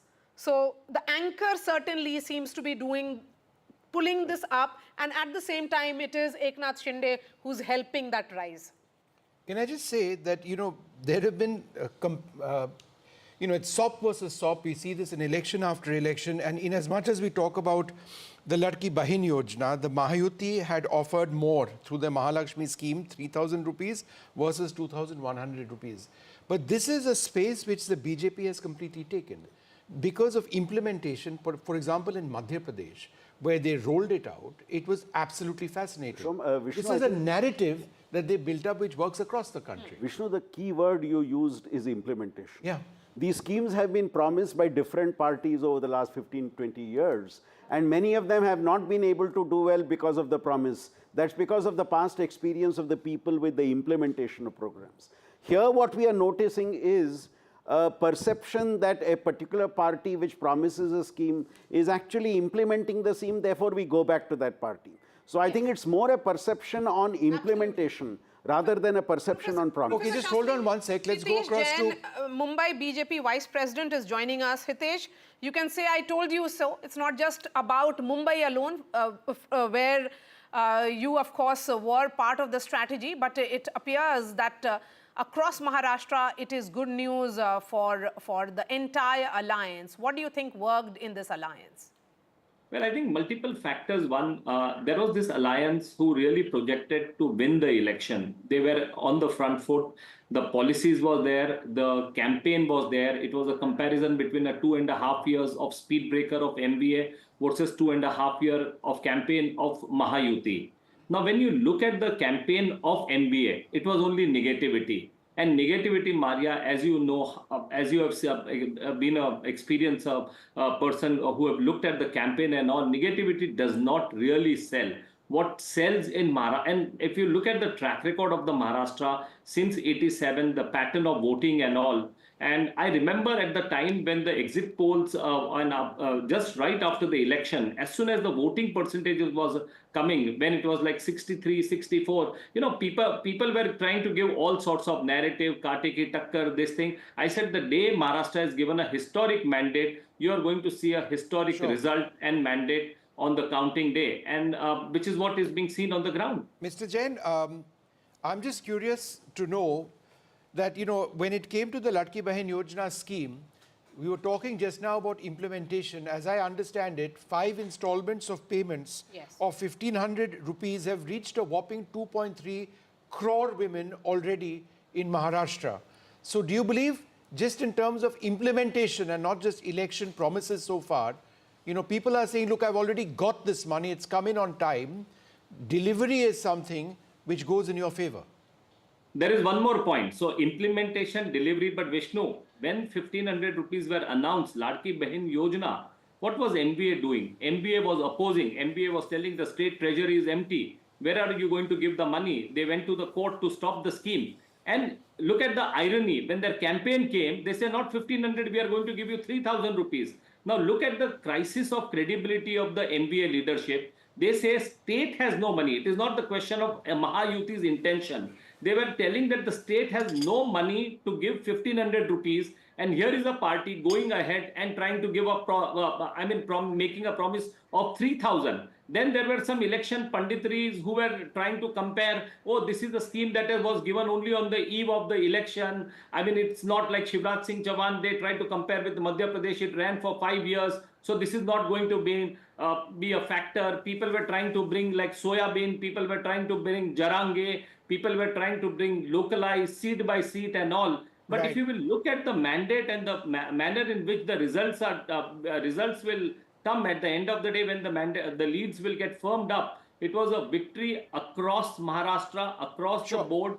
And I think what people in Maharashtra has really brought is the leadership of Prime Minister Modi. So Mr. Jain, leadership was my next question, and I think Aarti also wanted to get clarity on this. Now, assuming for a moment that these leads translate into results, you have a very effective chief minister right now. You know what the question is, but I'll ask it nonetheless. You have a very effective chief minister in your alliance in Eknath Shinde right now, but you have done very well if these leads translate into results. Would your cadre be satisfied with a non-BJP chief minister? Vishnu, I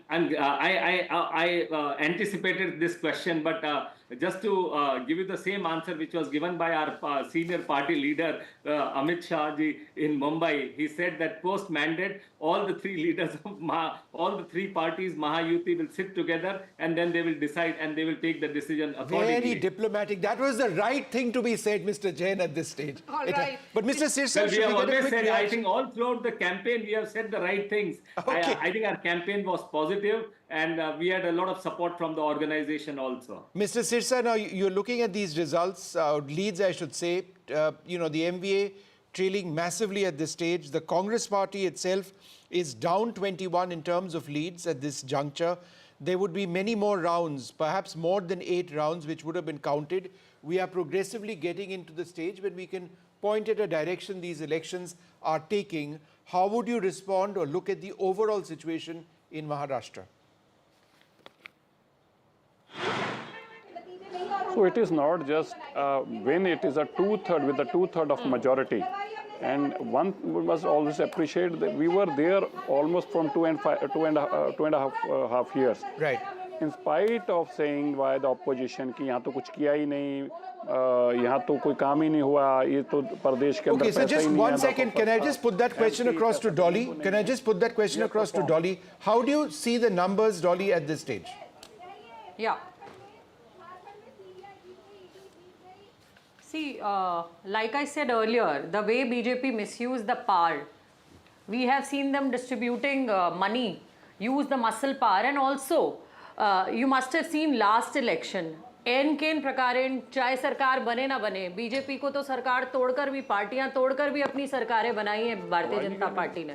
so it's obvious कि जो वो लोग, उनको किसी भी तरीके से सरकार बनानी होती है.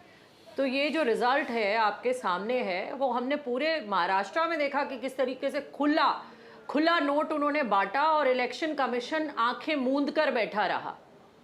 I think this also you must discuss in front of the people. Hitesh will respond to that. Hitesh, you know that entire Vinod Tawade incident, was that an embarrassment for you all? Till yesterday they were saying. Not only Vinod Tawade, there were other incidents happened in Pune, Maria, there were, in Nagpur. I mean, I think, you know, as I mentioned to you, money. It was not one incident of Vinod Tawade. Yes, please, Hitesh, go ahead. Was that an embarrassment? Of course, he filed a defamation suit, but it was caught on camera. The time for posturing is over. They made a charge that Vinod Tawade was found with 5 crore. That was the statement that was made. Nobody saw the 5 crore rupees, where it came from and all. On the contrary, Maria, on the contrary, more than 20 leaders of MBA were caught distributing money in their different constituency. But be that as it may, there are larger issues to be discussed. Not this. Of course, they have to clutch on the straws to explain their embarrassing defeat.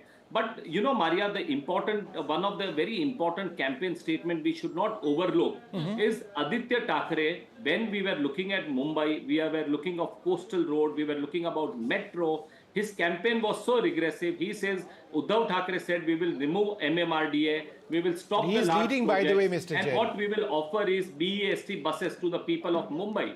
Now, this is the city where, the former Prime Minister Manmohan Singh had promised that he will make it like a Shanghai and all. Okay. And what is the vision they were offering was the vision of offering BEST buses to the people of Mumbai. Okay, Mr. Jain, half a second. It does need to be said that when I looked last time around, Aditya Thackeray was actually leading over Milindura, but there is, some reactions now coming in from the Maha Vikas Aghadi. The Shiv Sena's UBT leader Sanjay Raut says, and I quote, they've done some gadbad, they've stolen some of our seats. This cannot be the public's decision. Okay. Even the public does not agree with these results. Once the results are out, we will talk more. Okay. So a sense of denial now creeping into the MVA. Well, Vishnu, I think people should give less importance to what Sanjay Raut was saying. I think for 5 years he was entertaining all the people, all the journalists is concerned. And one more point I would like to make. Like Sanjay Raut, there was a section of journalists in Maharashtra also who amongst them was saying about the MBA is leading, the narrative of MBA and all. It is, I think this verdict is also somewhere, they will also have to introspect. You know, they used to use the words like Purogami and all. And they did not realize Maharashtra has moved ahead. Maharashtra is aspirational. Maharashtra doesn't want to get into the caste conflict. Maharashtra wants development and Maharashtra wants to compete at a high. You have Mumbai, you have a Maharashtra, which is a very important state.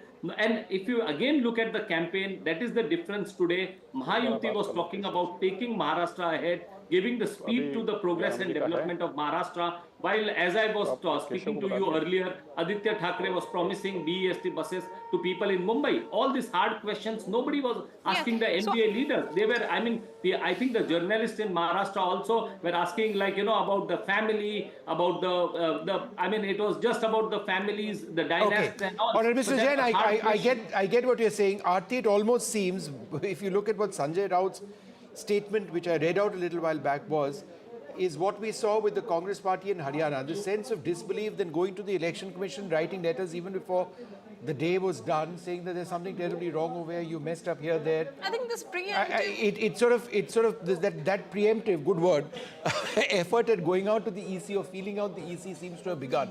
that stealing of the mandate, I think that's overdone now. The gadbad, they have done some gadbad. That gadbad thing is, that should apply also in Jharkhand. It was a narrow victory. Right. I think, maybe, that argument may still have had some, some sense. But in this kind of a victory, it is a sweeping victory. They're heading towards a 2/3 mandate. Never seen before in Maharashtra. Mr. Jain, how many rounds according to your data? How many rounds according to your data has been counted in Maharashtra? Do you have an update, Mr. Jain, in front of you? How many rounds has been counted in Maharashtra? Well, Maharashtra, you have like 5 to 7 rounds that are counted, and most of the places, I will give you one more data which I have in front of me.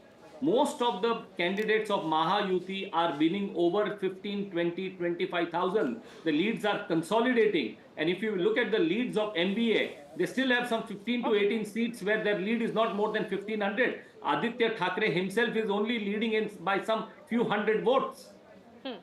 Okay. Okay, so that's fascinating. Okay, but 7 to 8 rounds. Look at the bypolls at all, because those there's a elections, very right. interesting one happening in Karnataka.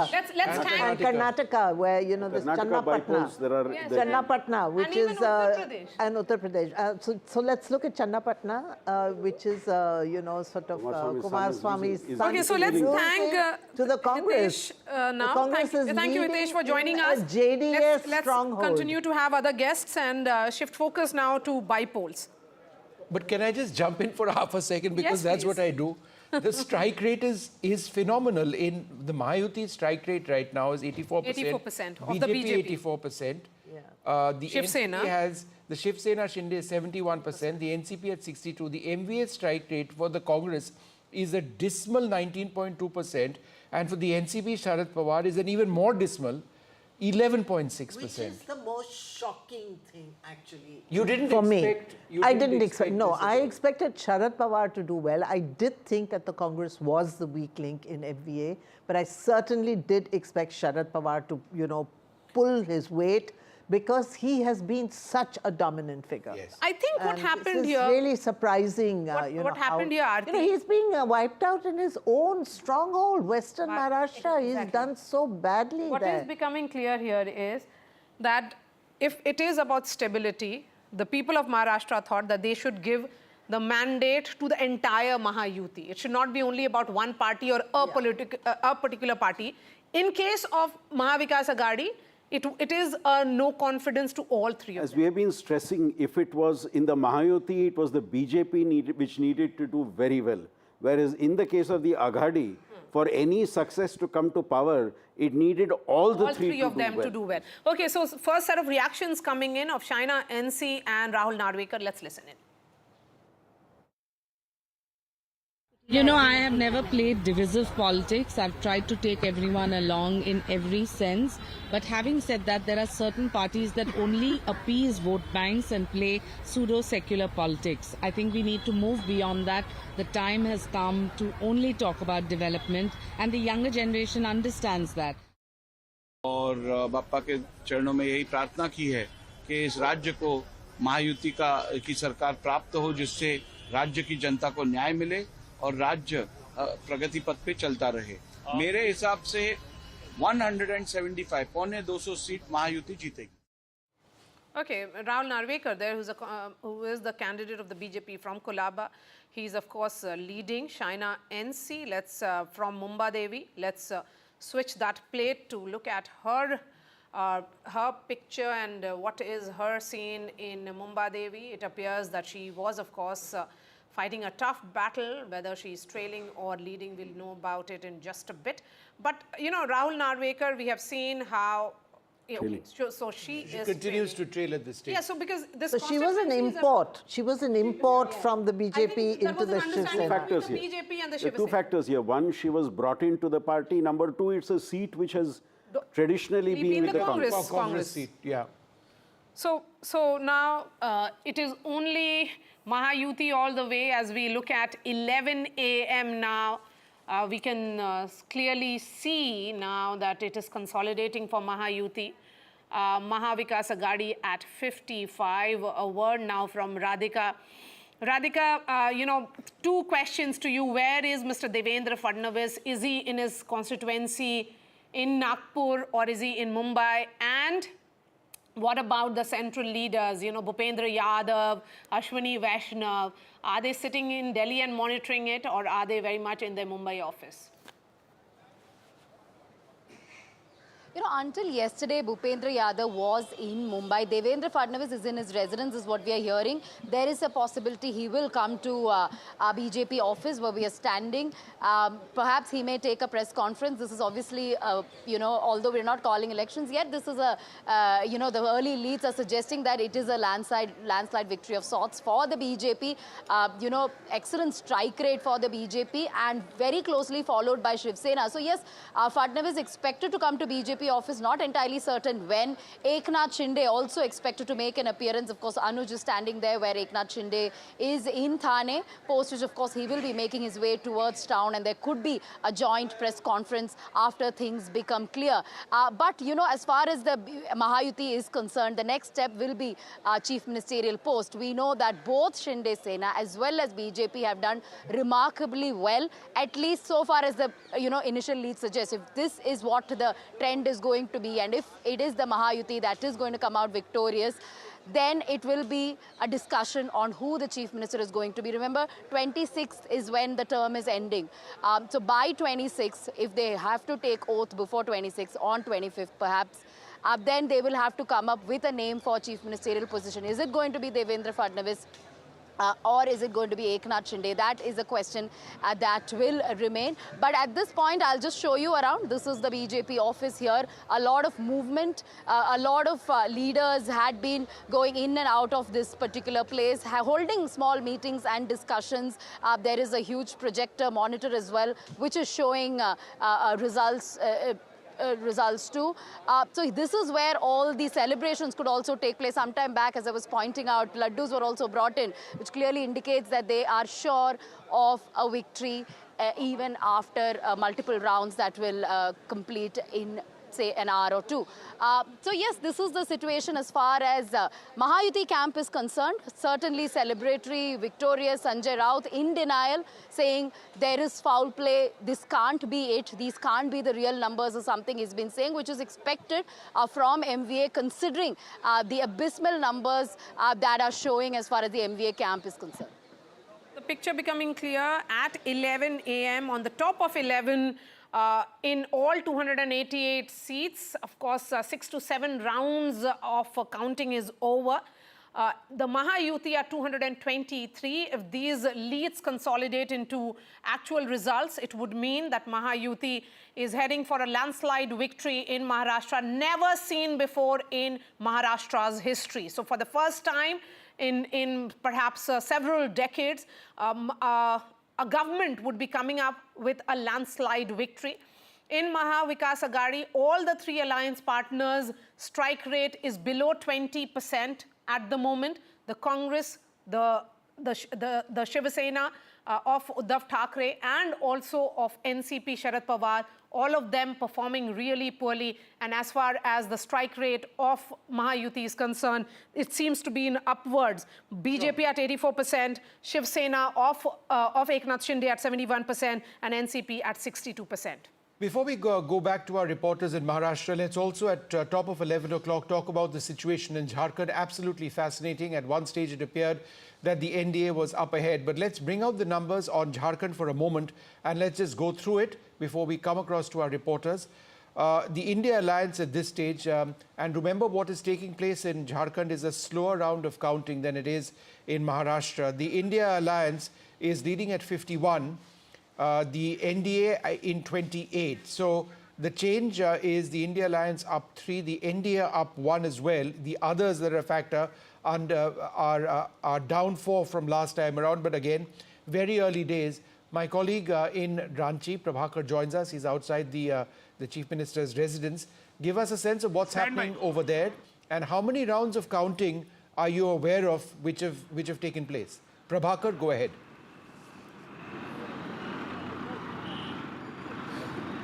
Yeah, the last update with us was of 4 rounds of counting, but the numbers are cementing now. And it's going India block way. We all know that the India Alliance is going India Alliance way. But we are parked right now at the Chief Minister's house. Here, the celebration has not started. Even at the JMM office, they are holding their horses. They are probably waiting. They'll wait for some more time actually for numbers to settle down, and then you'll see the laddus and the crackers being distributed here and crackers being bursted here. But as of now, it's a mega comeback. It has never happened in Jharkhand, and it seems that the way over there, we'll try and get that back in a moment. But just in terms of the overall situation in Jharkhand, it is fascinating because the JMM has done well. The BJP, in terms of the lead situation, is where it was in 2019. The Congress is down 4. That was somewhat expected in Jharkhand. They were always riding on the back of the JMM in a sense. But it does believe that the overall situation is one which favors the India alliance quite clearly. Do we have Prabhakar back with us at this stage? We'll try and fix that audio with him. But let's go back to Maharashtra, where it's the opposite scenario with many more rounds counted. 288 of 288 seats, the counting has begun. At least I would suggest 8 rounds would have been done by now. The NDA ahead, many would suggest that this will start firming up sooner than later. No, I think we should go to the man of the moment, which is Eknath Shinde. What is happening at his Thane residence? Anuj, give us a sense. Have the supporters of Eknath Shinde started arriving, or is he very much locked inside his house, away from all the limelight? As of now, he is pretty much, locked up in his house, but he's expected to come out anytime soon. And as you said, that close to 8 to 10 rounds, have been counted all across the state on all the 288 seats. And one direction that all of these early trends are showing, I am saying early because time-wise this still is early, but the gap between the NDA and the India alliance, that is the Maha Vikas Aghadi here in Maharashtra, is increasing. And I'm outside Thane residence of Eknath Shinde, and as you can see, the activity around this place has increased. The number of supporters coming here has increased, and one can expect Chief Minister to walk out of his residence any point of time. We've been interacting with a lot of Shinde Sena leaders since last few days, and they are very sure of the fact that it is not just the Mahayuti which will be coming back to power, but it is also Eknath Shinde who will be, laying his stake, claiming his stake very strongly for becoming the Chief Minister of the state. It is under his leadership that they believe, schemes like Maji Ladki Bahin have been popularized across the state. Mind you, it is not just Maji Ladki Bahin Yojana, but it is Mukhyamantri Maji Ladki Bahin Yojana, which means that the name of the Chief Minister has been going around with that scheme all across. Besides that, Eknath Shinde has gained a very good reputation all across the state amongst different categories. He comes from the Maratha community, which is why he's seen as a safer bet by even the BJP RSS cadre when it comes to the growing anticipation and the protest of the Maratha reservation protest. He comes from a farming background as well, and he's got a very good hold over the farming community in the western Maharashtra.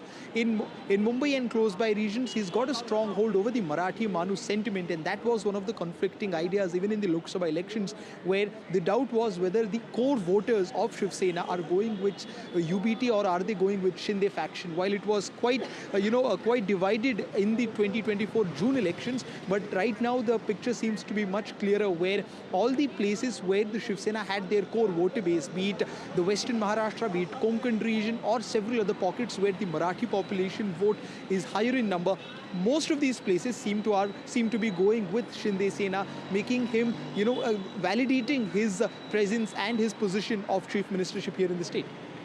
Okay, so Chief Minister, Mr. Eknath Shinde, who will be credited for this victory to a great extent. He was seen as the person who was among the people, a Maratha leader who neutralized the Maratha agitation, ensured that Jarange Patil, who was against Devendra Fadnavis, his deputy, continued to back the chief minister, who was a Maratha chief minister. So Eknath Shinde, the man of the moment, we are yet to hear from him. Perhaps he is also getting some feedback from his team, because I've been in touch with his team. They are suggesting that this number is only likely to consolidate. But the larger picture here is becoming clear. This is a landslide victory for Mahayuti. And if these numbers consolidate, it would only mean that for the moment it is Eknath Shinde, but will the BJP, which is of course at 84% strike rate, up in digit numbers on its own, will it its cadres be okay with a non-BJP chief minister? So we'll try and get that answer from the panelists who are joining us on the top of this hour. But Vishnu, what a fascinating battle. I'm told... I suspect that Eknath Shinde's place is pretty quiet at this juncture, primarily because they're thinking about that CM issue. Because with leads in a situation like this, more than 8 rounds of counting, if there is going to be a flip starting at 11 a.m. in the morning, it seems very difficult whichever way you look at it. Nija Chaudhary joins us as well at this stage. Nija, we look at both Maharashtra and Jharkhand in a bit. But at this stage, with at least 8 rounds done, I think it's safe to say that, and this gap, that it appears that the NDA is headed to coming back to power, that also with a landslide. Yeah, I think given the gap that there is, it's a given. What is of interest is not that the Mahayuti is going to come back to power. What is interesting is who is going to be the chief minister now, given the convincing numbers that the BJP has. And remember, Maharashtra being, as we've often said, financial hub, corporate world is there, MNCs are there are development plans. Would the BJP now like its own chief minister? You know, Amit Shah had said this to Eknath Shinde at the beginning of the campaign, that we have made sacrifices for you, now we hope you will make the sacrifices.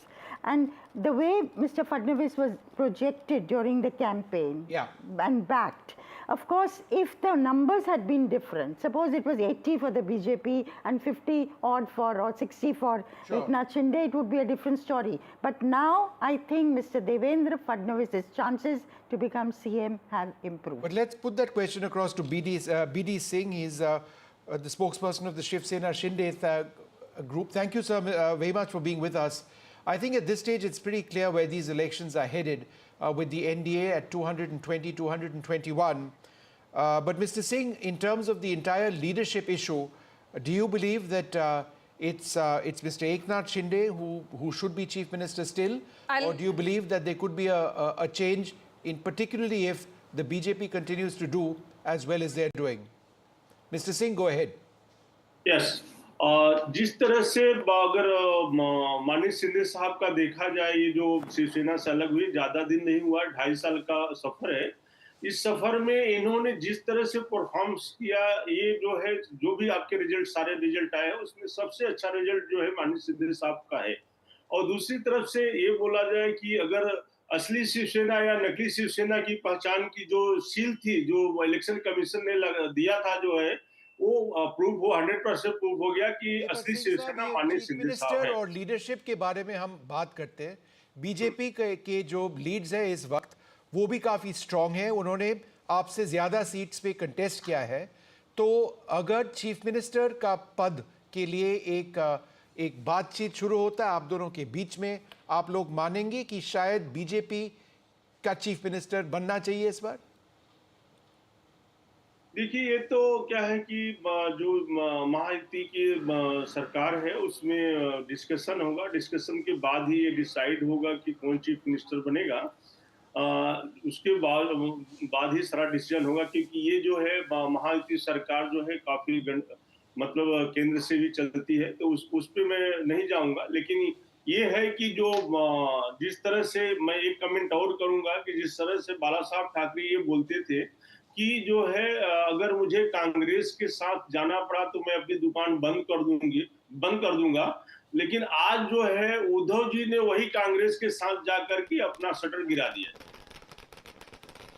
Ji, all right, Nija, shall we flip this now, take a look at Jharkhand? Or I think we should concentrate more on Maharashtra, because Nija, I've just been told that Maharashtra has largely seen fractured mandate, and not this scale of victory ever in the state. Perhaps it was last in 1967-72. I mean, this kind of victory for an incumbent of 2.5 years, and an incumbent which only 5 months ago faced a massive setback in the Lok Sabha. They did course correction, and then they have come back, and how? Look, I have only one simple, I keep saying this, it's one factor responsible for this, and that is women. Ladki Behan. In Ladki both the states. Behan and money. Mahya Samman and Ladki Behan. Yeah, in both places, women have emerged as a major factor in the electoral process of the country, as a constituency, that the way we not regarded them. And remember, money in the hands of women is different from money in the hands of men. That money has actually come in the case of... Money has come for 5 months in the Five hands. installments of 1,500 rupees. And Vishnu, I keep... 2.3 crore women. That's It's done and right. dusted. Absolutely. And I've said this several times. I did not meet a single woman who said, I have not got money. No. It was random. So implementation has been fantastic. So as it was in implementation Madhya has Pradesh been fantastic, earlier on. and this the people in the Mantralaya tell you. The Sure. officialdom tells you how hard they've had to work. Nija, let me ask you this. You know, I mean, it may be the women's factor which actually decides which way the election has gone, but there is a battle of identity which will be decided. Yes. Who's the real Shiv Sena? I have suggested that it's an existential question for both the Sena and the NCP.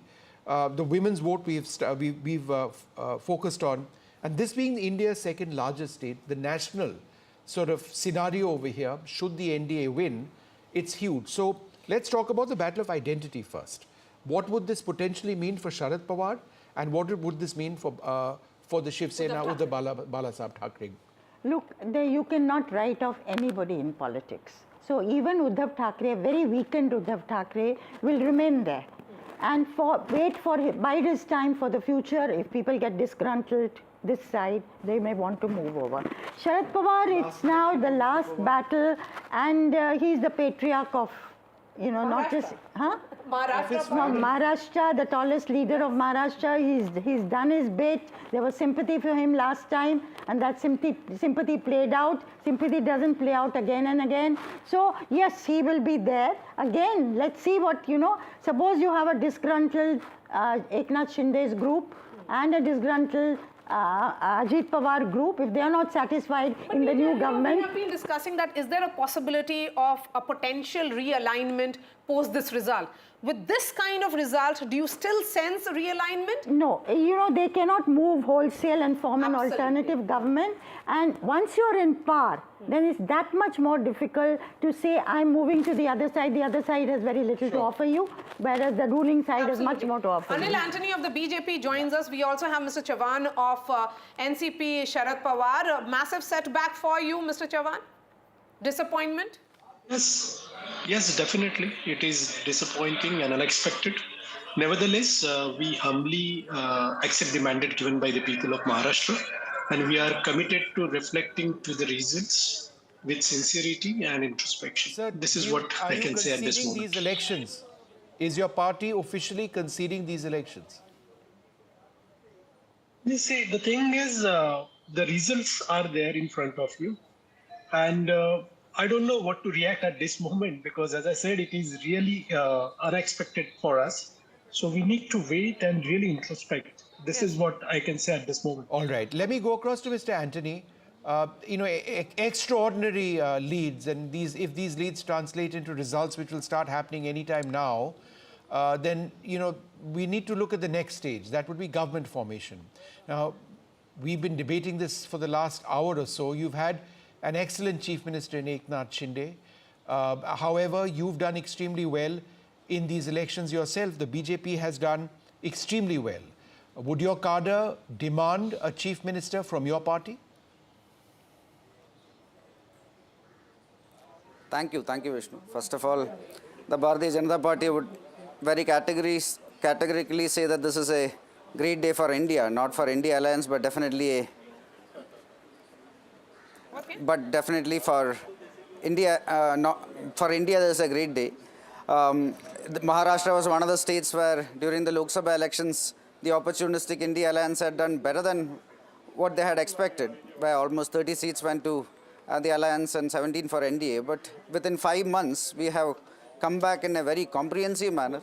There's a win for our people's desire for a double-engine government and people's faith in our Prime Minister. Now, talking about the government formation, first of all, again, let us not forget the fact that we went as a formidable alliance. We had 3 major players, and even though we have 3 major factors, and irrespective of the numbers, we went together as an alliance, and the people showed full faith in the alliance. It was a victory for the state units and also the desire of the people to have a double-engine government in Maharashtra also. So after the election results, the leaders of all the three parties will speak to each other. They will be, our central leadership will also be speaking to the our two alliance partners. And finally, one thing we can assure is that we will have a government, a very stable 5-year government that will be ensuring that the welfare of the people of Maharashtra and the development of I the know state you will be kept in looking at priority, Maharashtra and because that a is 5-year the big government, prize. a stable government will be there. But what about Jharkhand? You know, it seems that the tribals who did not vote for you during the Lok Sabha polls have again not gone with you in these elections. Although it turned to be a different picture completely in Maharashtra. But in Jharkhand, you'll have to work a little more on the tribal voters, that constituency which is still not convinced with your policies and ideas.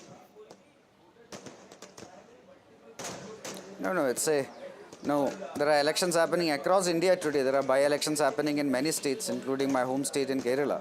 And Maharashtra is definitely a comprehensive result. Jharkhand, yes, at this moment we are slightly behind, but let's say it's a difference of 8-9 seats can change a lot, and 6-7 rounds of counting is left. So let us not come to conclusions there. Giving you, I shouldn't be giving you hope at the moment because Jharkhand looks like that it's 49 for India bloc, that is JMM. And so they're ahead of the simple majority mark if these leads. But Anil, I'm just trying to understand over here. Simple majority, they are ahead.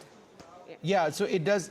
So if we take a look at what's taking place in Maharashtra now, would you suggest there was any one deciding factor which has resulted in your being in such a decisive lead? Was it the factor of women and schemes? Because Maharashtra is fascinating, from agrarian distress to the women's vote to the demands of an increasingly young Mumbai, to caste identity, to Marathi pride, right? It's a hugely diverse state. What won it, or what is potentially winning it for you? So it's a combination of many factors. It is an outright rejection of the divisive politics that was put forward to the people of India by the India Alliance. It is a thumbs up, a huge thumbs up for our Prime Minister and his vision for Vikasit Bharat. It is also a very good sign of a desire by the people of Maharashtra to have a double-engine government. And then, like you rightly mentioned, a lot of schemes. We have done a lot of development in Maharashtra. The opposition was trying to create narrations, non-existent narrations, including projects, Maharashtra not getting enough projects, etc. But all this was rejected by the people. Okay. Everything that the opposition perhaps projected got rejected in Maharashtra? Mahima, go ahead. Jai Hind. Jai Hind. I would say it is not that. Jai Hind, am I audible? Yes. Mahima, go ahead, we can hear you. Yeah, so thank you for having me on your show. Yeah. So Maharashtra and Jharkhand both, in fact, were eager for a change. But what happened in Maharashtra, now the trends are becoming clearer, is certainly, going to be a victory of the rhetoric, the high decibel rhetorical campaign run by the BJP. While in Jharkhand, it is the people's issues, the fight for the people's issues that the Congress and our allies had put up is right at the center of the victory that is imminent for us. But Maharashtra, I would certainly say that, it's quite a misfortune of kinds for a democracy like ours. Because it was a government that was formed by backstabbing. It was a government of intrusion formed by the BJP, betraying people's trust, breaching people's mandate. There was a major trust deficit. In spite of that, if this is happening, it is extremely unacceptable, absolutely unacceptable. And which is what our alliance partners, spokespersons are also speaking about. You must have heard Mr. Sanjay Raut talk about it. And of course, what's happening on the ground, the kind of poaching that has already happened, the kind of factionalism that has happened. A BJP who was accusing Nawab Malik of, linking with Dawood Ibrahim, having links with Dawood Ibrahim, fielding him as their candidate, accusing Ajit Pawar, Mr. Modi accusing Ajit Pawar of 70,000 crores of corruption and then fielding their party. And this kind of mandate is not only unacceptable, Maria and Vishnu, I would say it is also indigestible. We can digest it, but whether the people of Maharashtra will digest it is a larger question. At the end of the day, Be it in it is Haryana about or in other people's states, rights, it is about people's voice. Yes, I think this was the larger sentiment in Maharashtra. This is reflecting on the vote in Maharashtra right now if these seats actually consolidate. People had moved away from anger of 6 months ago. They had moved away from that sympathy of 6 months ago. Maharashtra today is sending that message that they vote differently in the Lok Sabha and Assembly, yes, but it's also a pro-incumbent mandate. Maria. Let's accept it and go ahead. That's the beauty of Indian democracy. Yes, we have been focusing on the women voter. Legacy debate, yes. But let's not shift the spotlight from Eknath Shinde. Ma'am, here is someone who has managed to do what somebody from the Thackeray family could not. There was a rebel in Raj Thackeray when he created MNS. He has done what Raj Thackeray could not. You're absolutely right. It shows how India has moved on. Yes. And India that appreciates somebody who comes from humble beginning is the Modi phenomenon. Yeah. And claws his way up and uses Sam Dam Dandabhed, has fire in his belly, will to power. Yeah. People somewhere respect that. And therefore, you compare it to entitlement, you got it, through the family Nija, name. if I can jump in, what I find the most amazing part of Eknath Shinde's journey is when the Shiv Sena split, there was the entire hotel drama taking place. He broke the party. Nobody thought it would work. People thought that this is just going to be utterly disastrous and all these Shiv Seniks are going to come back to the main group, as it were. He took them to Goa first. From Goa, he went to Assam, came back to Goa, put them on a bus, came back. He became chief minister and might well be chief minister once again. It is an incredible performance. Where does this leave the original Shiv Sena? You're right. I mean, it will be very difficult now, if they are in power, for them to even think of splitting. Yeah. Much more difficult to move back to somebody who's not got power. It could be the other way around. I mean, it could be the other way around. Also with the NCP, let's see. Even though there's Sharad Pawar this side, and he's known to pull things out of the hat at various moments, but still, would people go to a group that is in power with all the loaves and fishes that's going to offer and perks that it's going to offer to them? So, and with, of course, Ajit Pawar was leading, and one expects him to win in Baramati, actually.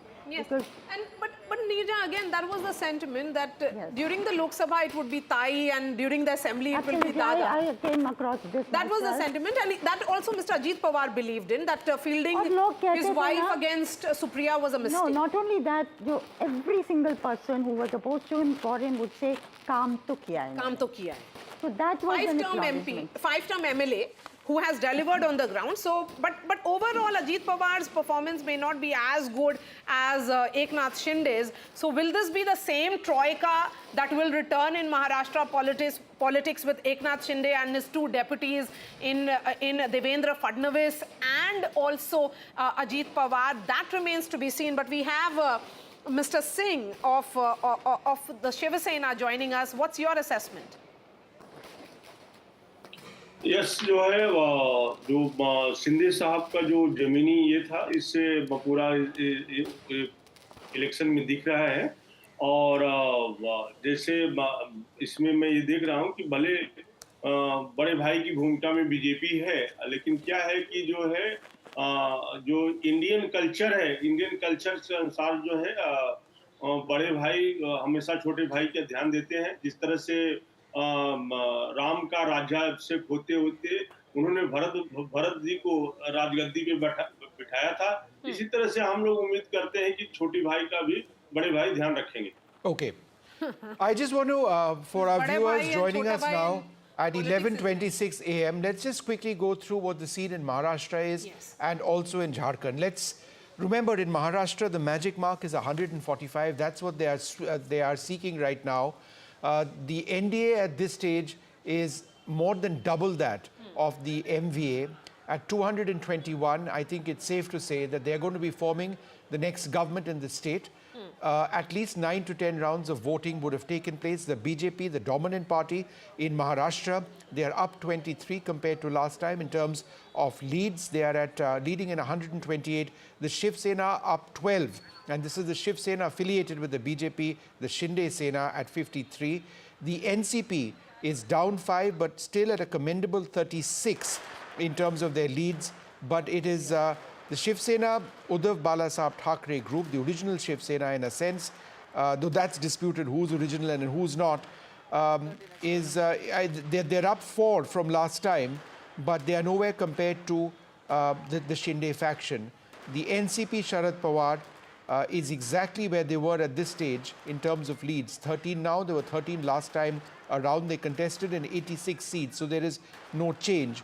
But it's Ajit Pawar and his NCP, which seems to, really be holding the cards. Now, that's what the overall situation is. Let's turn our attention now to Jharkhand. And in Jharkhand, there have been fewer rounds of counting. The counting started, as we understand it, a little bit later in Jharkhand. But after the very initial trends suggesting that the NDA was coming up, it now appears to be the absolute opposite, with the India Alliance leading now in 48. Both India and the NDA contesting in 81, the NDA at 31, the India Alliance, that's the JMM Alliance, leading in 48. So what does it do to the momentum which was built by the India bloc? Yeah. Immediately after the Lok Sabha is the big question. Correct. So will that momentum then, or the Lok Sabha results, be seen as an aberration, Mahima? Mahima? Sorry, who do we have joining us at this stage? Mahima, let's quickly get a word from Mahima. Mahima? Could you repeat the question, Maria? Will the momentum which was seen after the Lok Sabha polls in favor of India, when BJP was down to 240, below the majority mark, be seen as an aberration, that result as an aberration, because you have one victory after another and decisive victories, Haryana, Maharashtra?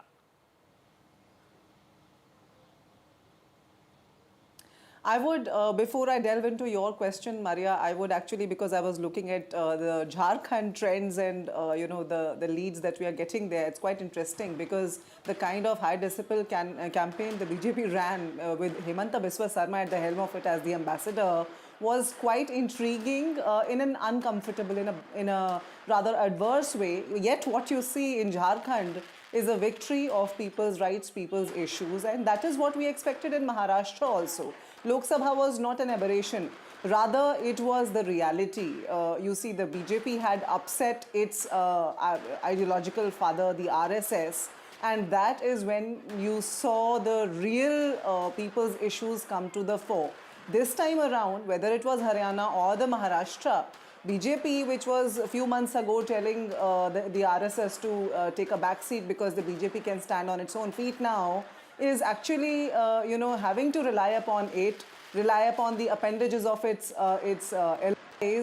allies that it has broken apart, it has excoriated to the extent of, extinction of the real ideology. So the BJP, that is basically the khichdi of BJP, which is being cooked today, which apparently is gaining these leads today, is setting in a major identity crisis in our society in the forthcoming years, Maria, and that's worrisome.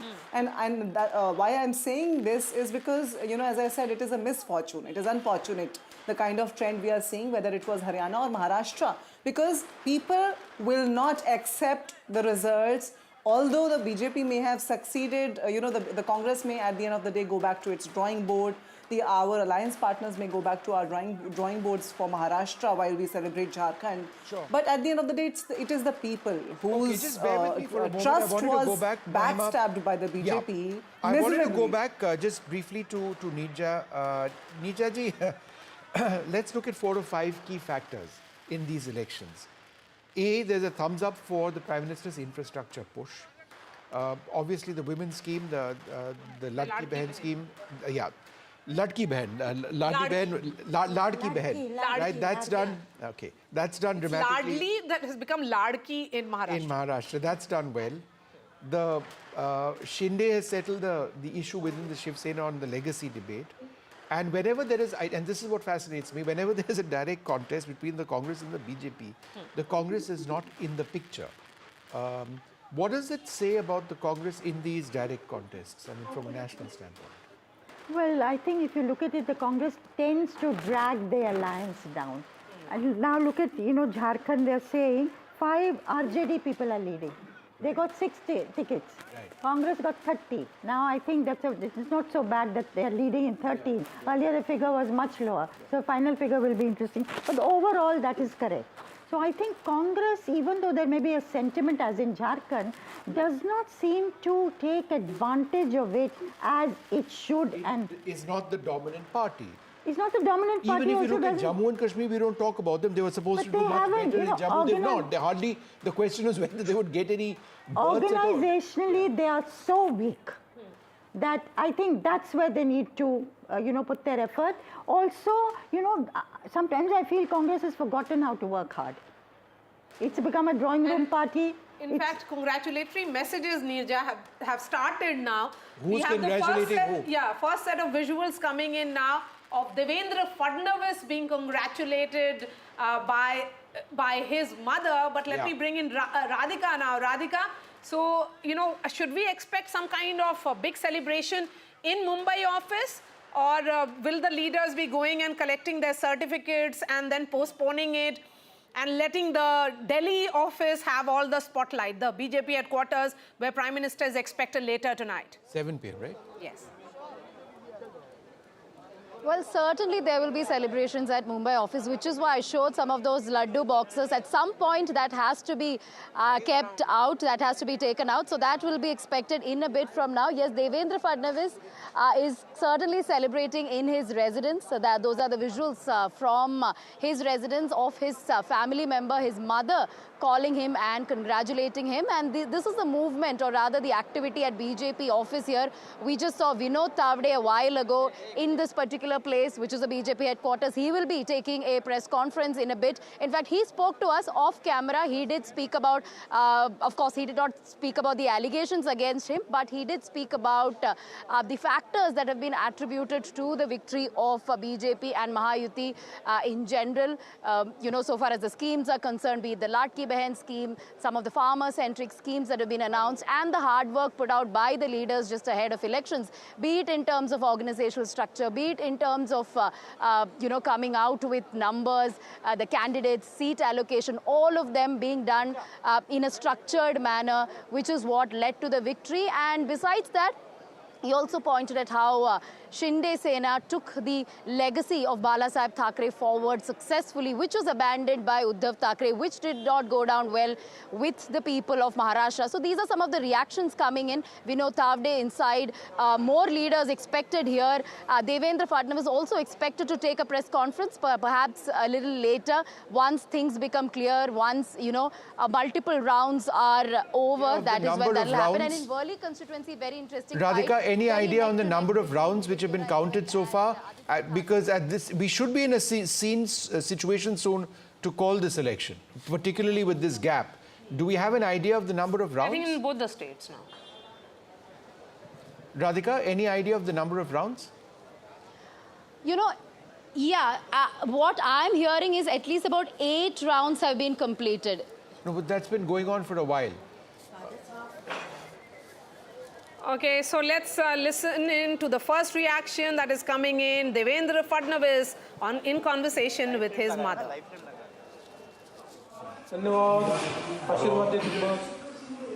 Hello.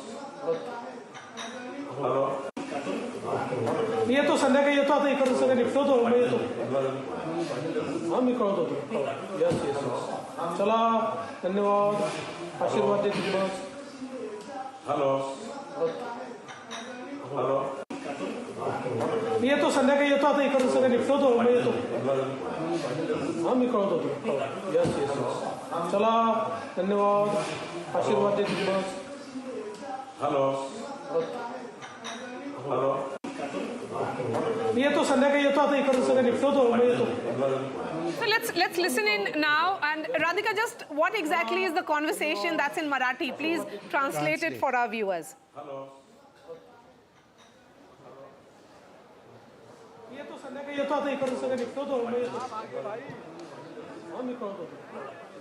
All right, so Devendra Fadnavis gets a congratulatory message from his mother. There is another picture that is coming in now of Mr. Bawankule, who is the state president of the BJP, with Devendra Fadnavis. I'll ask the producer to put that photograph also on the television screen. So the celebrations indoors clearly right now has begun. But let's not forget that the BJP's strike rate is the highest in this election.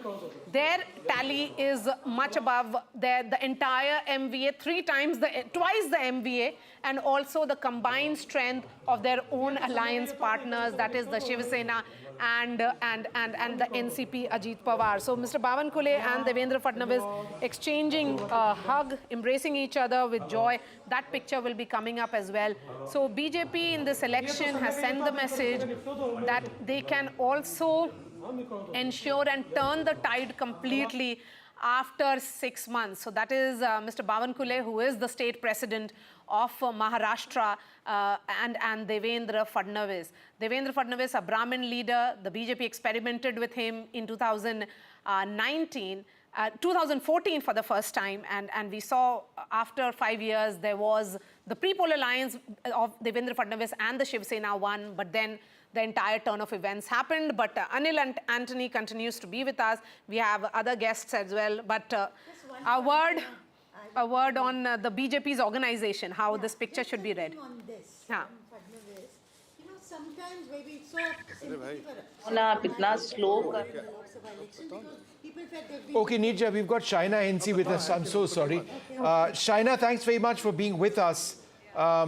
You know, I mean, we've been seeing your own Leeds situation go up and down. Where do things presently stand for you, Shaina? So honest to God, Vishnu and Maria know that mine is the toughest constituency in all of Maharashtra. It's hardcore, 140,000 Muslim, 1 lakh Hindu, and we have worked tirelessly to try and make a developmental agenda reach out to the people, because for 15 years you saw no development at all in Mumbai. No cluster redevelopment, no schools, no colleges, even water, electricity issues, sewage, parking, the works. I mean, it's really the most congested constituency. So having said that, I have worked tirelessly this 1 month, and I hope that the people accept me as their future MLA. But I don't want to go into any overconfidence. As Maria says, manifest, manifest. So I will manifest till the end. But having said that, I think the work done by the Mahayuti has really impacted lives. If you look at the Chief Minister's Ladki Behna Yojana, where 2.5 crore women have got 7,500 rupees directly into their bank accounts, this is incredible, as has been with the Ladki Behna Yojana, even in Mumbai Devi, where 40,000 women have got money in their bank accounts, and of which 15,000 are Muslim ladies. So obviously, this kind of work percolates down to the poorest of poor, and that makes it part of stunning Mahayuti sweep, because But historic Shaina, let me mandate. ask you this. You know, your own personal journey has been quite interesting. You've been for years and years with the BJP. You've been a spokesperson of the BJP. You've grown within the BJP ranks. Now, of course, I have to remind myself that you aren't in the BJP or in the Shiv Sena, and despite the color of the sari that you're wearing. So what I must ask you, therefore, is, I mean, your own political journey. Do you, in a sense, regret the fact that you aren't still in the BJP, or was this a natural progression for you? Or maybe an understanding for you to be fielded on a different ticket, because you realize that Shiv Sena was better placed than BJP in that constituency?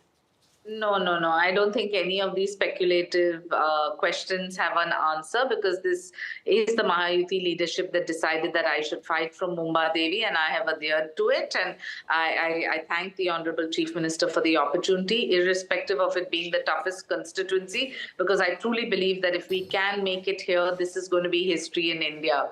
15 years you have had a Congress MLA who has done absolutely nothing for the constituents, and that is apparent, because if you go to the constituents constituency, you see how backward it is. And I don't say this with pride, I say this with shame, because we as an inclusive society should make sure that every constituency gets the basic infrastructure. Sure. So I think the decision of the Mahayuti to field me is something that the leadership has decided, but it's like going from one house to another.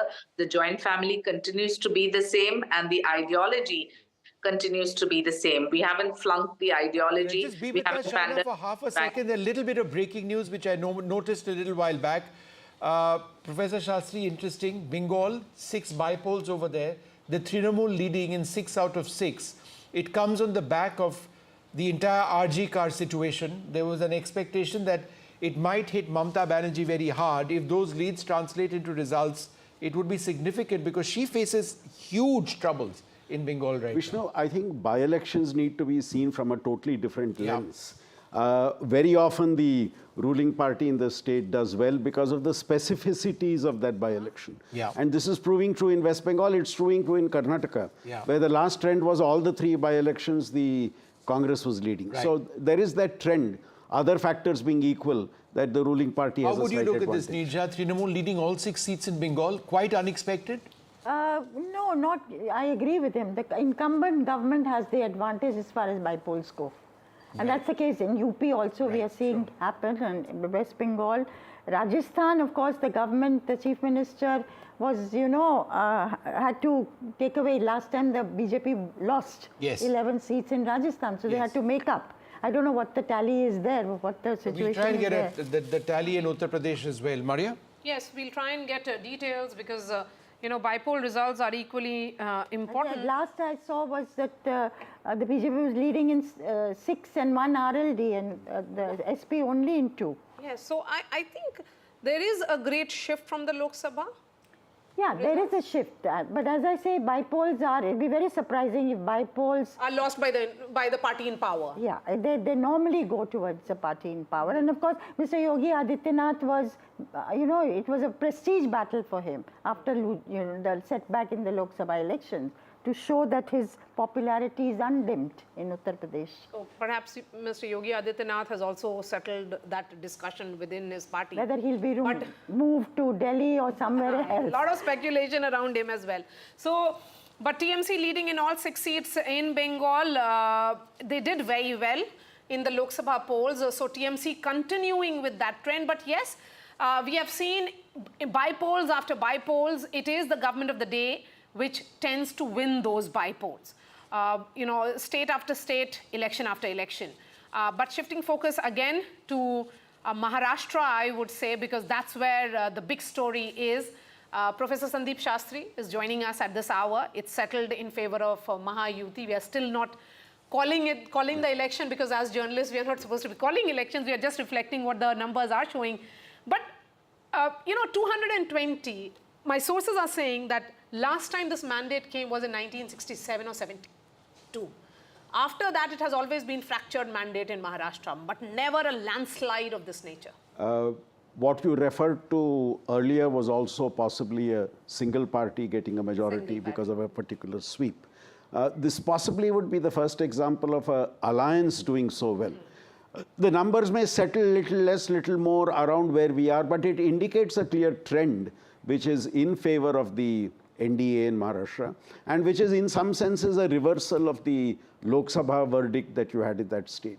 And as we have been discussing on this channel for quite some time, assembly verdicts are different from Lok Sabha verdicts, and here I think the performance of the state government clearly has played an important role. The caste coalition they were able to create has been successful for them. And thirdly, I think working as an effective alliance has been important for the NDA here. As we have been saying, the BJP was the main partner in the alliance, whereas in the opposition, all the 3 were contesting more or less equal number of seats, and nobody was really seriously driving the coalition as the BJP was driving the coalition in the case of the Mahayuti. Zafar Islam of the BJP is joining us. Zafar Islam, of course, as someone who is from Maharashtra, from Mumbai, do these numbers come as a surprise? I'm sure you will say no, but you know the internal functioning of the BJP. You work very closely with Home Minister Amit Shah.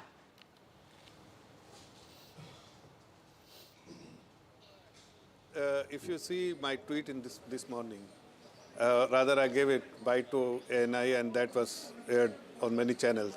At 8 o'clock in the morning, I said century for BJP, half century for Shiv Sena, quarter century for Ajit Pawarji's party, and put together double century for Mahayuti. And this is something which is coming true. And it is primarily because of the Modi magic which actually works. All these other strategy they have, the MVA, has actually not worked because they are not connected with the people. Because I worked for 2 months in Maharashtra, as you know, that we exactly know that which party was connected with the people. Even though if you can see that even in Uttar Pradesh, Samajwadi at least has some connect with the people. That's why they are at least leading in 2 seats. But as far as Congress and Uddhav Thackeray's party, Bata, they were absolutely away from the ground, and they were more on television and fighting with each other and criticizing each other. And Sanjay Raut in particular of Ubata actually made life difficult for all the political parties of MVA, because every morning it was his strategy to target our leadership, target Mahayuti leadership of no reason and rhymes, and that is something has gone really bad with the people of Maharashtra. They decided, they made up their mind that they will definitely bless Bharatiya Janata Party and Mahayuti, and this is something which is in front of you. And I give credit to the people of the state who has given us blessing, the Karyakarta of Bharatiya Janata Party and Mahayuti. And one more thing which is very important, our leadership has very clear instruction that we have to fight on all 288 seats without exception. So we were fighting not in 149 seats which was allocated to us, but we were fighting in all 288 seats. Yes. And that is why even other Mahayuti partners, they were also fighting in 288 seats. Zafar Bhai, can you hear me? We were able to transfer Zafar Bhai, Vishnu here, can you hear me? And the result is for everyone to see. Yes. Great. Zafar Bhai, how many rounds of polling is actually done? Do you have that data with you? It's almost 12 o'clock. No, see, in some constituency, yes, 9 rounds. Some, like for instance, Worli, half an hour ago I checked that only 4 rounds was done at the where Mahayuti candidate Milil Dera was trailing by merely 400 votes. So in some constituencies, the 9th round, 4th round, 5th round, but put together, I'm saying there is still many rounds left. In some constituency, even 27 rounds to be counted. So I think we need to wait for some time, but the trend is set. Trend is very much set now. It may be 2 seats here, 2 seats there, but the victory for Mahayuti is done and dusted. It's all settled. Yeah, so it's a massive victory. I mean, 219, and you know, there is this analysis, which is an interesting analysis, that Sharad Pawar's party has 15 seats as of now, leading in those seats. This is Sharad Pawar's worst ever performance in his political career. He has a strike rate of just 11.6% in 2024. I mean, Sharad Pawar, the doyen of politics, someone who's known to be making multiple comebacks. But there's another piece of breaking news, Maria. Yes. That big breaking news is that the exit polls got it right. Can I give you one statistic? Yes. Can I give you Zafar, one go ahead, statistic, Zafar Bhai. Vishnu. See, so the strike rate, since Maria was talking about the strike rate, BJP has strike rate as per the current 84%. 86%. And Congress has 86%. Okay. Congress has 19%. Shiv Sena, Shinde Group, 71%. As against Shiv Sena, Ubata, 21%. And NCP, Ajit Pawarji is 62% as against 12%, 11.6% of NCP Sharad Pawar group.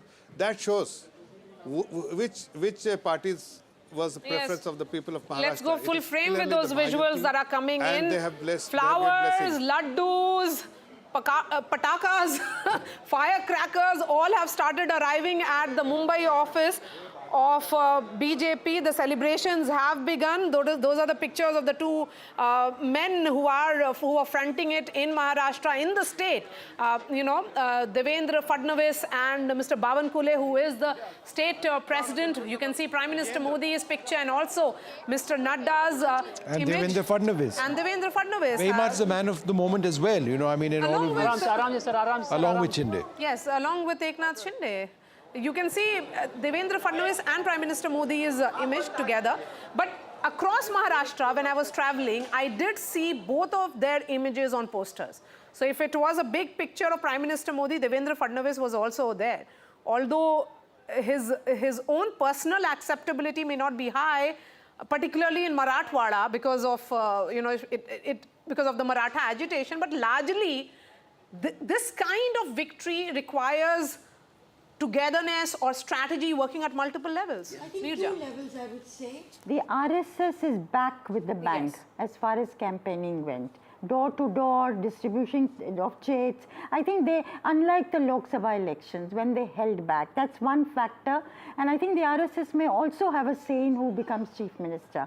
Number two, I wonder, was there an inherent sympathy for Devendra Fadnavis that manifested itself for this chief minister who was downgraded to deputy chief minister?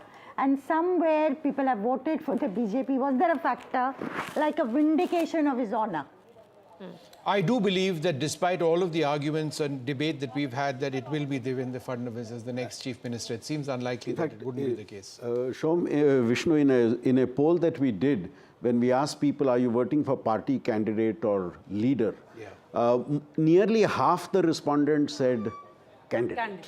It's the candidate who makes the difference, then the party, and then the leader. So I think Fadnavis has got the benefit of a party which was on the upswing and a right set of candidates being chosen, and the two factions supporting what the BJP wanted. I mean, the two parties in the alliance supporting what the BJP wanted, that worked to their advantage. Where I think there was a lot of division within the three partners in the opposition alliance, which is seen in the type of results that we are getting. I'm just saying that 6 months ago, it was a different story altogether. Absolutely. I mean, the same alliance was seen as cohesive. Maha Vikas Aghadi's differences the sorted narrative out. in our politics has changed completely, Absolutely. right? I mean, the BJP is on the upswing again. From Rahul Gandhi saying, I think the day after the Lok Sabha elections, that we have reason no longer to fear the Prime Minister. Then, campaigning hard and yet losing decisively in Haryana, doing very poorly as a party in Jammu. And now it appears that they've not done well over here as well. So in terms of the momentum which the Congress believed they had picked up, many would suggest that that may not be the case, though yes, there is a strong possibility that they may win Jharkhand. Also, the consolidation of the OBCs behind the BJP has been very, very strong. And possibly the consolidation of the Marathas behind the MVA has not been that strong. Yes, Marathas behind the chief minister, perhaps. Maratha chief minister. There is a split in the Maratha. See, the Maratha vote last time was consolidated with the Aghadi. But now with the projection of the Maratha chief minister and Shinde being very visible in their campaign, I think a segment of the Maratha vote, a big segment has shifted to the And perhaps alliance. the fact that he appeared to be more sincere by giving the 10% reservation which got passed by the Maharashtra Assembly. And nobody else has taken any other position. Nobody they has said taken in excess to 50%, we'll give 10%. They're not agreed, any of them, to making them, in the Kundi vote. Yes. All right, let's take a look at what the overall situation is, and let's have the strike rate numbers up as well. We are gradually getting to a scene where the trends are now going to fast become results, and it appears quite clearly that the NDA is winning Maharashtra. Devendra Fadnavis is likely to be the next chief minister. We would wait, of course, for a formal series of conversations between the alliance partners. Vishnu, you spoke too soon on Devendra Fadnavis becoming the chief minister. For the moment, it appears that the BJP could very well go with the same formula of having Are you hearing that? Are you hearing that? That clearly has been the indication as of now. All right, so we'll see where that goes. But for now, that's what the situation. No, they haven't said it, but the indication. I got an indicator that it could be Fadnavis. Maria, we'll go with her word. She covers this much closer than I do. But we're going to take a short break, and then when we're back, when Team NDTV is back, we'll be looking closely at Maharashtra and Jharkhand in many ways an equally fascinating election, but one that seems to be headed to the India alliance. We'll take a short break. There's more coming up.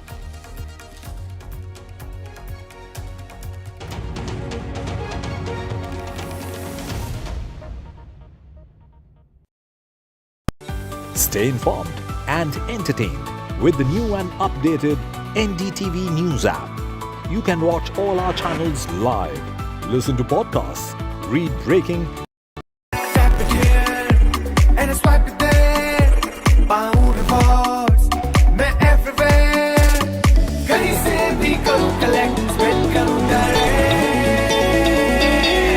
Download any single ID partner app, link your card and earn reward with top brand. Get it free with single ID. stay informed and entertained with the new and updated NDTV News app. You can watch all our channels live, listen to podcasts, read breaking and exclusive news from around the world and more. Download the NDTV app today and get access to the best journalism and storytelling on your smartphone or tablet. The NDTV app. News that matters to you. NDTV proudly upholds its legacy of trust and credibility. According to the prestigious Reuters Institute's Digital News Report 2024, NDTV is the top-most news platform in the country. Number one in both online and offline reach in India. Beating all its competition, NDTV stands for trust. Hello and welcome to India Sense, where I speak with global opinion makers. The United States has made a strategic decision over the last 20 years to move closer to India. A $7 trillion economy seems a perfectly conceivable number. If you want to be a national party, it's that you sort of accept the way the world is rather than want to endlessly hark back to how it was. Modi is promoting the digitization of the economy, which is accelerating growth in the country. It's a web of frauds, calls, luring emails, threatening messages. Cyber frauds have cast their net wide and everyone is at risk. We track the victims, their horror stories as they get conned online, extorted and robbed of their hard-earned money. How to identify a cyber fraud and how to stay cyber safe. What are your options? Fraud.con, NDTV initiative for cyber safety. Only on NDTV 24x7.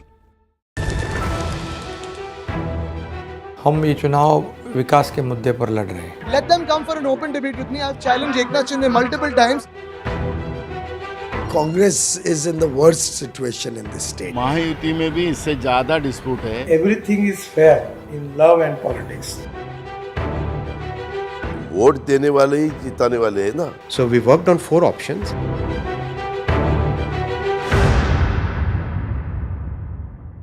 I've been reporting on all issues, big and small, from Andhra Pradesh, Telangana, rest of South India, bringing you all the action, all that you need to know, all that you want to know. The energy of Maximum City is infectious. I bring in that energy in our news coverage from financial capital, Mumbai.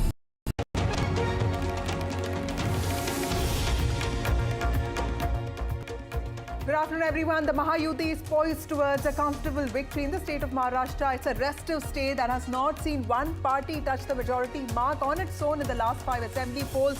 And in the last 5 years, it has seen 3 chief ministers, 4 deputy chief ministers, multiple wars for symbols and names. But leading in over 127 seats, the BJP also seems to have really put on its best performance. But how does that change the dynamics? What are the large implications of this win? All of that is going to be keenly watched.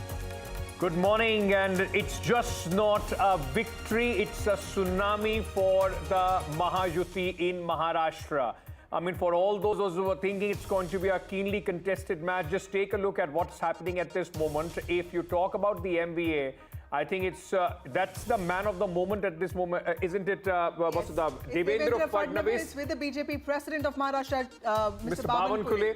and possibly poised to be the next chief minister, because with these numbers, there is no way that Devendra Fadnavis and, of course, the Bharatiya Janata Party would not be staking claim as a chief minister seat is concerned. 127, in a way, it's the choice of the BJP who they want to go ahead with, and the partners would have more or less no say. Though, I must say, it was just not the battle between the BJP and the Congress, it was also the battle between the Shiv Sena Uddhav Thackeray versus Shiv Sena Shinde, and of course NCP Ajit Pawar, Sharad Pawar. In all those battles, the Mahayuti has checkmated their opponents. And the other important state, Jharkhand, the India bloc has managed leads in 50 out of 81 seats. Of course, NDA, as per the leads we have now, is ahead in 30 That's the seats. solace. Yes. That's the solace for the India Alliance, because the route after Haryana and the route now in Maharashtra and the kind of numbers that we are seeing, it will be in fact a mayhem as far as the India Alliance is concerned for the Congress party, an embarrassment at this moment coming in there from Maharashtra. So we'll get you all the latest details, but let's quickly start with the headlines. Fadnavis, the ultimate comeback man in Maharashtra. Fadnavis stars in BJP's stunning show, specifically in the seats of Vidarbha. NDA set for a landslide victory in Maharashtra. Stunning feat by the BJP. Contested 149 at this moment, leading on 127. Some relief for the India bloc. Its source in Jharkhand widens its lead, defying anti-incumbency. Hemant Soren most likely to retain power.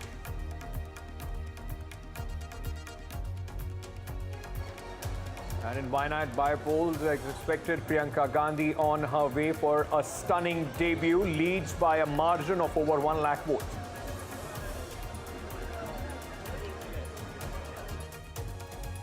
Results of bypolls that took place, 42 of them are also coming in. TMC and BJP maintain lead in West Bengal, UP respectively. In Punjab, Aam Aadmi Party leads in 3 seats, Congress in 1.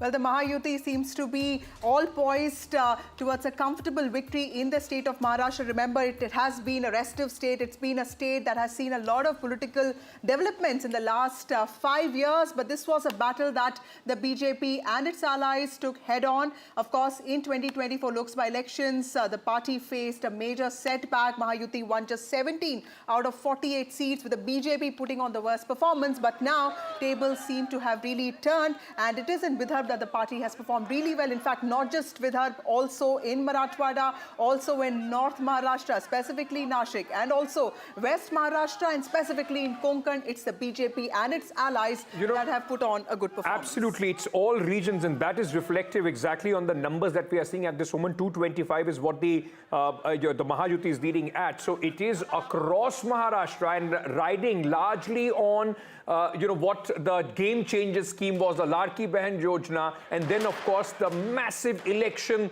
management of the Bharatiya Janata Party at its best being displayed as we talk about these numbers. From in just about 4 months from the Lok Sabha elections, the reversals and the way, in fact, in all the areas where the party was weak, whether it is now the reversal of the Dalit vote coming to them. Look at it, even by the context of the Dalits, the OBCs, even the Marathas, the Maratha agitation impact also not at this moment denting the party. So where it on the one hand, the MVA thought that after the elections result of the Lok Sabha, their victory was given. The BJP and their allies went back to the drawing board, completely different strategy, and riding on the back of the women vote of the Ladki Bahan Yojana have stunned with these results. And also, I think, Ankit, the most important takeaways would also be the fact that apart from the Ladki Bahan Yojana, the BJP also took a lot of corrective measures and took its allies along with it. And there was a lot of focus on the Maratha factor, which was in some ways reflected in Eknath Shinde's leadership. And like we were talking before the show began, Eknath Shinde also projected himself as this common man, somebody who understood, issues of common people, contrasting that with the image of Uddhav Thackeray, you know, a completely accessible person, somebody who threw the doors of Varsha open to common people. So completely, a lot of these, you know, it's a battle of perception in Maharashtra, and that is where the Mahayuti seems to have really pulled it off. Let's go across to our colleagues right now. It's more or less the results, the leads have settled, and this is how the result would look like, more or less, barring a few seats up and down. Radhika joins us from, this moment from BJP headquarters, where a lot of action, Radhika, behind you. Jitendra is also joining us. Let's very quickly first go to Radhika. Radhika, the BJP, ask the voters, their supporters there, their karyakartas. I'm sure they didn't expect to wake up to this result this morning, isn't it? It's an absolute tsunami. Absolutely. It is an absolute tsunami, a landslide victory of sorts. Of course, a lot of people did predict a Mahayuti win, but maybe not this kind of a win. Even pollsters, some of them did predict a Mahayuti win, but not perhaps a 220 odd seats. That was something that none of the pollsters predicted. Nobody really wanted to take a chance with that. Even Mahayuti didn't predict.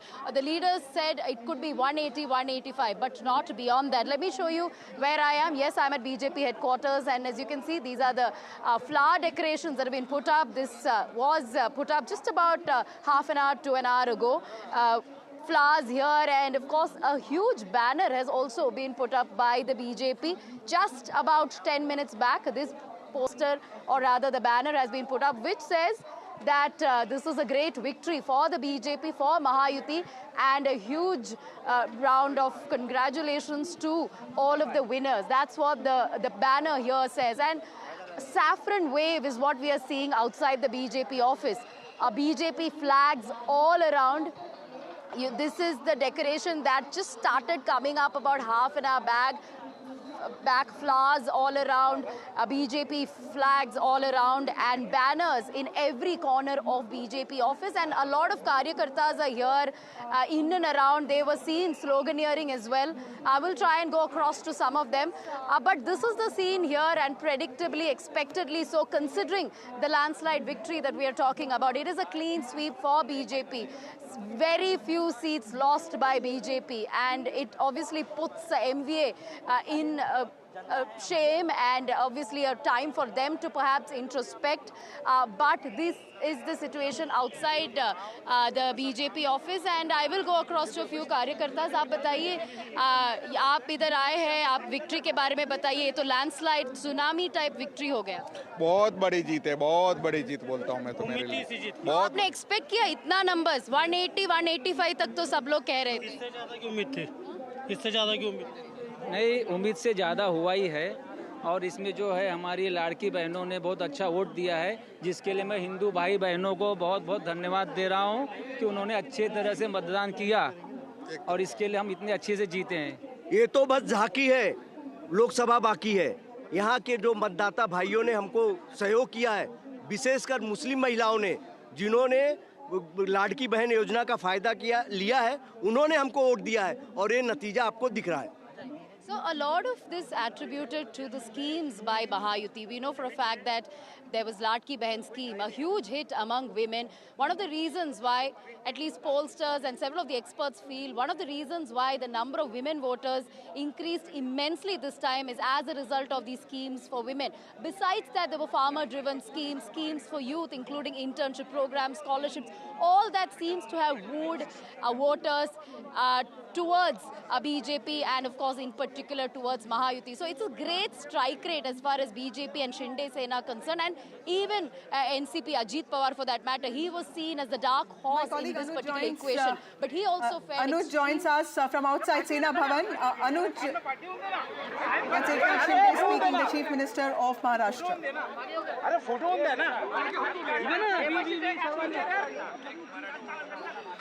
The Chief Minister is also leading from his constituency, Kopri Pashpakadi, and also a strong man there, Maratha strong person. But of course, the BJP doing well on its own this time. But also, you know, one of the big winners of the day, Eknath Shinde, who transformed the image. You know, if you would have asked somebody 2 years back, who is Eknath Shinde, many people in Maharashtra would not have been able, able to tell you who Eknath Shinde is today. He transformed the chief minister to the common man. His house is also open all the time, and that is something that Shiv Sainiks would have always wanted. He's speaking at this moment. Let's listen in. Oh, all right, he's speaking in Marathi. I don't think Vasudha and I are capable of translating that for our viewers. As soon as we get a translation, we'll put those, But Ankit, I think this ideological divergence that people talk about, with respect to Uddhav Thackeray not really aligning with the Hindutva ideology, betraying that, was something that Eknath Shinde managed to turn it around on him, because he was often called the Gaddar. But he said that, you were the one who really didn't stick by values that we were brought up with, and hence what I did was the right thing to do. I think for Uddhav Thackeray, we've been seeing, and that's the problem with the Mahayuti, Maha Vikas Aghadi. Right from the Lok Sabha election, whatever worked for them, they continued with that. Rahul Gandhi continued with his constitution plan. Uddhav Thackeray still continued to try and gain some sympathy, calling him Gaddar and Pachas Koka, so on and so forth. That trick worked once, did not work in this election. And of course, with the Ladki Behan Yojana riding on the popular women vote, I mean, there has been an increase as far as the women voters are concerned in Maharashtra. And Eknath Shinde, he was able to present himself as an absolute contrast to what Uddhav Thackeray was standing at. And if there was, if this election was in any way a referendum on who the real Sena is after the Lok Sabha, possibly the voters, especially the Marathi Manus, who the Uddhav Thackeray faction was banking heavily on, has answered that. Like, somebody in the BJP told me that Maharashtra does not need mass leaders. Like if you talk about Yashwant Rao Chavan or Shankar Rao Chavan or Mr. Nayak or... Okay, we have Anuj with us to translate what Mr. Shinde is speaking about.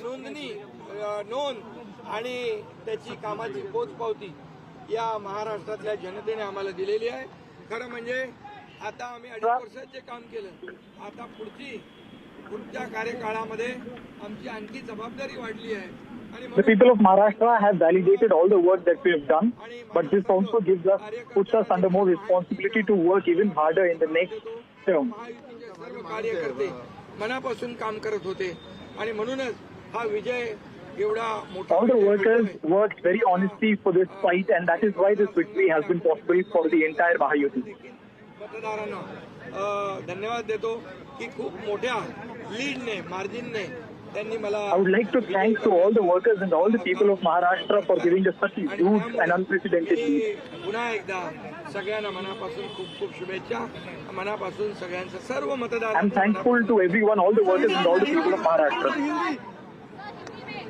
आज मैं महाराष्ट्र के तमाम मतदाताओं को बहुत बहुत धन्यवाद देता हूँ, उनका अभिनंदन करता हूँ, क्योंकि ये विक्ट्री जो है ये लैंडस्लाइड विक्ट्री है. ये मैंने कहा था कि महायुति को थम्पिंग मेजोरिटी मिलेगी और इसीलिए मैं तमाम मतदाता जो है, मेरी लाडली बहनाओं को मैं धन्यवाद देता हूँ, लाडले किसानों को मैं धन्यवाद देता हूँ और लाडले हमारे भाई हैं, लाडले सीनियर सिटीजन हैं, सभी वर्ग जो है, सभी वर्ग को मैं धन्यवाद देता हूँ कि उन्होंने ऐसी विजयश्री प्राप्त कर दी है कि न भूतो न भविष्य तो ऐसी विक्ट्री जो इस बार मिली है, जो 2-2.5 साल हमारी महायुति ने काम किया है. ये महायुति ने जो काम किया है उसके काम के ऊपर ये जनता ने शिक्कामोर्तब किया है, काम को तवज्जो दिया है, प्राथमिकता दी है और इसीलिए महायुति को इतनी बड़ी जीत हासिल हुई है. इसलिए मैं महायुति के पूरे महाराष्ट्र की जनता को तो धन्यवाद देता ही हूँ, उनका स्वागत करता हूँ, लेकिन महायुति के सभी कार्यकर्ताओं को भी धन्यवाद देता हूँ. उन्होंने जो काम किया है बहुत ही बढ़िया काम किया है और इस चुनाव में हमारे महायुति को जिताया है. इसलिए मैं बहुत बहुत उनका आभारी हूँ.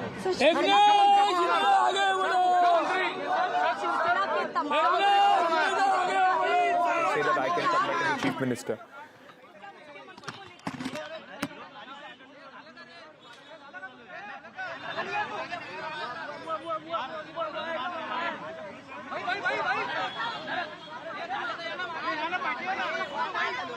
Sweet victory for him as the chief minister of Mahayuti at this moment. Whether he continues or not, that is going to be $1 million question with the kind of numbers that the BJP has got. But he has proved his utility. He's a Maratha face. You remember the Maratha protest that took place under Devendra Fadnavis. The Peshwai allegation is often there. But remember that it is because of Devendra Fadnavis and also because of Nitin Gadkari that Vidarbha has really turned around for the BJP. So while the BJP is the real winner there, they cannot really deny the utility that Mr. Shinde brought to the table. Yes. But what is going to happen to Ajit Pawar? Let me also tell you that Ajit Pawar has actually performed better than Sharad Pawar's teammates, except of course some of his leaders, which include Chhagan Bhujbal and a couple of leaders here and there. Of course, Nawab Malik seems to be trailing. But other than that, most of his leaders, most of his influential MLAs seem to be really retaining their hold over their seats. Now the big problem for that is what we were discussing, and we'll go into that. A big problem would be with these kind of numbers, whether whatever number of MLAs are winning for Sharad Pawar and also for Uddhav Thackeray, whether they are going to stick around, or is there going to be another, it will be easy to break those and go back and bolster the claims of Ajit Pawar and Eknath Shinde. But we also at this moment, let me introduce our other guests who are joining us. Neerja Chaudhary, senior journalist, political analyst, is with us at this moment. Zainab Sikandar, political analyst, is also joining us. Dr. Shama Mohammed, national spokesperson of the Congress Party, is with us. Pradeep Bhandari, BJP national spokesperson, also joining us at this moment. Thank you so much to all of you and welcome to the broadcast. Let me, Mr. Sushil Vyas, spokesperson of the Shiv Sena Shinde faction, is also with us. Sanjay Gupta, who's the leader of the Shiv Sena UBT, also joins us. Thank you all of you for joining us on this broadcast. To you, Shama Mohammed, first. Shama, what really do you think went wrong with the Maharashtra campaign of the Congress Party? Because just about 5 months ago, the party emerged as the party with the highest number of seats, 13 seats in all, and it was supposed to be this driving force, the anchor of the MVA, but clearly there are things that went wrong. Do you think that it was also the allies that in some ways pulled the Congress down with the kind of demands that they made with respect to seat sharing? First and foremost, I myself am shocked when what I'm seeing in Maharashtra. I was there. I mean, you can have a difference, but not this much. Now, one thing they are saying is the Ladli Behna or Ladki Behna scheme worked. But even if it worked, it can be 156, 160. But this sort of landslide is very unbelievable for me. I mean, I don't want to blame anybody. I don't want to blame my alliance partners or any of those things. We have to see exactly, talking to the leaders, what exactly went wrong, because it's very shocking.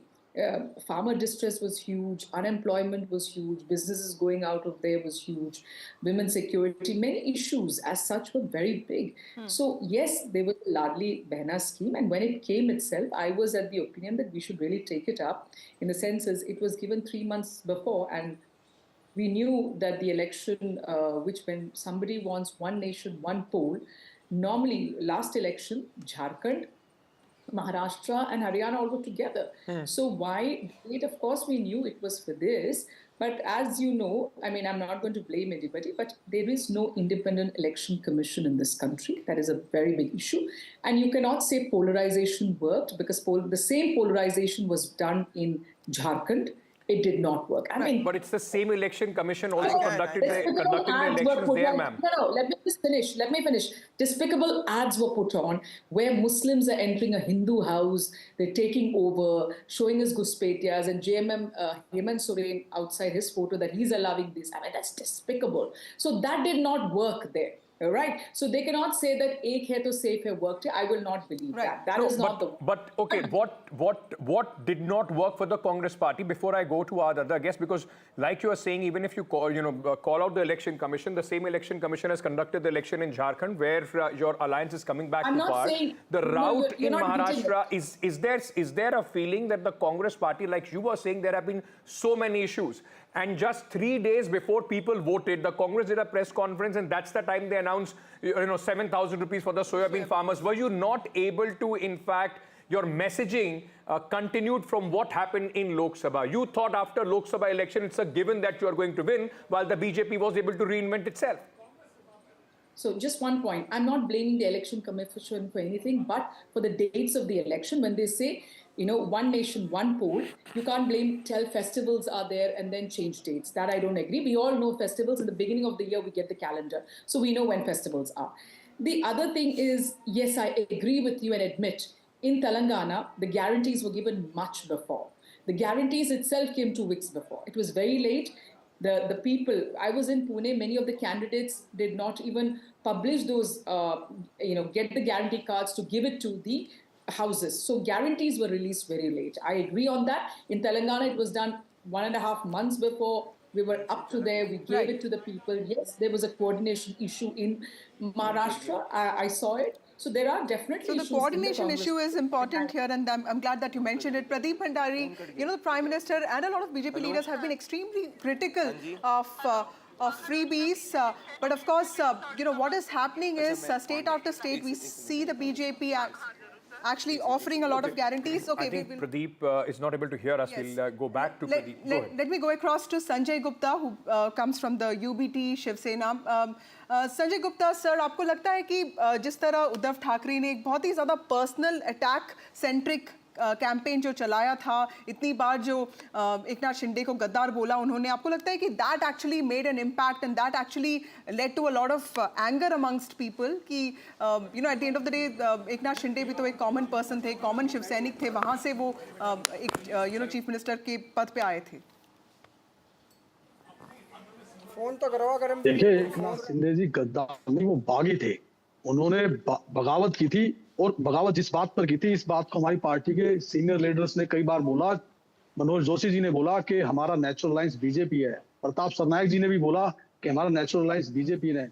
और हमने भी कई बार इस बात को चेताया कि जिस तरह से हवा दिखाई नहीं देती मगर जीवन उसी से होता है, ठीक इसी तरह से हर पॉलिटिकल पार्टी अपनी विचारधारा पर टिकी होती है. लेकिन जब हम बोलते थे तो अक्सर हमसे पूछा जाता था कि आप किस तरफ हो. तो जिस विचारधारा को छोड़ करके पार्टी ने जिस तरह से कांग्रेस के साथ गठबंधन किया, इस बात से हमारे उद्धव गुट में भी 90% लोग ऐसे हैं जो आज भी ये चाहते हैं कि हम कांग्रेस के साथ गठबंधन में ना रहे और हम बीजेपी के साथ ही गठबंधन में रहे, क्योंकि हमारी पार्टी चुनावों के नंबर्स का असर है. अभी से इस तरह की आप बात कर रहे हैं, कल आपके जो एमएलए दोनों जीत के आ रहे हैं वो भी अगर बीजेपी के साथ चले जाएंगे, वो भी वापस चले जाएंगे शिंदे जी के साथ. तो उद्धव ठाकरे का जो पूरा सवाल था कि असली शिवसेना कौन है, वो क्या आप इन चुनाव से जवाब मिल गया है?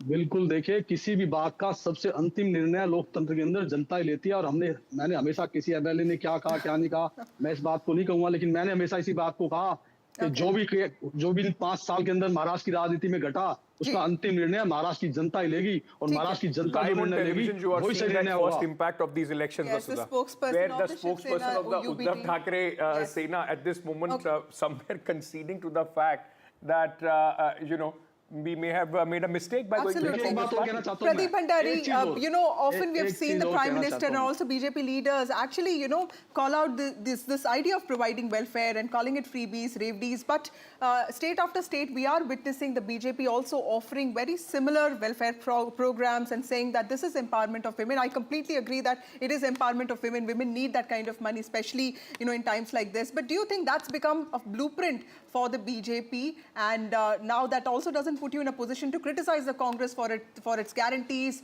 or even question, how irresponsible it is? Well, thank you so much, Vasudha and Ankit, for having me. Well, there is a difference, Vasudha, here, that when we give a guarantee, we complete and we ensure that the guarantee, we live to our what we promise. And there's a difference because the Congress party, whatever it promises, the Congress party does not deliver. Look at Karnataka as a test case of Congress party, and look at Maharashtra as a test case of Prime Minister Narendra Modi's Bharatiya Janata Party and NDA. In Karnataka, the Congress party could not provide Greh Lakshmi. Congress party has increased the price of milk. Congress party has increased the price of water. Congress party has ensured that the land of the farmer is given to work. So we can go on to our political debate. Today I want to focus on a very important point, Vasudha. I was listening to Shama and she could not even concede. She started to blame the election commission and was saying that the result is unrealistic. Please look at this last history. 2014, the same individual said the result was unrealistic. Prime Minister Narendra Modi came with full majority. 2019, the same individual said that the result was unrealistic. Prime Minister Narendra Modi came with full majority. 2024, they said that they're coming an absolute majority. We repeated the government for the 3rd consecutive time. In Haryana, they said that it is impossible for the Bharatiya Janata Party to come. We came back and defeated all odds. In Maharashtra, they were claiming victory. We've got a landslide victory. The commonality in all of this is that we get a pro-governance vote, we get a pro-welfare vote. And in all these elections, the good part for a democracy has been, whether even it is Jharkhand, that the women voting in the democratic process has increased substantially. For the first time in Maharashtra, since 1962 onwards, the women vote surges more than the men vote surge. So in our democracy, it is the women which is the swing vote, and the women is going with welfare and development. Pradeep, may I just come back to you in just a fraction of a second, because our colleague Prabhakar is joining us from Jharkhand at this moment. Jharkhand, of course, Pradeep, interesting things to talk about as well. As interesting as Maharashtra is, this is the only solace as far as the India alliance is concerned. Prabhakar, for Hemant Soren, now, not only does he emerge as one of the biggest tribal leaders, not just in Jharkhand, but across the country, he has also done something which is not usual in Jharkhand. 5 years, we have seen the government changes. This time, he has been able to make sure that the alliance crosses that victory mark. Yes. And is it more of an emotive vote? Because, like Ankit said, that he is, Hemant Soren is the, most popular tribal, in fact, the only tribal chief minister that the country has. He was also jailed for a few months.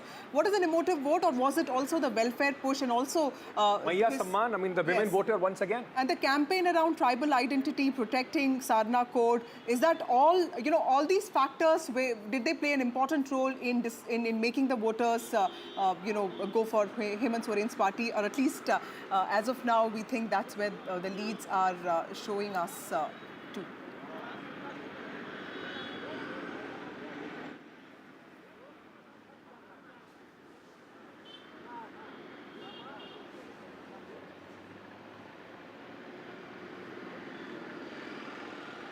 Those are the visuals there of... Hemant Soren has certainly made a history. I mean,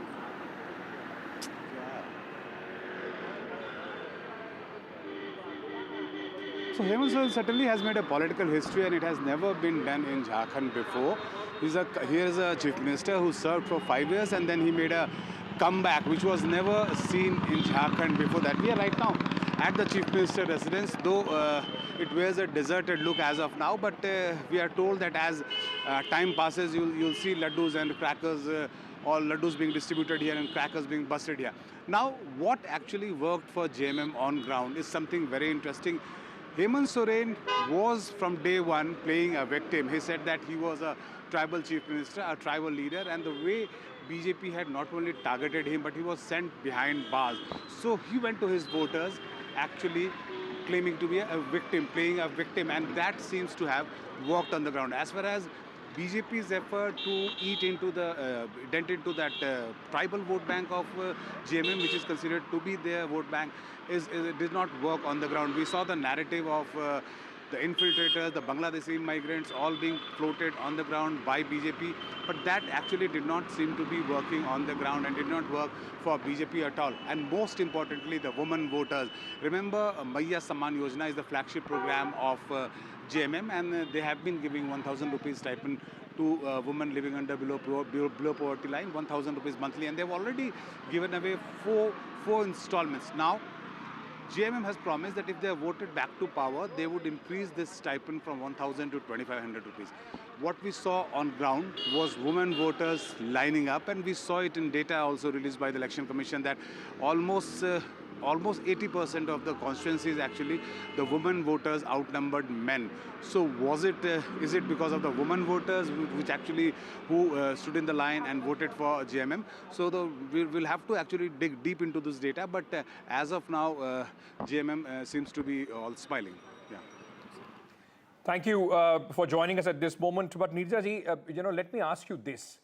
Does this now present the blueprint for, for every political party, for every alliance? Yes. We have seen the whole women voter, and especially trying to give the direct benefit of cash incentives to the women voters, state after state. If you are in government, if you start doing this, even if it is just 6 months before the election, that becomes the most formidable thing. Whether it is Madhya Pradesh, whether it is now, of course, in the state of Maharashtra and Jharkhand. Whether what you do in 4.5 years matter less, what you do in the last 6 months with these direct cash transfers to the women, is that the way forward for every And also political two more party? things, subclassification in the Dalit category, in the SC category, something that we saw in Haryana also, and also in Maharashtra, and of course electricity for farmers. So I think these are the three things that the BJP has managed to crack, and they feel that that is one thing that gets voters on their side. And you see, if women are almost 50% cutting across caste, and I saw in Maharashtra Dalit women, OBC women, Maratha women being excited by this, what money they had got in their hand. Yes, the answer to your question is yes, this may well become the blueprint. And even in Maharashtra... I'm sorry I'm interrupting you. Mr. Vinod Tavre is speaking at this moment. The man was in a lot of controversy 24 hours before the voting. Let's listen in. Eknath Shinde जी, देवेंद्र जी फडणवीस, अजित दादा पवार आणि Ramdas आठवलेंचे RPI या सगळ्यांनी जे एकत्रित या राज्यात काम केलं आणि माझं तर स्पष्ट मत आहे की अप्रत्यक्ष लाभाचं राजकारण आणि प्रत्यक्ष लाभाचं राजकारण, इन्फ्रास्ट्रक्चर डेव्हलपमेंट, रस्ते, पाणी, वीज, वंदे भारत, मेट्रो म्हणजे अप्रत्यक्ष लाभाचं राजकारण, आणि प्रत्यक्ष लाभाचं राजकारण म्हणजे लाडकी बहीण, शेतकरी सन्मान निधी, शून्य बिल, या दोन्हीचा बॅलन्स एकनाथजी शिंदे, देवेंद्रजी फडणवीस आणि अजितजी दादा या तिघांनी केल्यामुळे जनतेला यांच्यावर विश्वास बसला. दुसरं मला असं वाटतं की भाजप शिवसेनेची जी नैसर्गिक युती होती ती शरद पवार साहेबांनी, उद्धवजींनी 19ला तोडली. त्याचा एक वेगळा राग विशेषतः माननीय बाळासाहेबांच्या मतदारांच्या मनात होता. रोज सकाळी राज्याचं राजकारण कलुषित होणारं वक्तव्य भांडूपवरनं यायचं, आणि ज्यावेळी एकनाथ शिंदेनी बाळासाहेबांचं हिंदुत्वाचं धनुष्यबाण, हिंदुत्वाचं शिवसेना नाव हे हिंदुत्वाच्या मूळ प्रवाहात भाजपबरोबर आणल्यामुळे एकनाथ शिंदे साहेबांना बाळासाहेबांच्या विचारांची मतं ही बीजेपीच्या बरोबर मिळाली. मला असं वाटतं की महाराष्ट्रातला हा विजय, बिहारमध्ये पोटनिवडणुकीत 4 पैकी 4 जागा एनडीए पुढे, उत्तर प्रदेशमध्ये 9 पैकी 6 जागा भाजप पुढे, आणि तसंच राजस्थानमध्ये 4 जागांवर भाजप पुढे. त्यामुळे देशातल्या या सगळ्या निवडणुकांमधलं चित्र हे सांगतंय. Uttar Pradesh and Bihar, BJP is leading not just in Maharashtra but also in the bypolls of the other state elections as well. जनतेने आपला विश्वास दाखवलेला आहे आणि महाराष्ट्रातला विश्वास अभूतपूर्व आहे. तुमचा पुढचा प्रश्न असणार मुख्यमंत्री पदाचं काय, तर एकनाथ शिंदेजी, देवेंद्र फडणवीस, अजितदादा पवार आणि भाजपचा निर्णय घेईल. आज महायुती म्हणून आम्ही खूप खूप धन्यवाद. महाराष्ट्र में मतदाताओं ने जो भाजपा महायुति को Sanjay Pugalia, who's the CEO and editor-in-chief of NDTV, has his analysis on what went right with respect to the Maharashtra elections and how did the narratives pan out. Let's listen in to what he said. सोबत आहे विनोद भी अपने साथ. Informal चर्चा भी कर रहे हैं इस पूरे इलेक्शन के बारे में.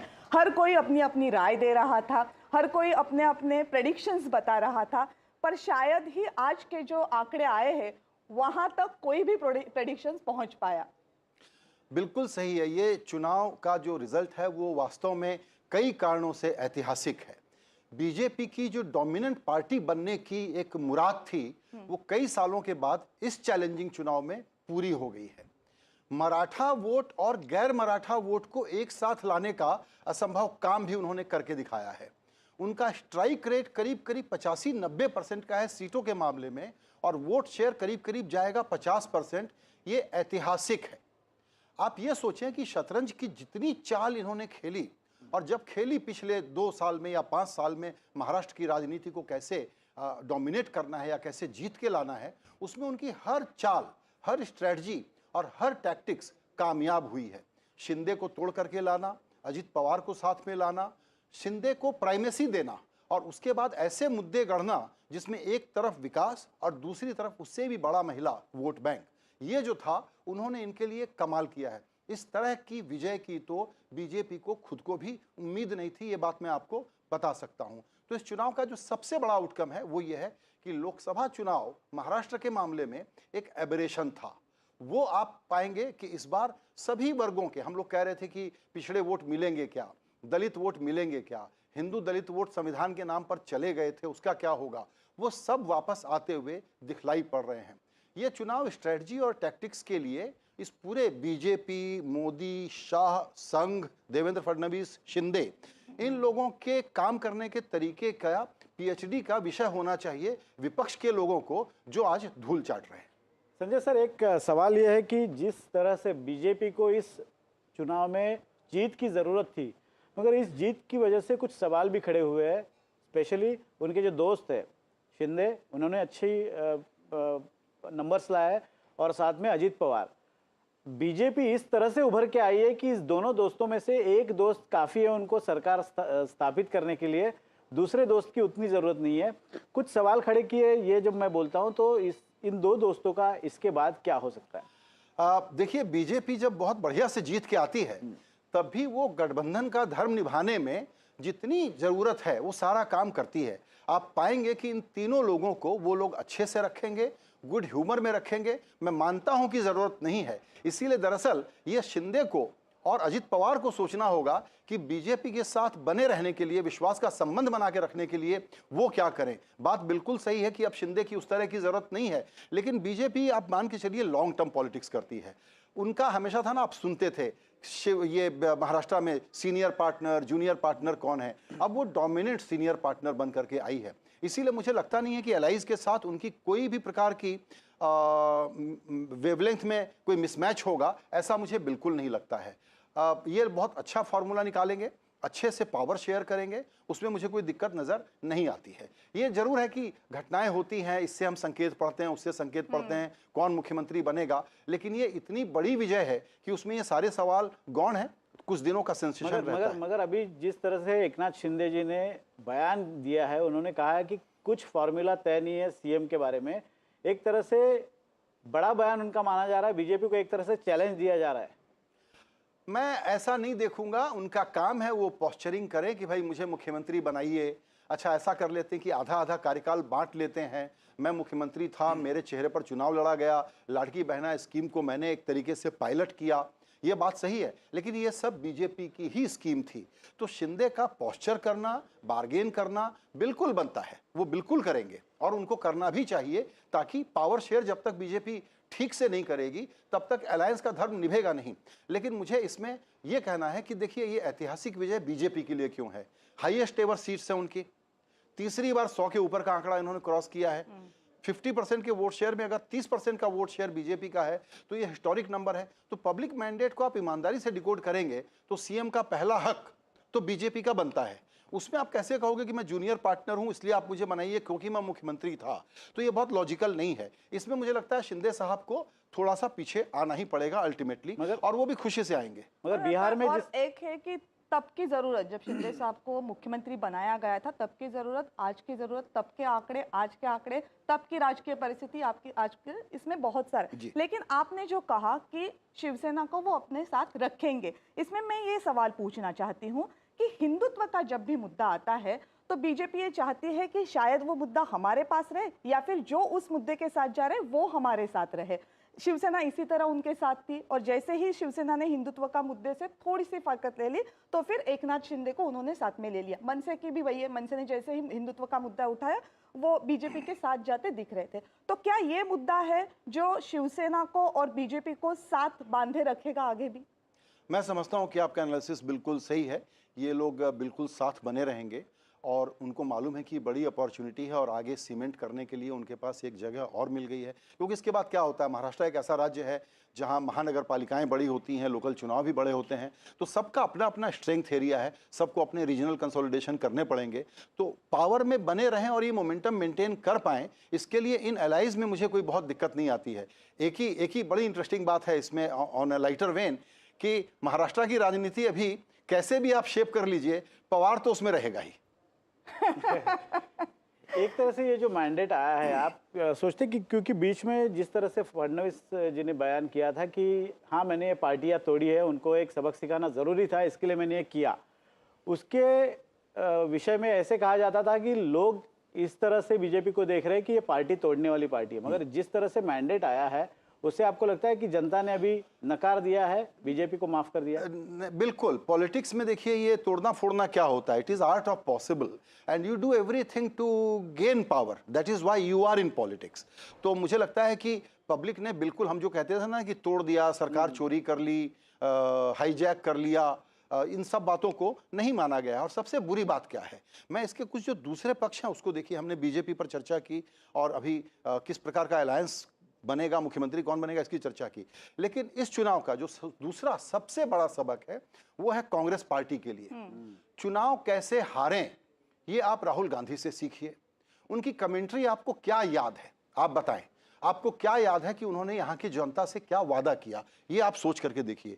एक मुद्दा जो कि सोशल मीडिया पर ट्रोल का मुद्दा था, तो जब लीडर ऑफ अपोजिशन अपने को ट्रोल बना ले, सिंगल मुद्दा पार्टी बना ले, पूरा मीडिया में उसकी सेंसेशन के कारण डोमिनेट करना चाहे और सोचे कि महाराष्ट्र में वो अच्छा कर लेगा, इससे बड़ा सबक नहीं हो सकता जो महाराष्ट्र ने सिखाया है। और वो ये है कि विदर्भ जो उनका गढ़ होता था, जहां संघ का मुख्यालय है, संघ कभी भी और बीजेपी कभी भी विदर्भ में ये डोमिनेंस नहीं बना पाई थी जो आज उन्होंने बना लिया है। तो कांग्रेस को हारने की कला इतने शानदार तरीके से आती है, ये इसका दूसरा उदाहरण है। वो झारखंड में भी कोई बहुत अच्छा नहीं कर रहे हैं, इसीलिए कांग्रेस पार्टी को यह सोचना पड़ेगा कि इस प्रकार का लैकलस्टर, स्टैमर करने वाला, हकलाने वाला नेतृत्व लेकर के वो कौन सी पॉलिटिक्स कर रहे हैं, उनकी स्ट्रेटजी क्या थी, उनकी टैक्टिक्स क्या थी। और चुनाव में जितना एफर्ट उन्होंने महाराष्ट्र में लगाया, क्या उतना या उससे ज्यादा उन्होंने वायनाड में नहीं लगाया? वायनाड जीता हुआ चुनाव था, पूरा का पूरा कैडर अपने नेता को चेहरा दिखाने के लिए वहां पर बिजी था। इसीलिए मेरा यह मानना है कि महाराष्ट्र में कांग्रेस पार्टी के लिए बहुत बुरी खबर है, ये कांग्रेस के ध्वस्त होने की खबर है, ये राहुल गांधी के नेतृत्व के ऑल राउंड फेल्योर का मैसेज है इसमें। और मैं पुराना कांग्रेस बीट रिपोर्टर हूं, इस नाते ये बात बहुत अधिकार के साथ कहना चाहता हूं और पोलाइटली कहना चाहता हूं कि राहुल गांधी जिस पॉलिटिक्स को परस्यू कर रहे हैं, ये पॉलिटिक्स षड्यंत्र की पॉलिटिक्स है, ट्रोल की पॉलिटिक्स है। इस पॉलिटिक्स का इलेक्टोरल कन्वर्जन नहीं है। दरअसल आज तो बीजेपी और संघ का नेतृत्व हो सकता है राहुल गांधी को बहुत बधाई दे रहा हो कि आप जो अडानी अंबानी कर रहे थे, आप सिंगल मुद्दे पर बने रहिए, उसमें आपको वोट नहीं मिल रहे हैं और हम ऐसी हिस्टोरिक लैंडस्लाइड विक्ट्री के साथ आने वाले हैं। दूसरी तरफ आप उद्धव ठाकरे की हालत देखिए, बाला साहब ठाकरे की लिगेसी को उन्होंने कैसे निभाया, इसको समझने की कोशिश करिए। उनकी बातों में भी कर्कशपना था, एंटी डेवलपमेंट बात कर रहे थे, प्रांतवाद को फैलाने की कोशिश कर रहे थे। अब ये कांग्रेस पार्टी क्या जा करके गुजरात में कैसे वोट मांगेगी, ये सोचने की कोशिश करिए। और ये बाला साहब ठाकरे अब के नाम पर कैसे उद्धव ठाकरे आगे की राजनीति करेंगे। 20-20 सीटों की पार्टी हो गई है महाराष्ट्र में, ऐसा जमींदोज इनको किया गया है और बीजेपी की चुनाव लड़ने की महारथ जो है उसकी वजह से किया गया है। और वो कोई सीक्रेट प्ले बुक थोड़ी है, वो सब पढ़ते हैं, सब जानते हैं, आप उसको कॉपी करते हैं, लेकिन कॉपी करते हैं तब तक 5 साल का आपका एक चुनाव निकल जाता है। तो ये चुनाव राहुल गांधी के पर्सनल फेल्योर की सबसे बड़ी मिसाल है, सबसे बड़ा सबूत है। और ये बहुत गंभीरता से ये बात हम आपको समझाने की कोशिश कर रहे हैं कि देखिए, लोकतंत्र चलना चाहिए। बीजेपी का ऐसा डोमिनेंस किसको चाहिए? कोई पब्लिक नहीं चाहती है कि ऐसा डोमिनेंस हो, लेकिन अगर अपोजिशन ऐसी एंटी डेवलपमेंट, ऐसा एंटी नेशनल, ऐसा anti business and no pro people क्या कर रहे हैं, उन्होंने 3000 रुपए दिए, मैं 5000 रुपए दे दूंगा, ये कोई पॉलिटिक्स होती है क्या? इसीलिए मेरा कहना है कि कांग्रेस पार्टी अभी भी, अगर आप लोगों को ये लग रहा है मेरी बातों से कि भ्रम हो रहा हो कि कांग्रेस पार्टी जागेगी इस झटके के बाद भी, तो इसको भूल जाइए, क्योंकि जब तक राहुल गांधी का नेतृत्व है कांग्रेस धराशायी होते रहेगी, इसी तरह से टूटते रहेगी। और आखिरी बात, 2029 अगर ये इस ट्रोल पॉलिटिक्स से लड़ना चाहते हैं तो भूल जाएं।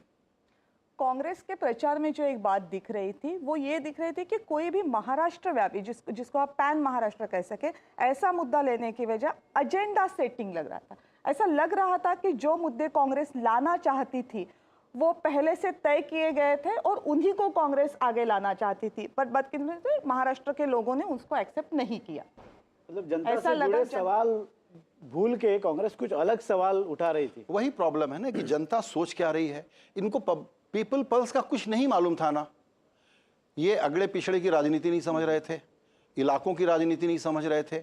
हमारे पत्रकार लौट करके सोया कपास को बड़ा मुद्दा बता रहे थे, कौन सा मुद्दा निकल करके आया, कोई रिजोनेंस था ही नहीं इनकी बातों का। क्या कह रहे थे आप लोगों ने, इतनी कमेंट्री की, आप लोग मुझे बताइए, मेरे इस सवाल का जवाब मैं आप लोगों से लेना चाहता हूं।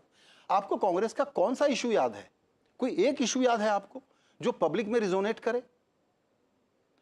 किस राज्य में? महाराष्ट्र, जहां पर कि कांग्रेस मजबूत थी, जहां शरद पवार का साथ था। ये तो शरद पवार हैं इसलिए आपको एक सेम्बलेंस ऑफ चुनाव लड़ने वाला फाइटिंग मोड थोड़ा सा नजर आया, वरना कांग्रेस की क्या हैसियत थी इस चुनाव में सामने आ गया है ना। उद्धव ठाकरे किस तरह से तितर बितर होकर बिखर करके पराजित हो गए हैं, सामने आ गया है ना। मेरा यही कहना है कि अगर आपका ऑब्सेशन कॉरपोरेट दुश्मनी और एक ऐसी आवाज, अमेरिका का चुनाव, लिबरल अमेरिकन डेमोक्रेसी का हम एग्जाम्पल देते हैं, आपको दिख नहीं रहा है वहां पर कि क्या बयार बह रही है, आमतौर पर पब्लिक क्या सोच रही है? आप अपनी पॉलिटिक्स को रीएडजस्ट नहीं करेंगे क्या? और चूंकि आप अपनी पॉलिटिक्स को रीएडजस्ट नहीं करेंगे तो ऐसा ही नतीजा आएगा जिसमें आप जमींदोज हो जाएंगे। इनको पब्लिक पल्स का कोई आइडिया ही नहीं है। ये सोशल मीडिया के ट्रोल को पॉलिटिक्स समझते हैं और सोशल मीडिया के ट्रोल में ये जब तक फंसे रहेंगे कांग्रेस पार्टी का भविष्य अत्यंत ही अंधकारमय है, ये मैं आपको बताना चाहता हूं। आप सोचिए, ये बैठ करके ब्लैक बोर्ड ले करके अपने प्रवक्ता के साथ जब इनको चुनाव प्रचार में गली मोहल्ले में घूमना चाहिए तो वहां बैठ करके कॉन्स्पिरेसी थ्योरी का, जैसे नहीं होता व्हाइट बोर्ड पर कोई बड़ा स्ट्रेटजिस्ट अपने को समझ रहा है, बैठ करके कोई डिजाइन बना रहा है, उस प्रकार का बीच चुनाव में कैंपेन के दौरान अपने आर्म चेयर पर बैठ करके ज्ञान दे रहे हैं। तो मेरा यह कहना है कि इस वक्त एंटी डेवलपमेंट पॉलिटिक्स के ये बड़े चेहरा बन गए हैं। दुर्भाग्य की बात है, लोकतंत्र मजबूत में कांग्रेस मजबूत हमको चाहिए, लेकिन ये तो नहीं दे पाएंगे। इसीलिए इनका पब्लिक में कोई रेजोनेंस नहीं दिख रहा है। महाराष्ट्र में, महाराष्ट्र कौन है? सबसे बड़ा सोशल रिफॉर्म वाला राज्य। महाराष्ट्र कौन है? सामाजिक रूप से सबसे जागा हुआ राज्य। महाराष्ट्र कौन सा राज्य है जहां इतनी जातियां, धर्म, सबके बावजूद ये एक ऐसा मैंडेट ला करके आपको देते हैं? आपकी कौन सी थ्योरी सही निकली, आप ये बताइए ना। क्या फ्यूचर देखते हैं तीन पार्टियों का जो बुरी तरह से हार रही है? ये जो रिजल्ट है उसके बाद कभी भी पॉलिटिक्स में ये नहीं कहना चाहिए कि कौन सी पार्टी उठेगी या नहीं उठेगी, लेकिन पवार लेड जो पॉलिटिक्स चली थी इस महाराष्ट्र में, और पवार का मतलब होता है पूरे देश में एक खास तरह की पॉलिटिक्स, पवार लेड पॉलिटिक्स का ये आखिरी अध्याय है। ये दुख की बात है। पवार साहब की पॉलिटिक्स को जिंदा रहना चाहिए और सक्सेसफुल होना चाहिए, ये दुख की बात है। और उसको फ्लॉप किसने किया है? ये दो कमजोर खिलाड़ियों ने, जो लोग कॉरपोरेट दुश्मनियों के कारण और छोटे मोटे जिसको कहते हैं ना गुदगुदाने वाले अचीवमेंट के कारण एक ऐसी पॉलिटिक्स को परस्यू कर रहे थे जिसका जनता ने करारा जवाब दे दिया है। ये लोग ब्रीफ पर काम करने वाले लोग हैं, ये लोग ट्रोल करने वाले लोग हैं, इसीलिए इनकी इतनी धुनाई हुई है। एक तो इनका फ्यूचर बहुत खराब है। एक तो आपने मुद्दों की बात की, लेकिन अगर हम पॉलिटिकल पार्टी के तौर पे बात करें तो भी कांग्रेस कुछ अच्छा करती नहीं दिखाई दे रही थी। जिसको हम कैडर मोबिलाइजेशन कहते हैं, जिसको हम वोटर मोबिलाइजेशन कहते हैं, उसमें भी कांग्रेस कहीं नहीं दिख रही थी। कहीं ना कहीं इसका भी खामियाजा कांग्रेस को इस इलेक्शन में भुगतना पड़ा। इसीलिए क्योंकि आपने कांग्रेस पार्टी के कार्यकर्ता को ये एहसास दिला दिया है कि समाज सोशल मीडिया पर ट्रोल करने से चुनाव प्रचार हो जाता है, तो पूरा कैडर घर पे बैठा रहता है, इनके नेता घर पे बैठे रहते हैं, इनके जो प्रभारी बन करके आते हैं चुनाव लड़ने के लिए वो ड्राइंग रूम में बैठे रहते हैं। ये लोग ग्राउंड पे हैं कहाँ? इनको मोबिलाइजेशन आता कहाँ है? इनका वोट है, उनको ये बूथ तक ला नहीं सकते। ये आप पिछले 10 साल की हिस्ट्री नहीं है, उससे ज्यादा की हिस्ट्री है। पब्लिक मूड थोड़ी ही कोई बीजेपी के पास 60% है, 40% ही है ना नेशनल लेवल पे, 60% दूसरे साइड में है ना। फिर ये अपोजिशन वोट मोबिलाइज क्यों नहीं कर पाता? इसलिए नहीं कर पाता क्योंकि कांग्रेस पार्टी को ये गेम खेलना आता ही नहीं है। कांग्रेस पार्टी का जिस प्रकार का नेतृत्व है वो कहता है कि हम तो पावर लेने के लिए चुनाव ही नहीं लड़ रहे हैं, तो घर बैठो यार, घर बैठा दिया पब्लिक ने। राहुल गांधी के नेतृत्व पे जो प्रश्न चिन्ह लगाया जा रहा है लोकसभा के दौरान थोड़ा सा कम होता दिख रहा है, पर लोकसभा के बाद जो जो चुनाव हो रहे हैं उसमें वो प्रश्न चिन्ह और गहरा होता जा रहा है। महाराष्ट्र के चुनाव में उसमें एक और मोहर लगा दी। बहुत अच्छा सवाल है। भारत की जनता अपनी पॉलिटिक्स को शेप करती है, उसमें एक बड़ा नेतृत्व होता है, वो उसको क्राफ्ट करके एक फ्रेमवर्क देता है कि मैं आपको विकास की राजनीति दूंगा, मैं आपको ऐसी राजनीति दूंगा, वैसी राजनीति दूंगा, जो भी है। इनके पास पब्लिक मूड को पढ़ने का कोई तरीका या पैमाना ही नहीं है। इसी कारण इनकी ये परिस्थिति हुई है कि लोकसभा में जो अपॉर्चुनिटी क्रिएट हुई थी इसको इन्होंने गंवा दिया। हरियाणा में जीता हुआ राज्य था, तो अगर आप हरियाणा में नहीं जीत सकते, आप राजस्थान जैसे राज्य में, मध्य प्रदेश में जहां लगातार 3 बार बीजेपी लौट के आई है, वहां आप अपनी नई शुरुआत नहीं कर सकते, तो बड़ी प्रॉब्लम है। अब ये क्या करेंगे मैं बताता हूं। मुझे नहीं मालूम कि इनको चिंतन मनन शिविर इस बार कहां लगाना चाहिए, बारामती में लगाना चाहिए या बैंकॉक में लगाना चाहिए। लेकिन ये सोचने की बात है कि आप अपने कैडर को ब्लेम करेंगे। आप जानते हैं क्या कहेंगे? अब नेतृत्व को इंसुलेट करने के लिए कांग्रेस पार्टी के नहीं नेता ये कहेंगे कि जी लोकल नेतृत्व पर डिसीजन छोड़ा हुआ था। कोई लोकल नेतृत्व पर डिसीजन नहीं छोड़ते, सब जगह फ्लुक में बैठ के कहते हैं इसको लड़वा दो, इसको हटा दो, इसको सबक सिखा दूंगा। घर के अंदर ही अशोक गहलोत और पायलट की राजनीति को लोग ठिकाने लगाने में लगे रहते हैं। उस प्रकार का इनका काम है। इसीलिए ये पॉलिटिक्स जो बॉटम ऑफ पिरामिड सिटीजन के खड़े होकर के डेमोक्रेटिक अपरेटस को अपने हाथ में लेने की राजनीति है, वो राजनीति इनको समझ में नहीं आ रहा है। ये एलीट पॉलिटिक्स है, ये फैमिली डायनेस्टी ओरिएंटेड पॉलिटिक्स है। उसके आगे इनका कोई बहुत ज्यादा एम्बिशन है भी नहीं लाइफ में। ये प्रॉब्लम है। अगर जिस तरह से चुनाव के नतीजे आए, आप किस तरह से देखते हैं? लोगों को क्या चाहिए, मतलब इस मैंडेट का क्या अर्थ निकाले हम? इस मैंडेट का जो सबसे